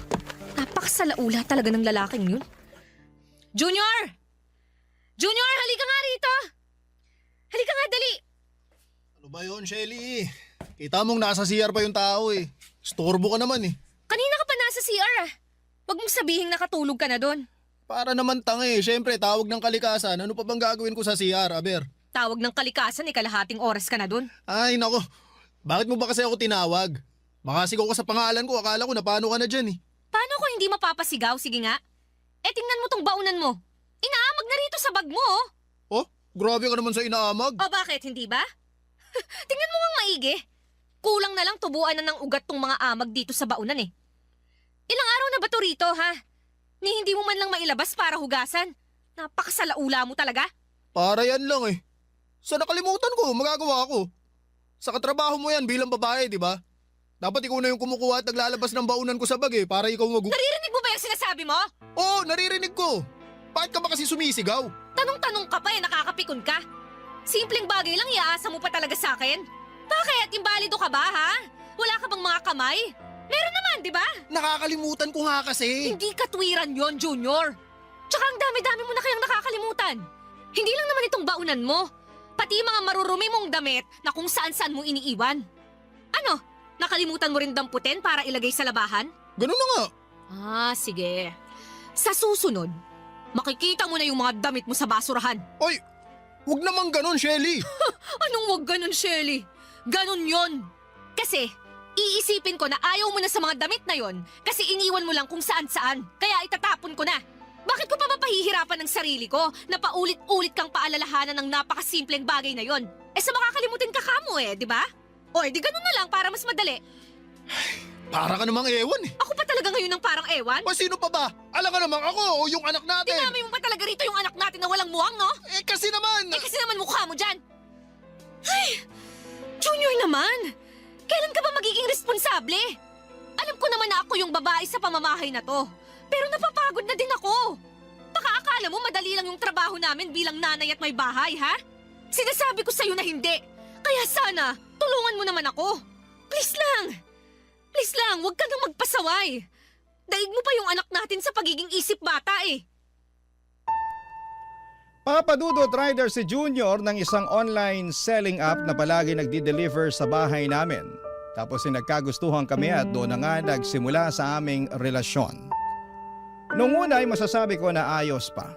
Kumbaga spoiled ako kay Junior, prinsesa ang turing niya sa akin. Ngunit noong nabuntis niya ako at nagsama sa isang bubong ay doon na nagbago ang lahat. Hindi naman sa sinisiraan ko ang dati kong kinakasama pero nang dahil sa pagli-live-in naming yon ay higit ko siyang nakilala. Kung ano ang ugali niya, paano talaga siya manatili, mga gawi at napatunayan ko na hindi pala talaga siya perpekto. Gwapong-gwapo kasi ako sa kanya noong nililigawan pa lamang niya ako. Siyempre pabibo ang loko pero nasa loob pala ang kanyang kulo. Laki tuloy ng pagsisisi ko na nagpabuntis ako sa kanya. Pero hindi pa rin doon natatapos ang kalbaryo ko. Dahil may pagkasumbongero rin si Junior. At ang lagi niyang pinagsusumbungan ay walang iba kundi ang nanay Roning niya, Papa Dudut.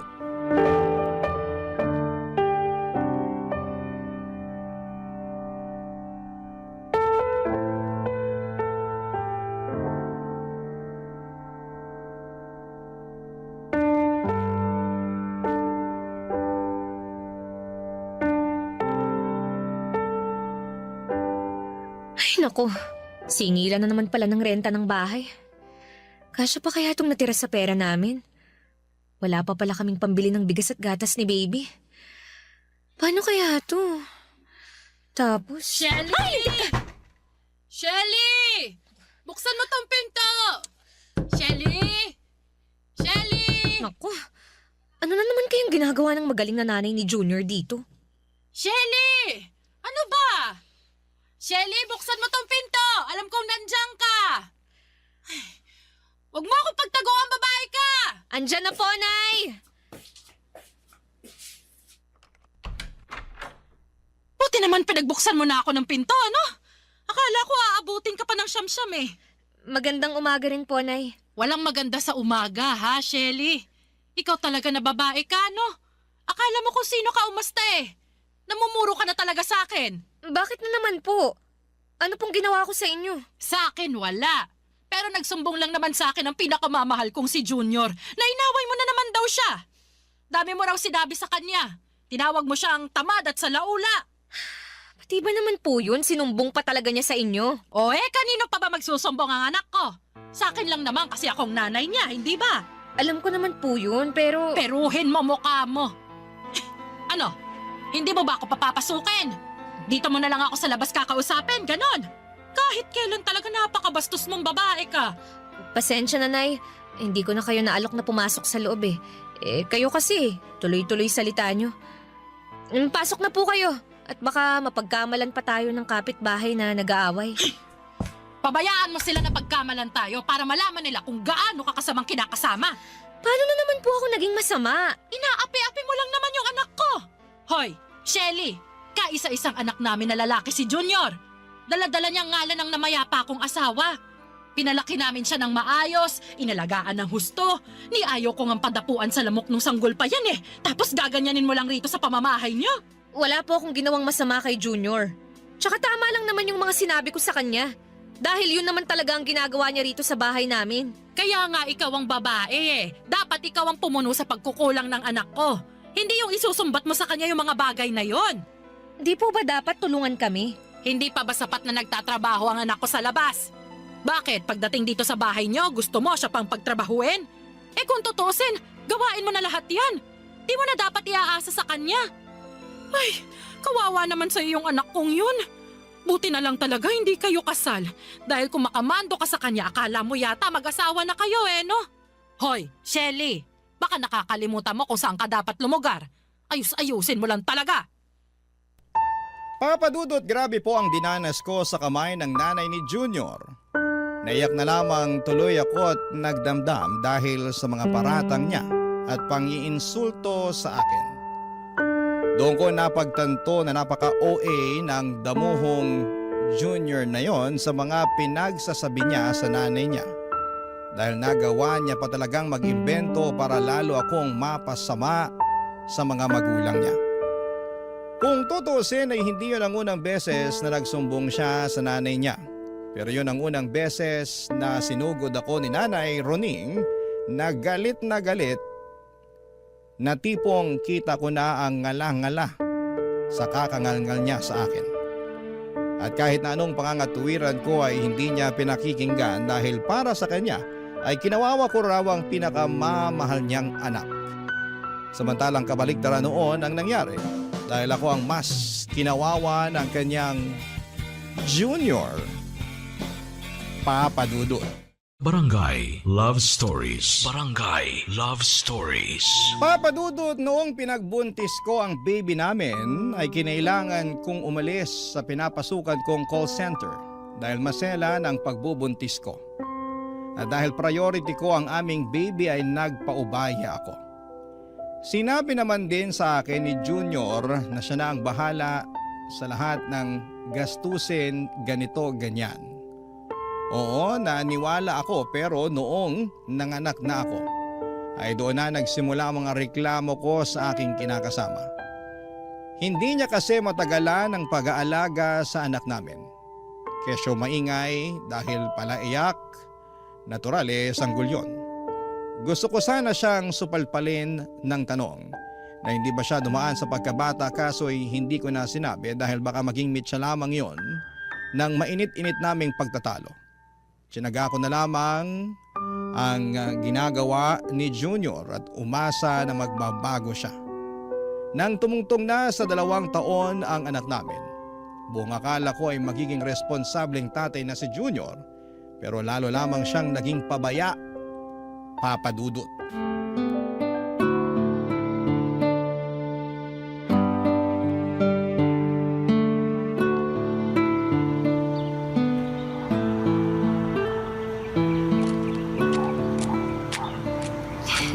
Okay na siguro tong mga sangkap na nabili ko. Makakagawa na ako ng masarap na tinolang manok na maraming sayote. Oy, sandali lang ha. Ito ha. Pusta ko na lahat ng pera ko.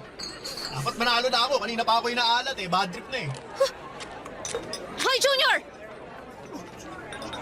Shelly! Anong ginagawa mo rito? Di ba nasa palengke ka? Oo, pero pauwi na ako. At ikaw, anong ginagawa mo rito?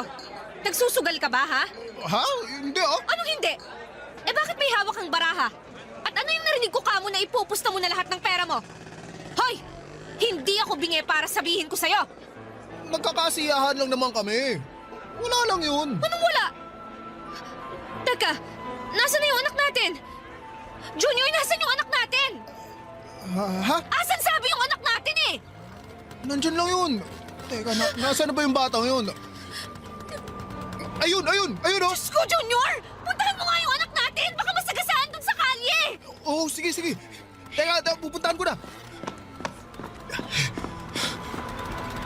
Anak naman eh. Sabi ko sa tabi lang kita, di ba? Pwisit ka! Napakababaya mo talagang lalaki ka! Aray ko na ba, Shelly? Bakit mo ako binatukan? Tatanong-tanong ka ba talaga? Eh, pinabayaan mo lang naman yung anak natin na gumala-gala sa kalye! Paano kung nasagasaan yan? Sige nga! Nagulungan ng truck, ng bus, ng jeep o ng pison! Paano kung inaway yan ng ibang bata? O di kaya nakidnap? Eh di wala na to yung anak! Bobo ka talaga! Aray ko! Nakakarami ka na ha? Kulang pa yan! Gusto mo damihan ko pa eh! Baka pabayaan mong tatay, Junior! Sandali ko lang iniwan sa'yo yung anak natin kasi namalengke ako ng pananghalian natin. Pero pinabayaan mo na! Uy mo naman! Wala namang nangyari sa anak natin ha! O kita mo buong-buo pa! Wala kang galos eh! Eh kung mukha mo kaya galusan ko, no? Ha? Tsaka tingnan mo nga yung itsura ng anak natin! Walang tsinelas, walang salawal, tulo sipon! Yung totoo, wala bang magulang ang batang to? Grabe, ewan ko talaga sa'yo! Kahit kailan hindi ka maaasahan! Uy! Pwede bang kumalma ka ha? Pinagtitinginan na tayo ng mga tao. Eksena ka rin talaga eh. Eksena talaga ako kasi nakakabwisit ka! Tsaka ayaw mo nun! Sikat ka na sa kanila! Alam na nila kung gaano ka ka-irresponsableng ama! Papa Dudut, hindi ko mawari kung nasa talampakan ba ang utak ng kinakasama ko o nasa puwet. Dahil masyado siyang kampante sa paggala-gala sa kalye na madungis ng anak namin. Grabe. Saglit lamang akong nawala pero pinabayaan na niya ng tuluyan ng aming anak. Marami akong takot sa posibleng kahinatnan ng anak namin pero pinagsawalang bahala lamang ni Junior. Tinawag pa niya akong OA, hindi ba? Ewan, pero parang kulang-kulang yung kinakasama kong yon. Hindi ko na siya maintindihan at napatanong tuloy ako kung ako ba ang may problema o sadyang tumanda lamang ng paurong si Junior. Grabe. Ang sakit sa bangs na para bang gusto ko na siyang kutusan ng 1,000,000 beses para lamang maitatak sa kokote niya na alagaan at bantayan ng maayos ang anak namin. Kaya lang ay hindi talaga uso ang pagbabago sa kinakasama ko at sa bawat araw na lang na ginawa ng Diyos ay mas lalo pa siyang lumalala, Papa Dudut.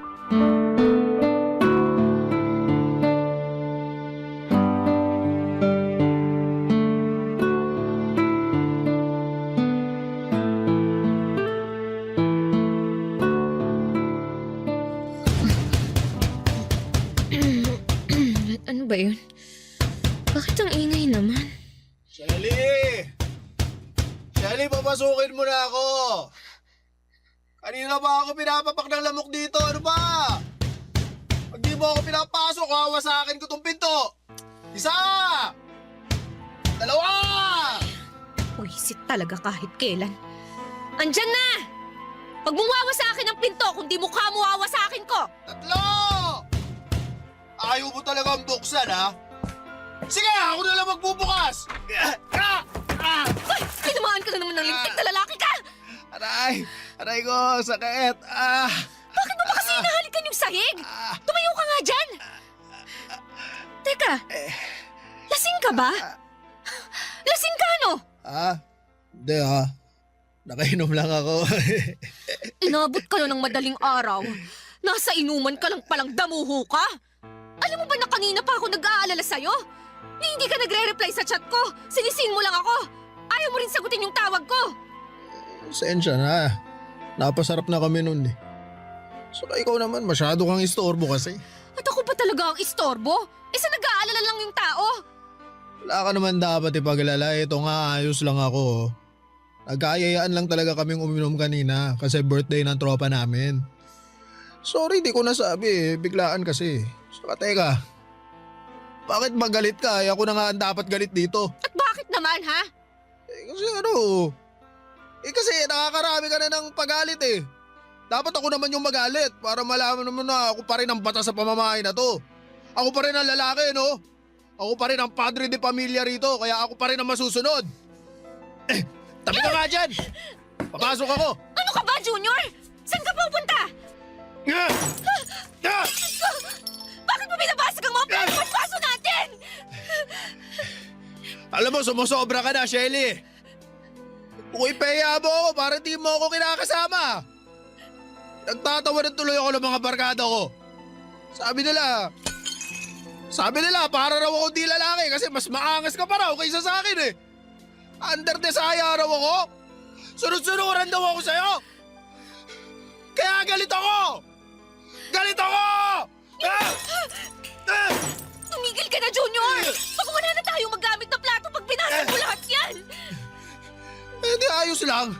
Sa dahon ng saging na lang tayo kumain. Baka siraulo mo talaga! Siraulo na ako, siraulo. Pero simula sa araw na to, ako nang masusunod sa pamamahay na to.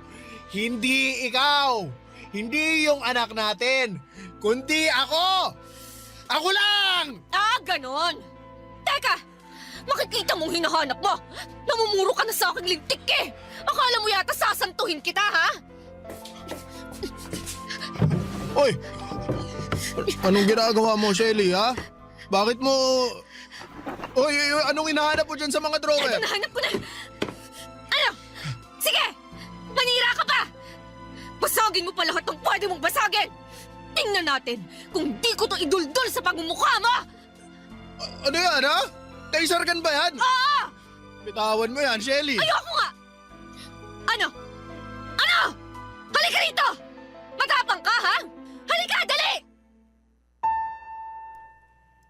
Papa Dudut, laruang taser lang naman yon ng anak namin pero akala yata ni Junior totoo yon. Kaya naman pinanindigan ko na lamang at ginalingan ng pananakot sa kanya hanggang lumabas siya ng bahay. Pagkatapos ay pinagsarhan ko siya ng pintuan at doon pinatulog sa labas hanggang mawala ang amats niya. Alas 6 ko na yata siya ng umaga pinagbuksan ng pintuan at naawa naman ako dahil namumutakte ng pantal mula sa kagat ng lamok ang muka at braso niya. Nakayakap din siya sa sarili dahil nilalamig. Pero in fairness sa kanya, tulog mantika pa rin ang damuho kong kinakasama. Sinipa ko ng ilang beses si Junior para magising at noong dumilat ang kanyang mga mata, ay agad na nanlaki yun sa takot nang makita niya ako. Naalala niya siguro ang nangyaring away namin. Akala niya yata ay sasantuhin ko siya. Agad ko siyang sinenyasan na pumasok na sa loob, bagay na ginawa naman niya. Sinabihan ko siyang kumain ng pagkain na hinanda ko sa mesa at nagmamadali naman niyang sinunggaban yon. Gutom na gutom ang damuho na parang hindi pinakain ng 1 taon. Habang pinagmamasdan ko si Junior, nakaramdam ako ng awa sa kanya ngunit agad yung napalitan ng matinding galit sa tuwing naaalala ko ang mga atraso niya sa amin ng anak niya, Papa Dudut. Barangay Love Stories. Barangay Love Stories. Papa Dudut, sa hindi ko na mabilang na pagkakataon ay muli kong kinausap ng masinsina ng kinakasama ko tungkol sa mga hinaing ko sa buhay namin na pwede naman sanang maiwasan basta magtino lamang siya. Humingi naman siya sa akin ng despensa at nangako na magiging mabuting provider sa amin ang anak niya. Umasa ako na hindi ko na nga mabilang kung ilang beses kong ginawa. Pero binigo pa rin ako ni Junior, Papa Dudut. Nagsimula na siyang magkulang sa ibinibigay niya sa amin ng anak niya. At hindi lang maliit ang kulang dahil sobrang laki po noon. Siyempre pinaamin ko siya kung saan napupunta ang pera na nawawala mula sa kinikita niya. Doon ko na nga nalaman na lulong na pala sa sugal ang kinakasama ko at isang damukal na rin ang utang niya sa mga lending apps at sa ibang mga tao. Dahil sa kalamang yon ay naggalit ako at nag-away na naman kami ni Junior. Sa sama ng loob ko ay pinalayas ko siya sa inuupahan namin.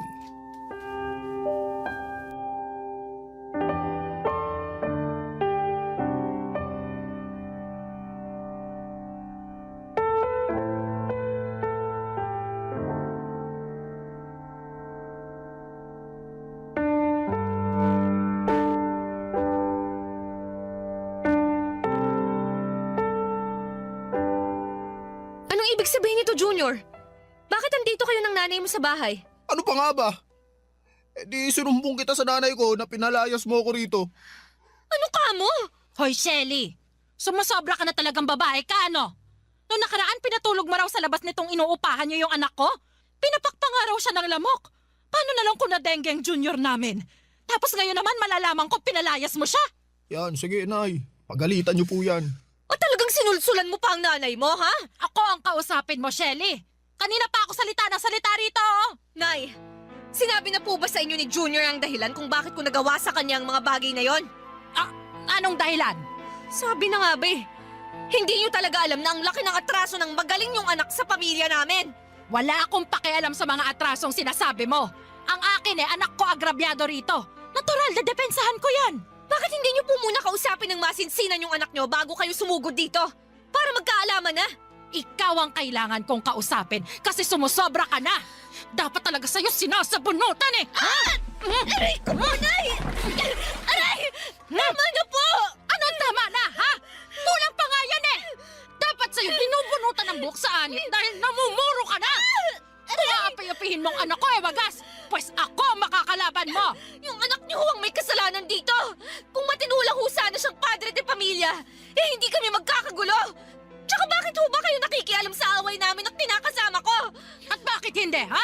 Kasasabi ko lang na nanay niya ako, hindi ba? Alam mo, ikaw, panasagot ka talaga ha? Dapat sa'yo tinuturuan ng leksyon! Aray ko, Nay! Tama na po! Junior! Junior, awatin mong nanay mo! Bahala ka dyan. Inaway mo ako kaya lagot ka sa nanay ko. Anong sinabi mo? Napakadanguho mo talaga! Hoy, Shelly! Hindi mo na talaga nire-respeto ang anak ko, ano? Nakuha mo pa talaga siyang bastusin sa harap ko? Para sa kaalaman mo, hindi ko dinala sa sinapupunan ko ng 9 na buwan ng anak kong yan at isinilang sa mundo para api-apihin lang ng katulad mo! Hindi ko naman po inaapi si Junior! Tsaka away ho namin tong dalawa! Dapat labas na po kayo dun, Nay! Matatanda na po kami! Huwag na ho kayong makisali! Anong matanda? Para sa akin, baby ko pa rin si Junior at walang sino man ang pwedeng umapi sa kanya! Kahit ikaw na kinakasama lang niya!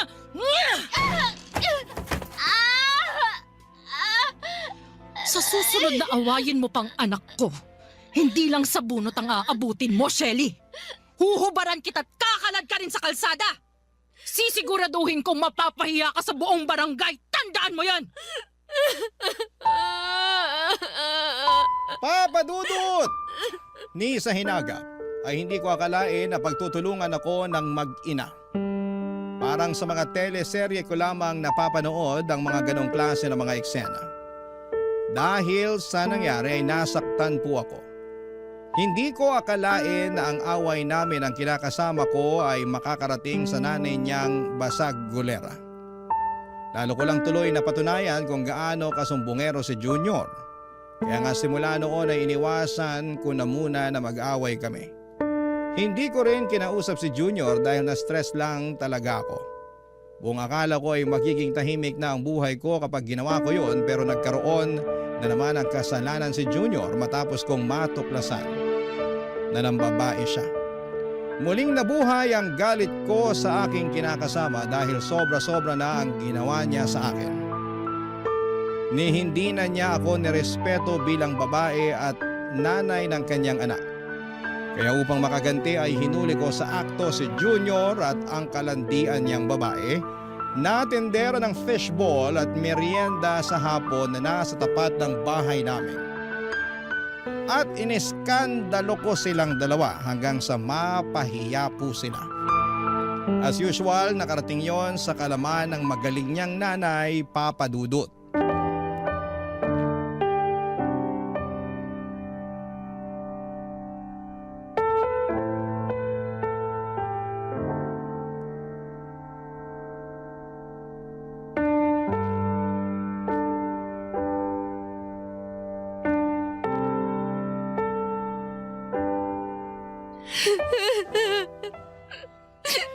Ano na naman bang ginawa mo, Shelly? Bakit mo na naman pinahiya ang anak ko? Ano ba kasalanan niya sa'yo? Bakit yung hindi yung anak niyo ang tanungin niyo? Para magkaalaman na kung gaano kalaki ang kasalanan niya. Ano ba kasing ginawa mo, Junior? Ay, kasi Nay. Nang babae lang naman yung damuhong yan, Nay. Hindi na niya kami iniisip ng anak niya. Grabe ka. Natukso lang naman ako, Shelly. Natukso mo mukha mo! Oh, paano hindi mambababa itong anak ko? Eskandalosa at basagulero kang kinakasama. Ano ho? Ang sabi ko, eskandalosa ka, basagulera, taklesa, maingay! Lagi mong pinagagalitan at pinahihiyang anak ko kaya hindi ko siya masisisi kung humanap siya ng ibang babae. Narinig niyo ba ang sinasabi niyo, Nay? Oo, naririnig ko! Hindi ba ako kailangang sigawan? Paano ako hindi sisigaw? Talagang kinonsinti niyo pa ang kalokohan ng anak niyong yan! Pinalabas niyo pa na kasalanan ko, kaya nagloko si Junior! Kung tutuusin, kasalanan lahat ng anak niyo kung bakit kami laging nag-aaway! Umasa ho ako na magbabago na yung anak niyo! Na magiging mabuti at responsable na siyang padre de pamilya! Pero hindi! Hindi nangyari yon! Sa dami ng atraso niya sa akin na pinalampas ko na lang alang-alang sa pamilya namin. Masisisi niyo ba ako kung mapuno ako? At itong huling kasalanan na ginawa niya, yung pambababae niya, ang hindi ko na kayang patawarin. Dami mo namang ate, sa lalaki yung anak ko, magagawa mo. Tayo ang babae, tayo rin ang dapat mag-adjust Anong klaseng katwiran yan? Napakabulok! Aba, bastos ka! Bastos na kung bastos! Pero mas bastos yung anak niya! At ngayon, alam ko na kung kanino siya nagmana. Sa inyo! Kasi bastos din kayo! Sumusobra ka na talagang babae ka! Grabe ka! Ay, aatakihin yata ako sa puso sa'yo! Nay! Nay, ayos lang ba kayo? Mukha ba akong ayos? Kalma lang po kayo. Baka ano pa mangyari sa inyo eh. Ikaw, Shelly naman! Huwag mo na nga sagot-sagutin ang nanay. Huwag mo akong pagsabihan. Kundi yung nanay mong kinakampihan ka kahit mali na ang ginagawa mo. Alam mo, Junior, ayoko na. Ha? Anong ayaw mo na? Ayoko nang makisama sa'yo. Ayoko nang makisama dyan sa nanay mo.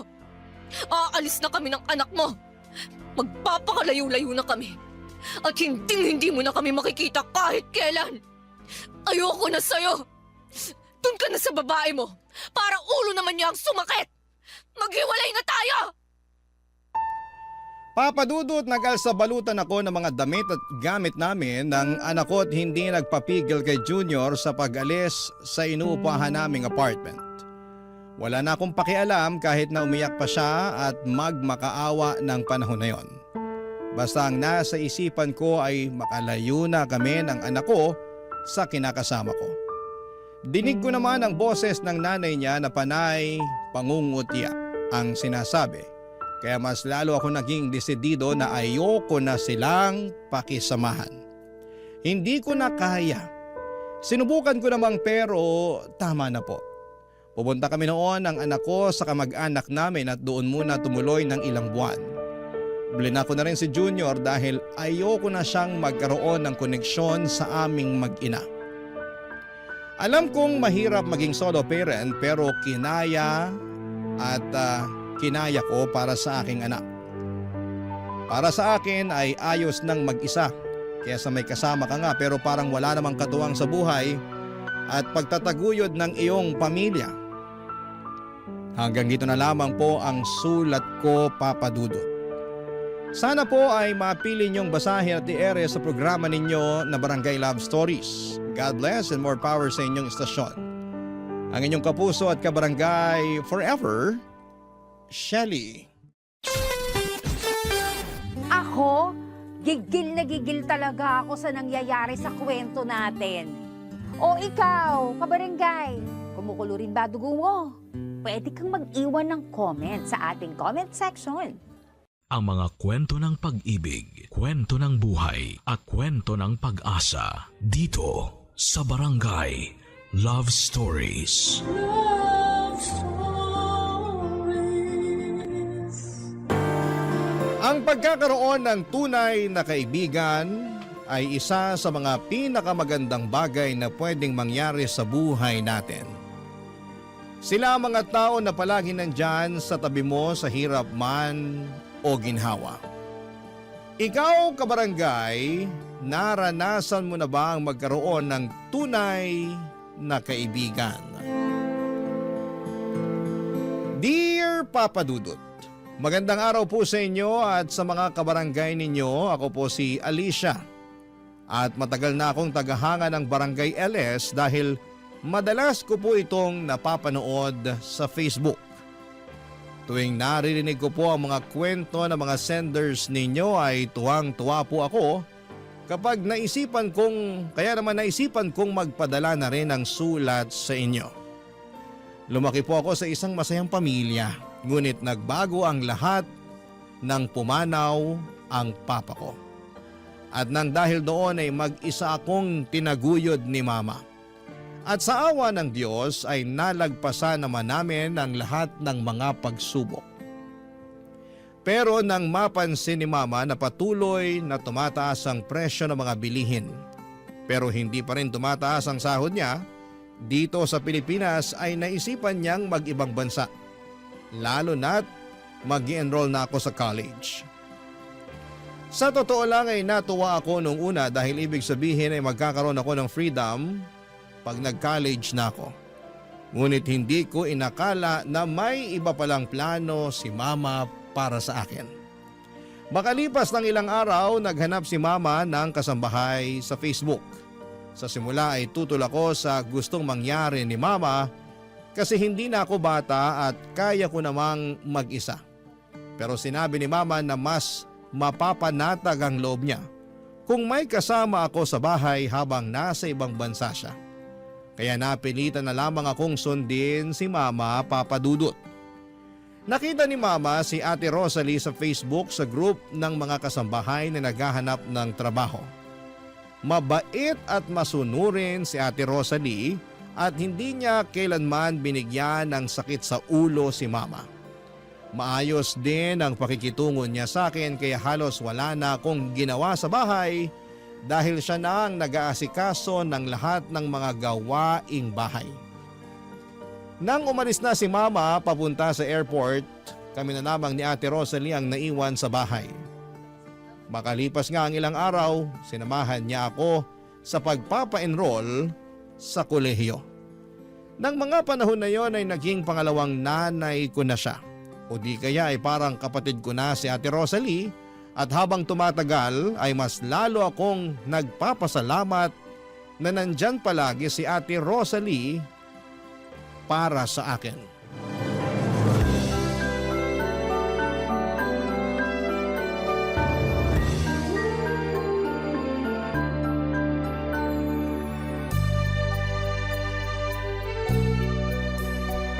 Alicia, Ito na yung bacon na pinapaluto mo sa akin. Ang bango naman. Thank you, Ate Rosalie. Maliit na bagay? Sige na, maupo ka na. Dito na po kayo. Sabayan niyo na rin po akong kumain. Ayos lang ako. Mauna ka na. Sige po, kayong bahala. Nga pala, excited ka na ba sa paparating na pasukan? Naku po, hindi lang excited, kundi super excited.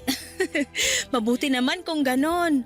Alam mo ba, ang totoo niyan, inggit na inggit nga ako sa'yo eh.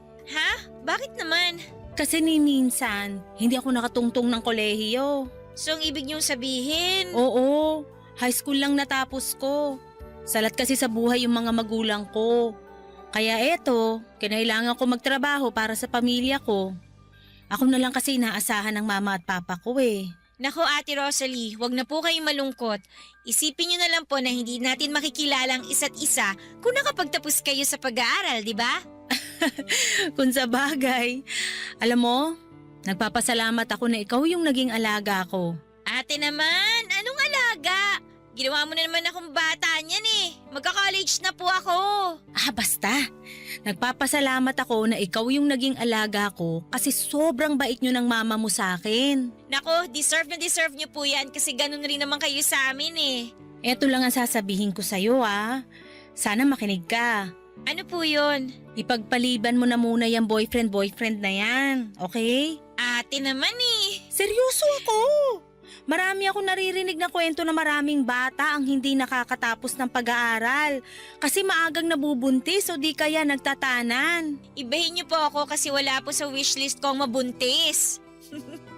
Si ate talaga para na po kayong si mama. Naninigurado lang kasi sigurado ko na akong sisisihin ng mama mo kung sakaling may mangyaring masama sa'yo. Kawawa naman ang mama mo kung sakasakali. Nasa ibang bansa siya nagpapakahirap. Tapos mabubuntis ka lang, 'di ba? Ay nako, ewan ko po sa inyo. Basta ako, hindi na ako makapaghintay sa darating na pasukan. Ay, siya nga pala ate. Thank you ha. Thank you saan? Thank you kasi sinamahan mo ako na mag-enroll noong nakaraan. Ano ka ba? Wala yun. Kung gusto mo sunduin pa kita araw-araw eh. Ay ate, OA ka na Oh, bakit? Ayaw mo ba? Ano ba naman yan? Dito na lang po kayo sa bahay. So kinakahiya mo ko, porket katulong mo lang ako, ganun ba yon? Hindi naman sa ganon. Kung ganon, ba't ayaw mo sunduin kita? Tinatanong pa ba yan? Wala na ako sa high school, no? College na po ako at kailangan ko nang maging independent. Naks, magka-college ka lang, may pa-English ka nang nalalaman. Syempre naman! Uy, kung may free time ka, turuan mo naman ako ng mga tinuturo sa college. Nang sa ganun maramdaman ko rin na nakapag-college ako. Don't worry ate, I got you! Yan ang gusto ko sa'yo eh. Alam niyo po, ang dami niyo nang sinasabi. Sabayin niyo na nga lang ako kumain dito, gutom lang yan eh. Mauna ka na, busog pa ako. Ay, ang taray! Sure na ba yan?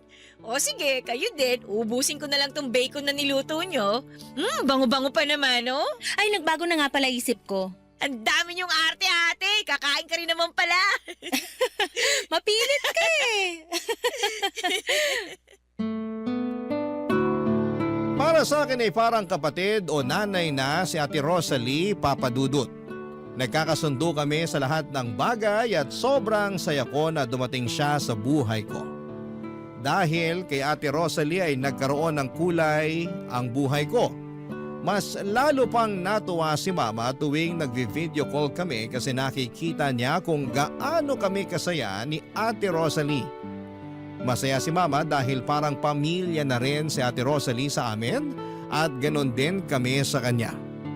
Sa totoo lang, Papadudot ay sobrang swerte namin dahil pakiramdam ko ay higit pa siya sa isang kasambahay o yaya.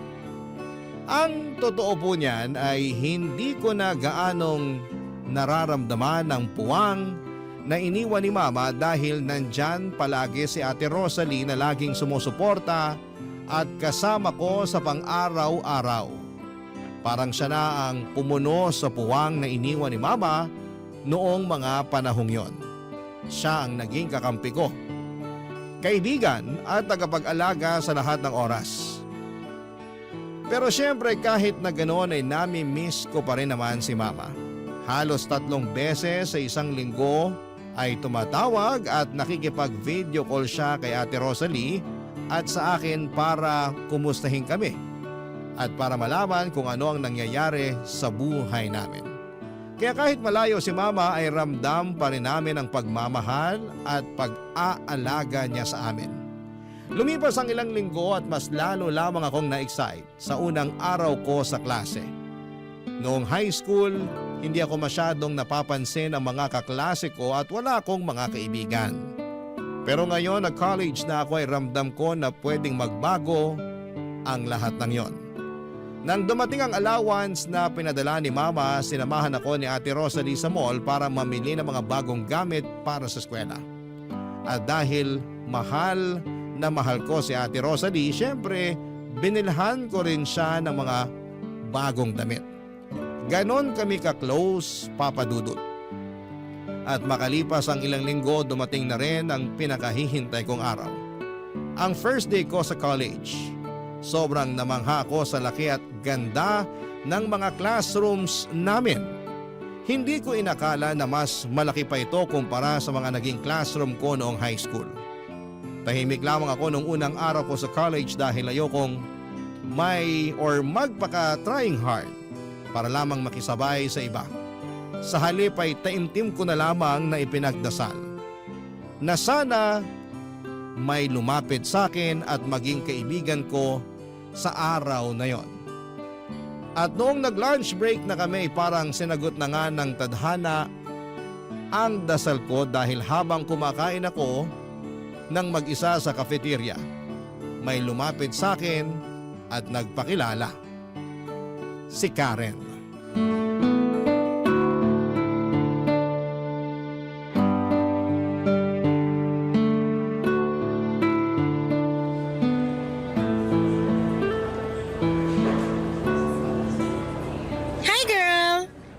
Si Karen, ikaw yung kaklase ko sa math, diba? Oo. Hello, Alicia nga pala. Nice to meet you, girl. Nice to meet you too. Halika, sabayan mo na akong kumain. Ay, pasa ko dyan. Diet kasi ako for today's video eh. Anyway, nilapitan kita dito kasi mukha kang mabait at approachable. Thank you. Ikaw din, hindi ka lang maganda. Mukha ka pang cool kid. Aba, syempre naman. Tingnan mo nga tong school na to, ang daming haggard at tsaka. Ay, sorry. Hoy, huwag ka magalit. Hindi ka kasali doon ha. Hindi ikaw yung tinutukoy ko. Ano ka ba? Okay lang. Anyway, pagkatapos mong kumain dyan, may one-time limited offer ako just for you. Ha? Ano naman yun? Open-minded ka ba? Ano ba yan? Hindi kita maintindihan. O siya, hindi na ako magpapaligoy-ligoy pa. Tatapatin na kita. Okay?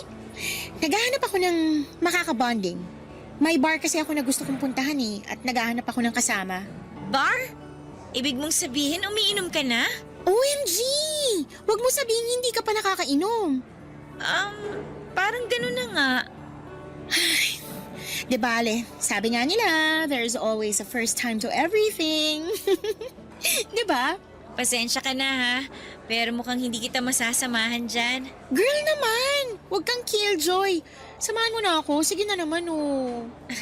Simulat sa pool kasi hindi pa ako nakakainom ng alak. Paano kung may masamang mangyari sa akin? Alicia, tingnan mo ako ng maigi. Matagal na akong umiinom. Mukha bang may masamang nangyari sa akin? Wala naman diba? Tsaka isa pa, sabay naman tayong pupunta dun eh. Hindi kita iiwan, promise. O siya, sige na nga. Magkita na lang tayo pagkatapos ng klase. Ano? Pagkatapos ng klase? Oo, bakit? Huwag kang magpatawa. Haggard at uugod-ugod na tayo kung aantayin pa natin na matapos yung araw na to. So, ibig mong sabihin? Oo, pagkatapos mong kumain dyan, aalis na tayo. Naku, pero ayoko mag-cutting classes. Ang OA mo naman. Ngayon lang naman natin gagawin to eh. Maniwala ka sa akin. Hindi ka babagsak. Tsaka isa pa, first day of classes ngayon. Puro introduce yourself lang ang maririnig mo ngayong araw na to. Alam mo ikaw, bilib din ako sa tapang mo eh. So, ibig sabihin yan, pumapayag ka na? Ay, oo na. Ay, ayan, sa wakas! Pero ngayon lang natin gagawin to ha. Pangako yan. Pero sandali lang, bukas na ba yung bar na sinasabi mo? Girl, 24 hours yun. Pero yun nga lang, yung sayawan at disco mamayang gabi pa. Pero okay lang yun. At least buong hapon tayong magiinuman at magchichikahan habang hindi pa nagsisimula yung sayawan, di ba? Kung sa bagay. Ay nga pala, Alicia. May ipapakiusap sana ako sa'yo. Ano yun? May extra ka ba dyan? Ha? Kailangan ko kasi ng pera eh. Sige na naman please. Saan mo naman gagamitin? Bibili ako ng Yossi. Ano? Naninigarilyo ka? Oh, ba't mukhang gulat na gulat ka dyan? Walang basagan ng trip. Sige na naman, kahit barya lang. Hindi pa kasi ako nakakapag-withdraw ng pera eh. Ay, sige na nga. Ay, ayan! Perfect! Excited na ako! Bilisan mo na kumain dyan!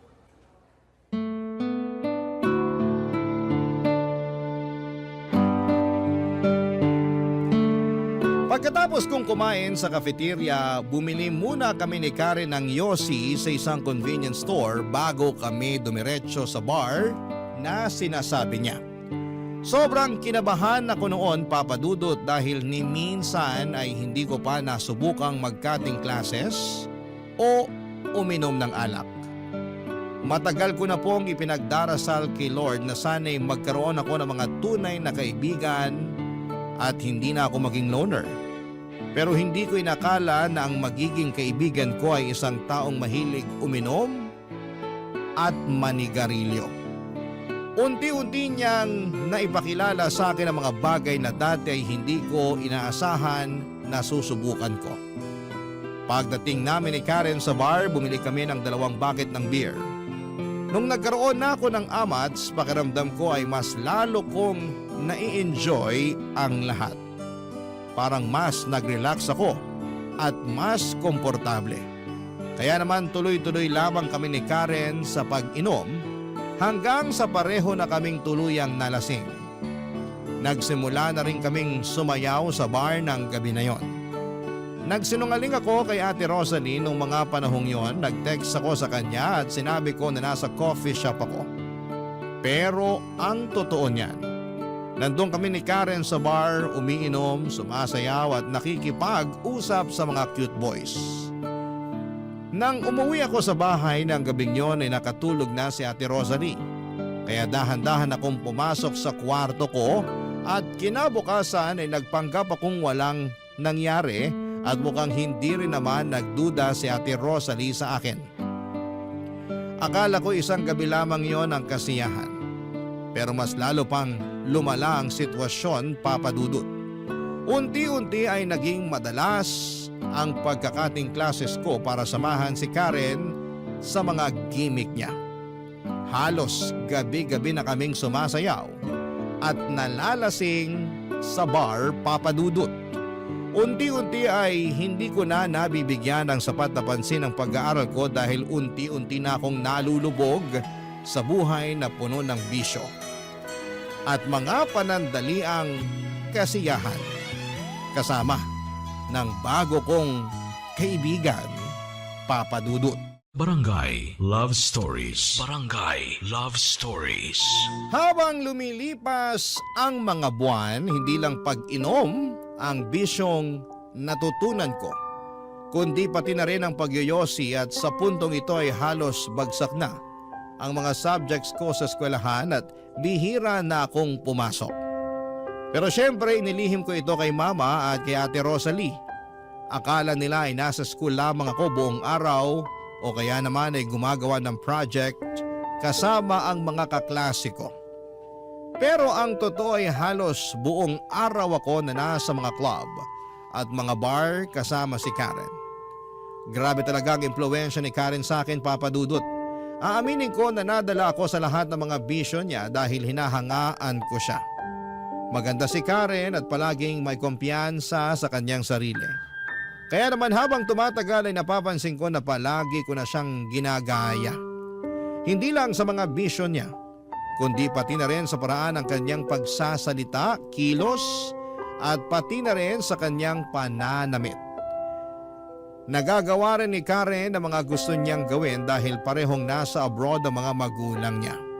Tulad ko ay pinapadalhan lamang siya ng allowance ng mga magulang niya kaya malaya kaming dalawa na gawin ang mga bagay na gusto namin ng walang nakakaalam Kabilang na dito ang pagyoyosi. Nung una, hindi ko talaga nagustuhan ang lasa ng sigarilyo. Ubo ako ng ubo noong mga panahon na yon at pakiramdam ko ay aatakihin ako ng hika. Pero habang tumatagal ay nasanay ako at unti-unti kong nagustuhan ang pagyoyosi. Lalo na kapag may kasamang beer. Halos araw-araw na kaming nagyoyosi ni Karen kaya naging parte na rin po ito ng routine namin. Noong time na yon, inggit na inggit ako kay Karen dahil umuupa siya ng apartment at wala siyang ibang kasama kasi nasa ibang bansa nga ang mga magulang niya. Samantalang ako ay kailangan ko pang mag-ingat at ilihim ang lahat kay Ate Rosalie. Alam ko kasi na kapag nalaman niya na hindi na ako nag-aaral ng maayos at natuto na akong uminom at manigarilyo, panigurado na makakarating po ito kay Mama. Pero habang tumatagal ay mas lalo akong gumaling sa paglilihim at pagpapanggap kay Ate Rosalie para hindi niya malaman ang katotohanan.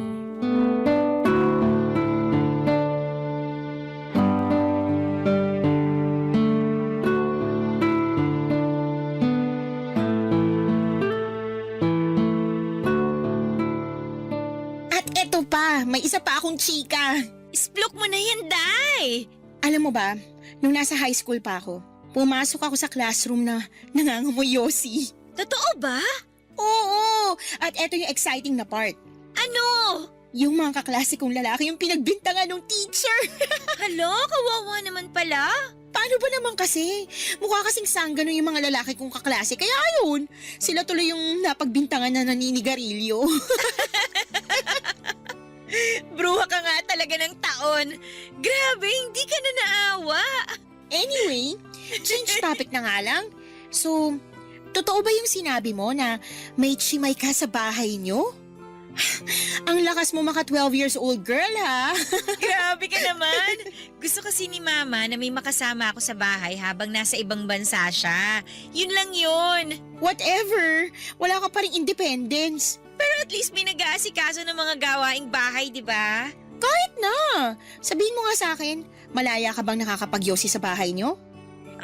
Hindi. Mismo, kasi may chimay ka. Tingnan mo ko, malaya ako nagagawa ang lahat ng gusto kong gawin kasi mag-isa lang ako. Kahit ubusin ko pa yung isang kahan ng sigarilyo sa kwarto ko, walang makakapansin at walang magagalit kasi may freedom ako. Oo na, nagyayabang ka na naman. Eh di ikaw na yung may freedom. Ay naku girl, kung ako sa'yo, kausapin mo yung mama mo na paalisin na yung si... Sino ulit yun? Si Ate Rosalie. Oh yun, si Chimay. Ay hala, teka lang. Oh, ba't mukhang hindi ka mapakali dyan? Kailangan kong tawagan si Ate Rosalie. Baka magtaka mamaya yun kung bakit hindi pa ako nakakauwi. Ano ba naman yan? Nakakaloka. Shh, eto na.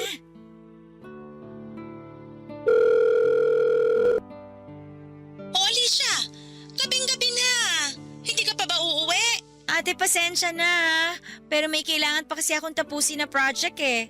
Oy, napapansin ko na napapadalas na yung project na yan ha. Sigurado ka bang yan ang inaasikaso mo? Baka mamaya kung saan-saan ka na nagpupunta ha? Akin na. Ha? Bakit? Ako na bahala dyan. Ibigay mo na lang sa akin yung cellphone. Ako nakakausap dyan. Sige na nga. Oh, eto. Hello po? Sino to? Si Karen po to, kaklase ni Alicia. Kayo po ba si Ate Rosalie? Oo, bakit? Naku, Ate Rosalie, pasensya na po kayo ha. Pero nasa coffee shop po kasi kami ni Alicia eh. May tinatapos lang kami na project. Ganun ba? Gusto niyo ba sunduin ko na lang kayo dyan sa coffee shop? Ay naku po, wag na. Nakakahiya naman. Wag po kayo mag-alala. Uuwi na rin po kami mamaya. Sige, basta mag-ingat kayo. Okay po, bye! Hala? Ang bilis mo naman napaniwala si Ate Rosalie. Ako pa ba? Ang dami kasing sinasabi ng chimay mo eh. Panira ng trip. Kaya ayan, ginawan ko na ng paraan. So ano, hindi ka man lang ba magte-thank you sa akin? Salamat. OMG, ayan na! Magsisimula na yung sayawan! Wait lang girl! Bago tayo sumayaw, yosi naman muna tayo sa labas oh. Sige na nga! Dala mo ba yung lighter mo? Ay wala, pero may posporo ako. Halika na nga! Nang mga panahong yon ay sobrang na-enjoy ko talaga ang pagkakaibigan namin ni Karen. Noong high school pa lamang ako, Papa Dudut, nilalayuan ako ng mga tao at halos walang nakikipag-usap sa akin, pero nang makilala ko si Karen, pakiramdam ko po ay nagbago ang lahat. Para na rin ako naging cool kid. Ramdam ko na may kasama na ako at may taong tumatanggap sa akin. Pero Papa Dudut, natapos din ang masasayang araw na yon dahil halos binagsak ko na lahat ng subjects ko sa school. Alam kong kapag nalaman ito ni Mama at ni Ate Rosalie ay tiyak na maghahalo ang balat sa tinalupan. Kaya agad akong lumapit kay Karen para maghanap ng karamay. At hindi na rin ako nagulat nang malaman ko na ganon din ang sitwasyon ni Karen sa eskwelahan. Puro bagsak din ang grades niya at wala itong naipasa na subject. Pero ang kinagulat ko lang talaga ay mukhang hindi man lang nabahala si Karen sa dami ng subjects na ibinagsak niya. Dito na niya inamin na may kakilala siyang marunong mag-photoshop ng school records. Ngunit may kapalit na malaking halaga. Agad ako nagpatulong sa kakilala niya at nagawa rin itong i-photoshop ang mga grades ko. Ipinakita ko ang peking school records kina Mama at Ate Rosalie at sobrang natuwa sila sa akin. Pero ang hindi nila alam, lahat ng yon ay isang malaking kasinungalingan lamang. Aaminin ko, Papa Dudut, na sobrang nakonsensya ako noon, lalo na nang magpadala si Mama ng pera para sa enrollment ko sa paparating na second semester. Ang hindi niya alam ay magiging irregular student na ako dahil uulitin ko ang lahat ng subjects na nabagsak ko noong first semester. Habang tumatagal ay mas lalo lamang akong na-stress sa mga pinagdadaanan ko, kaya nagsimula akong magyosi sa kwarto ko para maibsan ang kaba ko kahit papaano. At para naman matakpan ang amoy ng sigarilyo, bumili ako ng iba't ibang pabango, perfume, air freshener at scented candle. At para hindi maamoy ni Ate Rosalie ang usok ay tinatakpan ko pa ang ilalim ng pintuan ng kumot para hindi lumabas ang amoy, Papa Dudut.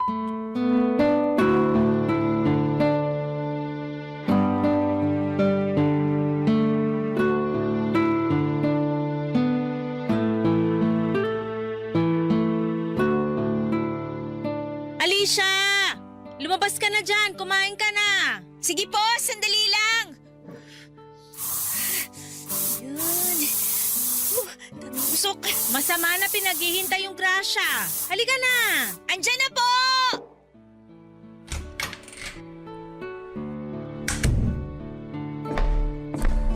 Pambihira ka talagang bata ka. Ba't ang tagal mo lumabas ng kwarto, ha? Pasensya na po. May pinapanood lang kasi akong teleserye. Kumain ka na dyan. Pinagluto kita ng adobo. Ay, salamat. Sige, dyan ka na muna. Maglilinis na muna ako.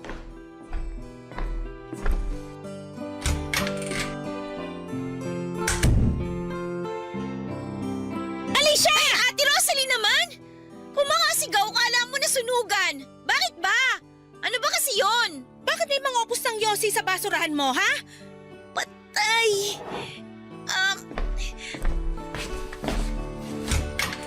At kailan ka pa natutong manigarilyo, ha? Ano? Magsasalita ka, isusumbong kita sa mama mo. Ate, nagmamakaawa ako sa'yo. Please, sana naman wag makarating to kay mama. Oh, inamin ko na. Nagyosi ako. Ano ka ba naman, Alicia? Hindi mo ba alam na yung mga ganitong klaseng bisyo, dadalin mo yan hanggang sa pagtanda mo? Maniwala ka sa akin, ikakapahamak mo lang yung pagyosi mo kung ipagpapatuloy mo yan. Oo na, promise. Hindi ko na po talaga uulitin. Sigurado na ba yan? Oo, pangako. O siya, sige. Sige na, kumain ka na doon. Mamaya na lang ako kakain. Dito na muna ako. Sige na po. Ay, kung ganun ako na lang muna lalabas ng kwarto mo. Kailangan ko na malamig na tubig. Bigla ako na high blood sa'yo. Ay, naku, paano ba to? Nasaan na ba yung cellphone ko? Ito.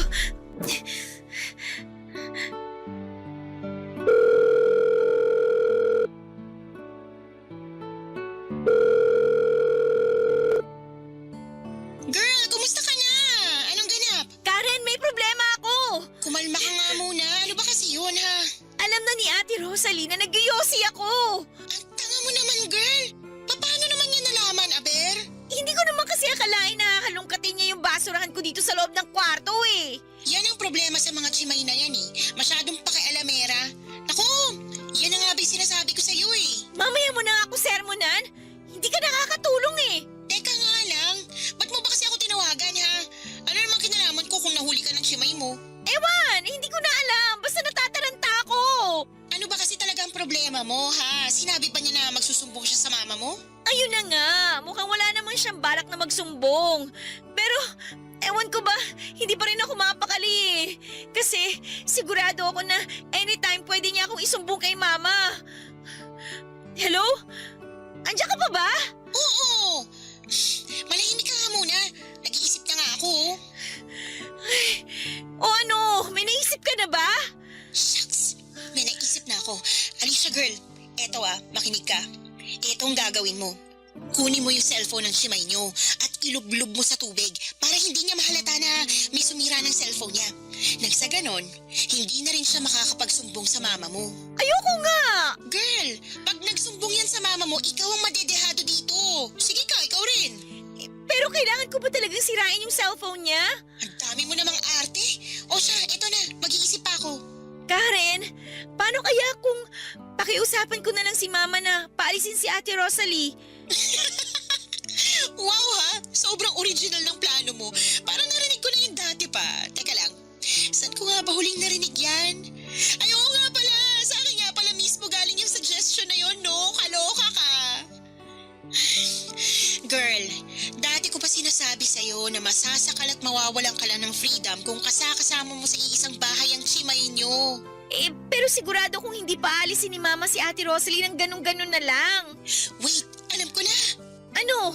Kailangan nating siraan yung chimay mo para yung mama mo na mismo magpaalis sa kanya. Kailangan pa talaga natin siyang siraan? Alam mo ikaw, ang dami mong arte. Oo, eto, makinig ka. Pagmumukain nating magnanakaw yung chimay mo para mawala ng tiwala yung mama mo sa kanya. Pero Karen... Naaalibad para na ako sa'yo. So ano, gagawin mo ba o hintayin na lang natin na isuplong ka ng Rosalie na yun sa mama mo? Sige na nga! Okay, ganito, makinig ka. May naisip si Karen na plano kung paano namin mapapatanggal sa trabaho si Ate Rosalie. Sabi niya ay dapat naming pagmukaing magnanakaw si Ate Rosalie para kusa na siyang sisitahin ni Mama. At para mangyari yon ay kailangan daw ilagay ko ang mga importanteng gamit ko tulad ng laptop at wallet sa bag ni Ate Rosalie. At kailangan ko raw itong i-video para maipakita kay Mama. Naniniwala si Karen na magiging epektibo ang plano dahil hindi pa nag-iisang taon mula nang mamasukan si Ate Rosalie sa amin. At tiyak daw na masisira ang tiwala ni Mama sa kanya. Hindi ako sumang-ayon sa suggestion ni Karen kasi alam kong naghahanap buhay lamang si Ate Rosalie. Oo, may mga nagawa akong kalokohan at kabalastugan pero hindi ko na. Hindi ako masamang tao at hindi ko kayang gawin yon. At hindi ko kayang sirain ang hanap buhay ng iba. Kaya sinabi ko kay Karen na hindi ko na itutuloy ang plano namin. Lumipas sa mga araw at mukhang naging okay na naman ang lahat. Hindi na nagsumbong si Ate Rosalie tungkol sa pagyoyosi ko pero patuloy pa rin kami ni Karen sa pagkakating classes at pagpunta sa mga bar at club. Nang mga panahong yon ay gusto ko na talagang magbago pero hindi ko talaga kayang tanggihan si Karen. Kapag niyayaya niya akong uminom at magyosi kasi nai-enjoy ko naman siyang kasama. At isa pa ang hirap aminin kina Ate Rosalie at Mama na nabagsak ko lahat ng subjects ko noong first semester. Kaya naging irregular student na ako sa second semester. Kaya tuwing naiisip ko yon ay napapayosi at napapainom na lamang ako para makalimutan ko ang mga problema ko. Hindi ko talaga napapansin na unti-unti kong sinisira ang sarili ko ng mga panahong yon. At habang tumatagal, mas lalong dumarami ang tukso sa akin para gumawa ng masama. Lalo na noong nahuli ako ni Ate Rosalie na nagyoyosi sa kwarto. Nang araw na yon ay nagbanta siya na isusumbong na niya ako kay Mama. At dito na talaga ako kinabahan, Papa Dudut. Para na akong masusuka sa nerbiyos ng mga panahon na yon at doon ko na napagtanto na gusto ko talagang isalba ang sarili ko. Kailangan ko nang kumilos sa lalong madaling panahon. Barangay Love Stories. Barangay Love Stories. Nagawa ko ang isang bagay na hindi ko akalain na magagawa ko. Palihim kong nilagay ang mga gadgets at wallet ko sa maleta ni Ate Rosalie. Nang nagkausap na si Ate Rosalie at si Mama, binaligtad ko ang kwento. Sinabi ko kay Mama na sinisiraan lamang ako ni Ate Rosalie at matagal na niya akong ninanakawan. Ipinakita ko kay Mama ang maleta ni Ate Rosalie at doon nakita ni Mama ang mga gadgets at wallet na ako lang din mismo ang naglagay. Mariin namang itinanggi ni Ate Rosalie na may kinalaman siya sa pagkuha ng mga gamit ko. Pero hindi siya pinaniwalaan ni Mama. Nang matapos ang video call, namumula sa kakaiyak si Ate Rosalie at hindi na niya ako nagawang kausapin. Mas pinaniwalaan ako ni Mama dahil ilang buwan pa lamang ang nakakalipas simula nang namasukan si Ate Rosalie sa amin. Kaya mas naging kapanipaniwala ang kwento ko tungkol sa pagnanakaw niya. Ginawa ko po ang lahat ng yon dahil ayokong masira ang relasyon ko kay Mama. Aaminin ko na sobrang bigat sa puso ko at sobrang nakokonsensya ako sa ginawa ko na pagmukhaing magnanakaw si Ate Rosalie. Pero pakiramdam ko ng mga panahong yon ay wala na akong ibang choice. Mahal ko po si Ate Rosalie pero mas pinili kong iligtas ang sarili ko para hindi ako masira kay Mama, Papa Dudut.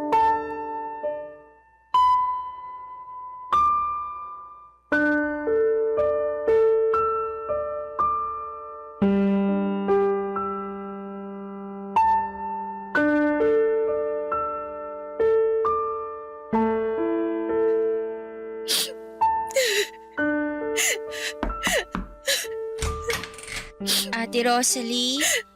Alicia! Paano mo nagawa sa akin to, ha? Ate... Huwag mo akong maate-ate! Kasi kung ate ang tingin mo sa akin, hindi mo magagawa yung ginawa mo sa akin. Pinagkatiwalaan kita, Alicia. Parang pamilya na yung tingin ko sa'yo, pero hindi ko akalain na yung taong tinuring kong pamilya, siya rin pala yung tatraitor sa akin.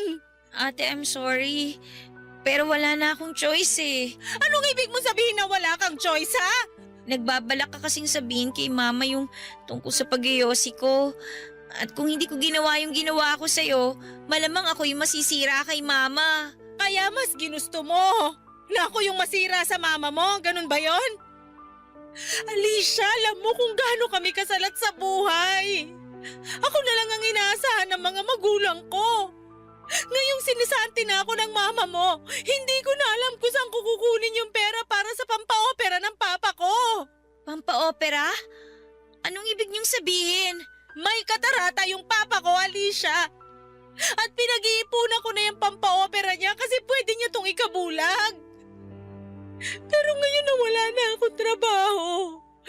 Hindi ko na alam kung may pag-asa pa na makakita ng maayos yung Papa ko. Hala ate, I'm sorry. Hindi ko alam. Pues ngayong alam mo na. Babawiin mo na ba sa Mama mo lahat ng mga kasinungaling yung pinagsasabi mo tungkol sa akin? Kung ganon, wala na tayong dapat pag-usapan pa. At huwag kang mag-alala kasi matutupad na yung hiling mo. Aalis na ako dito sa Makalawa. Hinihintay ko na lang yung huling sahod ko at yung kasambahay na tinawagan ng Mama mo para pumalit sa akin. Ate, sorry talaga. Bakit? Magagamot ba ng sorry mo yung Papa ko? Hindi naman, di ba? Alam mo ba kung gaano kasakit yung ginagawa mo ng maayos yung trabaho mo pero napagbibintangan ka sa isang bagay na hindi mo namang ginawa? Sige na, Alicia, umalis ka na bago ko tuluyang makalimutan na may pinagsamahan tayo. Pero ate... Sige na! Umalis ka na! Nasaan ba si Karen ngayon? Kailangan ko siya.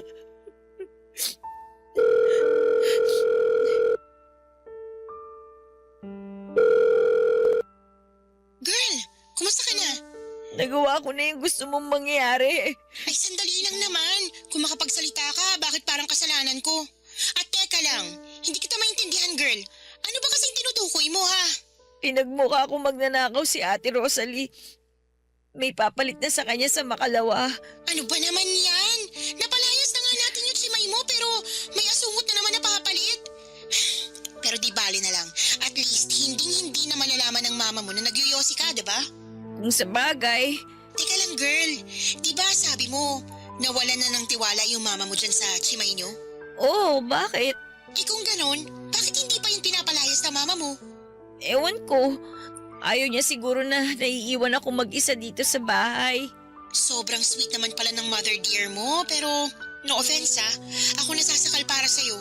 Kawawa ka naman pala, girl. Huwag na nga natin pag-usapan to. Relax ka lang. Ito naman masyadong high blood. Pasensya ka na ha. Nainis lang kasi ako sa sarili ko eh.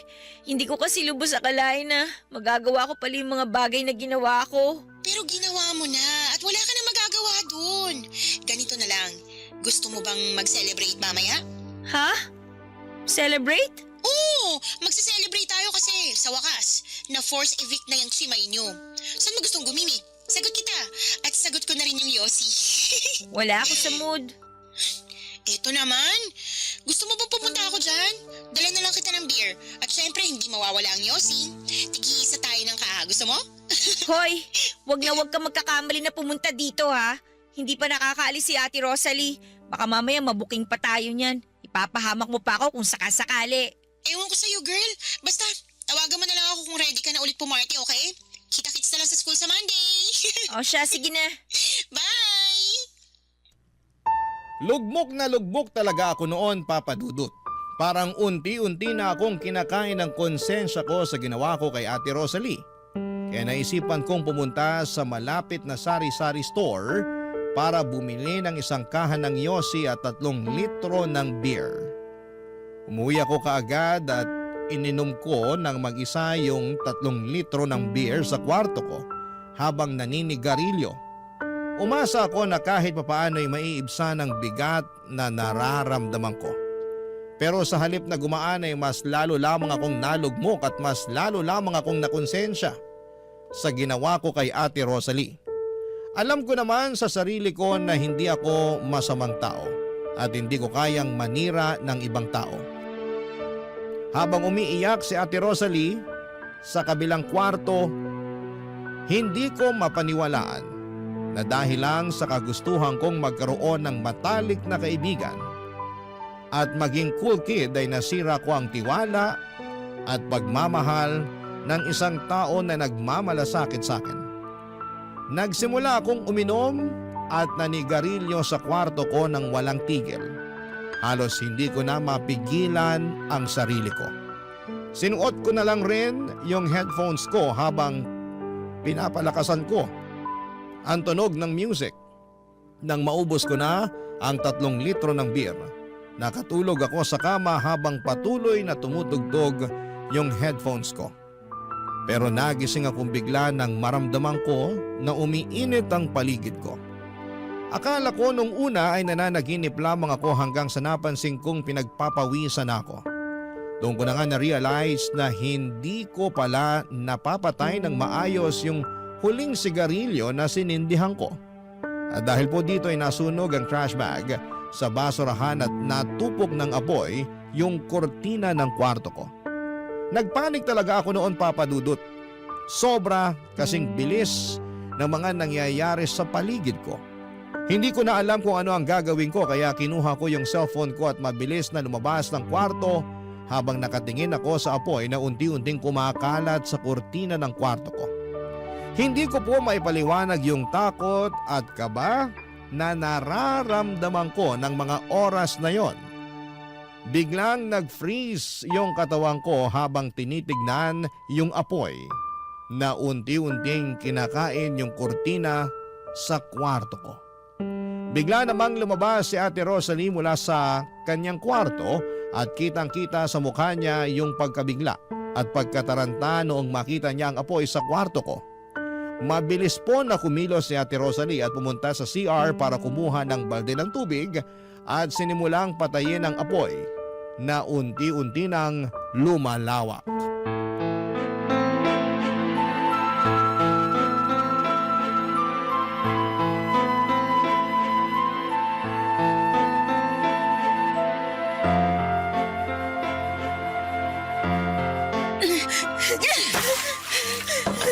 Diyos ko! Salamat po! Buti na lang naapula na yung apoy. Alicia, ayos ka lang? Mabuti na lang naagapan natin agad yung apoy. At mabuti na lang talaga walang masamang nangyari sa'yo. Hoy Alicia! Magsalita ka nga! Namumutla ka na! Ano, ayos ka lang ba? Ate Rosalie! I'm sorry! Tama na yan. Hindi mo deserve yung ginawa ko sa'yo. Huwag mo nang isipin yon. Ang importante, ligtas ka. Ate, mapapatawad mo pa ba ako? Ang totoo niyan, hanggang ngayon masama pa rin yung loob ko sa ginawa mo sa akin. Pero hindi ibig sabihin nun na kinamumuhian na kita. Siyempre ayoko namang may masamang mangyari sa'yo. Ate, I'm sorry. Pangako ko, itatama ko na lahat ng pagkakamali ko. Sasabihin ko na kay Mama yung totoo na wala kang kasalanan. Na pakanako lang ang lahat-lahat ng ito. Talaga ba? Gagawin mo yon para sa akin? Ate Rosalie, niligtas mo yung buhay ko. At kung hindi dahil sa'yo, malamang pinaglalamayan na ako ngayon. Ano ka ba? Huwag ka nga magsalita ng ganyan. Ate Rosalie, pwede ba kitang mayakap? Halika dito. Oo naman. Ate, sorry talaga. Patawarin mo ako, please. Huwag kang mag-alala. Pinapatawad na kita. Nga pala, kailangan kong sabihin sa mama mo tong nangyari sa kwarto mo. Diyan ka lang ha. Kukunin ko lang yung cellphone sa kwarto.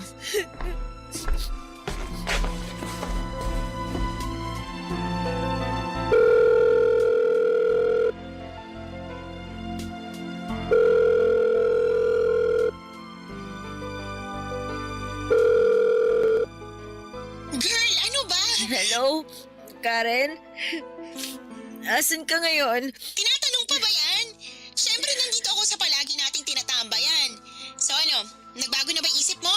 Halika, join ka! Karen, kailangan ko ng kaibigan ngayon. Asus, ang drama-drama mo naman.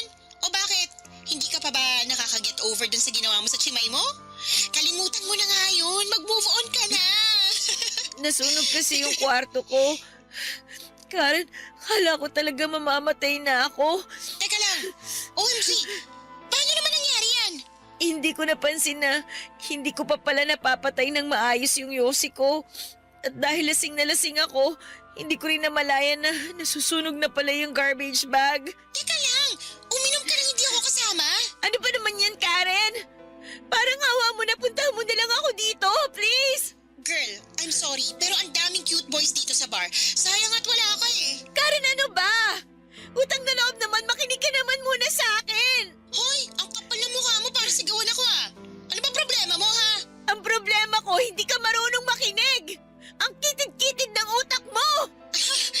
Ako? Makitid ang utak? Bakit? Kaninong kwarto bang nasunog dahil sa sarili niyang katangahan? Hindi ba't kwarto mo? Talaga ba, Karen? Ngayon mo ba talaga ako pagsasalitaan ng ganyan? Bad trip ka eh. Hito nagsasayo yung tao dito. Panira ka ng amats. Alam mo, kung kaharap lang kita ngayon, malamang kanina pa kita nasampal. At kung kaharap lang kita dito ngayon, malamang kanina pa kita sinabunutan. Huwag mo ako susubukan, Alicia. Ang kapal ng mukha mo para sigaw-sigawan ako. Hoy, FYI lang ha, hindi mo ako chimay. Anong klaseng kaibigan ka, ha? Wala ka na ba talaga natitirang awa? Awa? Paano ko maaawa sa'yo? Tatanga-tanga ka. At isa pa, kasalanan mo rin naman yung nangyari sa'yo, kaya manigas ka dyan. Sa susunod na makita kita, Maganda ka kasi susunugin kita ng buhay. Ay girl, wag kang ganyan. Pasok sa death threat yung mga pinagsasabi mo sa akin. Baka kasuhan kita, sige ka. Talaga ba? Paano kaya kung sabihin ko sa school yung ginagawa mong pamimeki ng records? Sigurado ako ma-expel ka at makakarating sa mga magulang mo yung kabulastugang ginagawa mo. Kung makapagsalita ka, akala mo naman ang linis-linis mo. Nakinabang ka rin naman dun ah. Hindi mo na pwedeng gamitin yan laban sa akin kasi simula sa araw na to, itatama ko na lahat ng mga pagkakamali ko. Mga pagkakamaling nagawa ko nang dahil na rin sa mga panunulsol mo sa akin. Bahala ka na nga sa buhay mo. Diyan ka na nga. Wala kang kwentang kaibigan! Pagkatapos noon, Papa Dudut, na-realize ko talaga kung gaano kaikli ang buhay at hindi natin alam kung kailan po ito matatapos. Kaya naman minabuti kong itama ang lahat ng pagkakamali ko. Nang sinabi ni Ate Rosalie kay Mama na nasunog ang kwarto ko ay sobrang nagulat si Mama. Pero nagpapasalamat siya dahil pareho kaming ligtas ni Ate Rosalie. Sa mga oras na yon ay inamin ko na rin kay Mama ang lahat, yung pag-inom ko ng alak, yung pamimeke ko sa school records, pati na rin yung pagyoyosi ko. At yun po ang naging dahilan ng sunog sa kwarto ko. Inamin ko rin kay Mama na sinet up ko lamang si Ate Rosalie para siraan siya. Galit na galit si Mama ng mga oras na yon. At kitang-kita ko kung gaano siya na-stress sa mga inamin ko. Nakonsensya ako sa mga nagawa ko pero sa wakas, hindi ko na kailangang pang magtago o maglihim. Sa puntong yon ng buhay ko ay masasabi ko na may kalayaan ako. Kalayaang nagsimula dahil sa pag-amin ko sa katotohanan. Tinapos ko na rin po ang pagkakaibigan namin ni Karen pagkatapos ng huli naming pag-uusap. Wala na po akong naging balita sa kanya dahil pinalipat na ako ng school ni Mama at mula noon ay nawala na siya ng tiwala sa akin kaya mahigpit na niya akong pinababantayan kay Ate Rosalie. Pero kahit na ganun pa man ay masaya ako dahil magkasama pa rin kami ni Ate Rosalie hanggang ngayon. Nasa college pa rin po ako at kumukuha ng kursong education. Sa awa ng Diyos ay naipapasa ko ang lahat ng subjects ko at hindi na ako bumalik pa sa buhay na puno ng bisyo at kasinungalingan. Papa Dudut, dito ko na po tatapusin ang kwento ng buhay ko at sana po ay matanggap ninyo ang sulat ko na ito dahil sigurado akong pareho kaming matutuwa ni Ate Rosalie na marinig namin ang aming kwento sa radyo.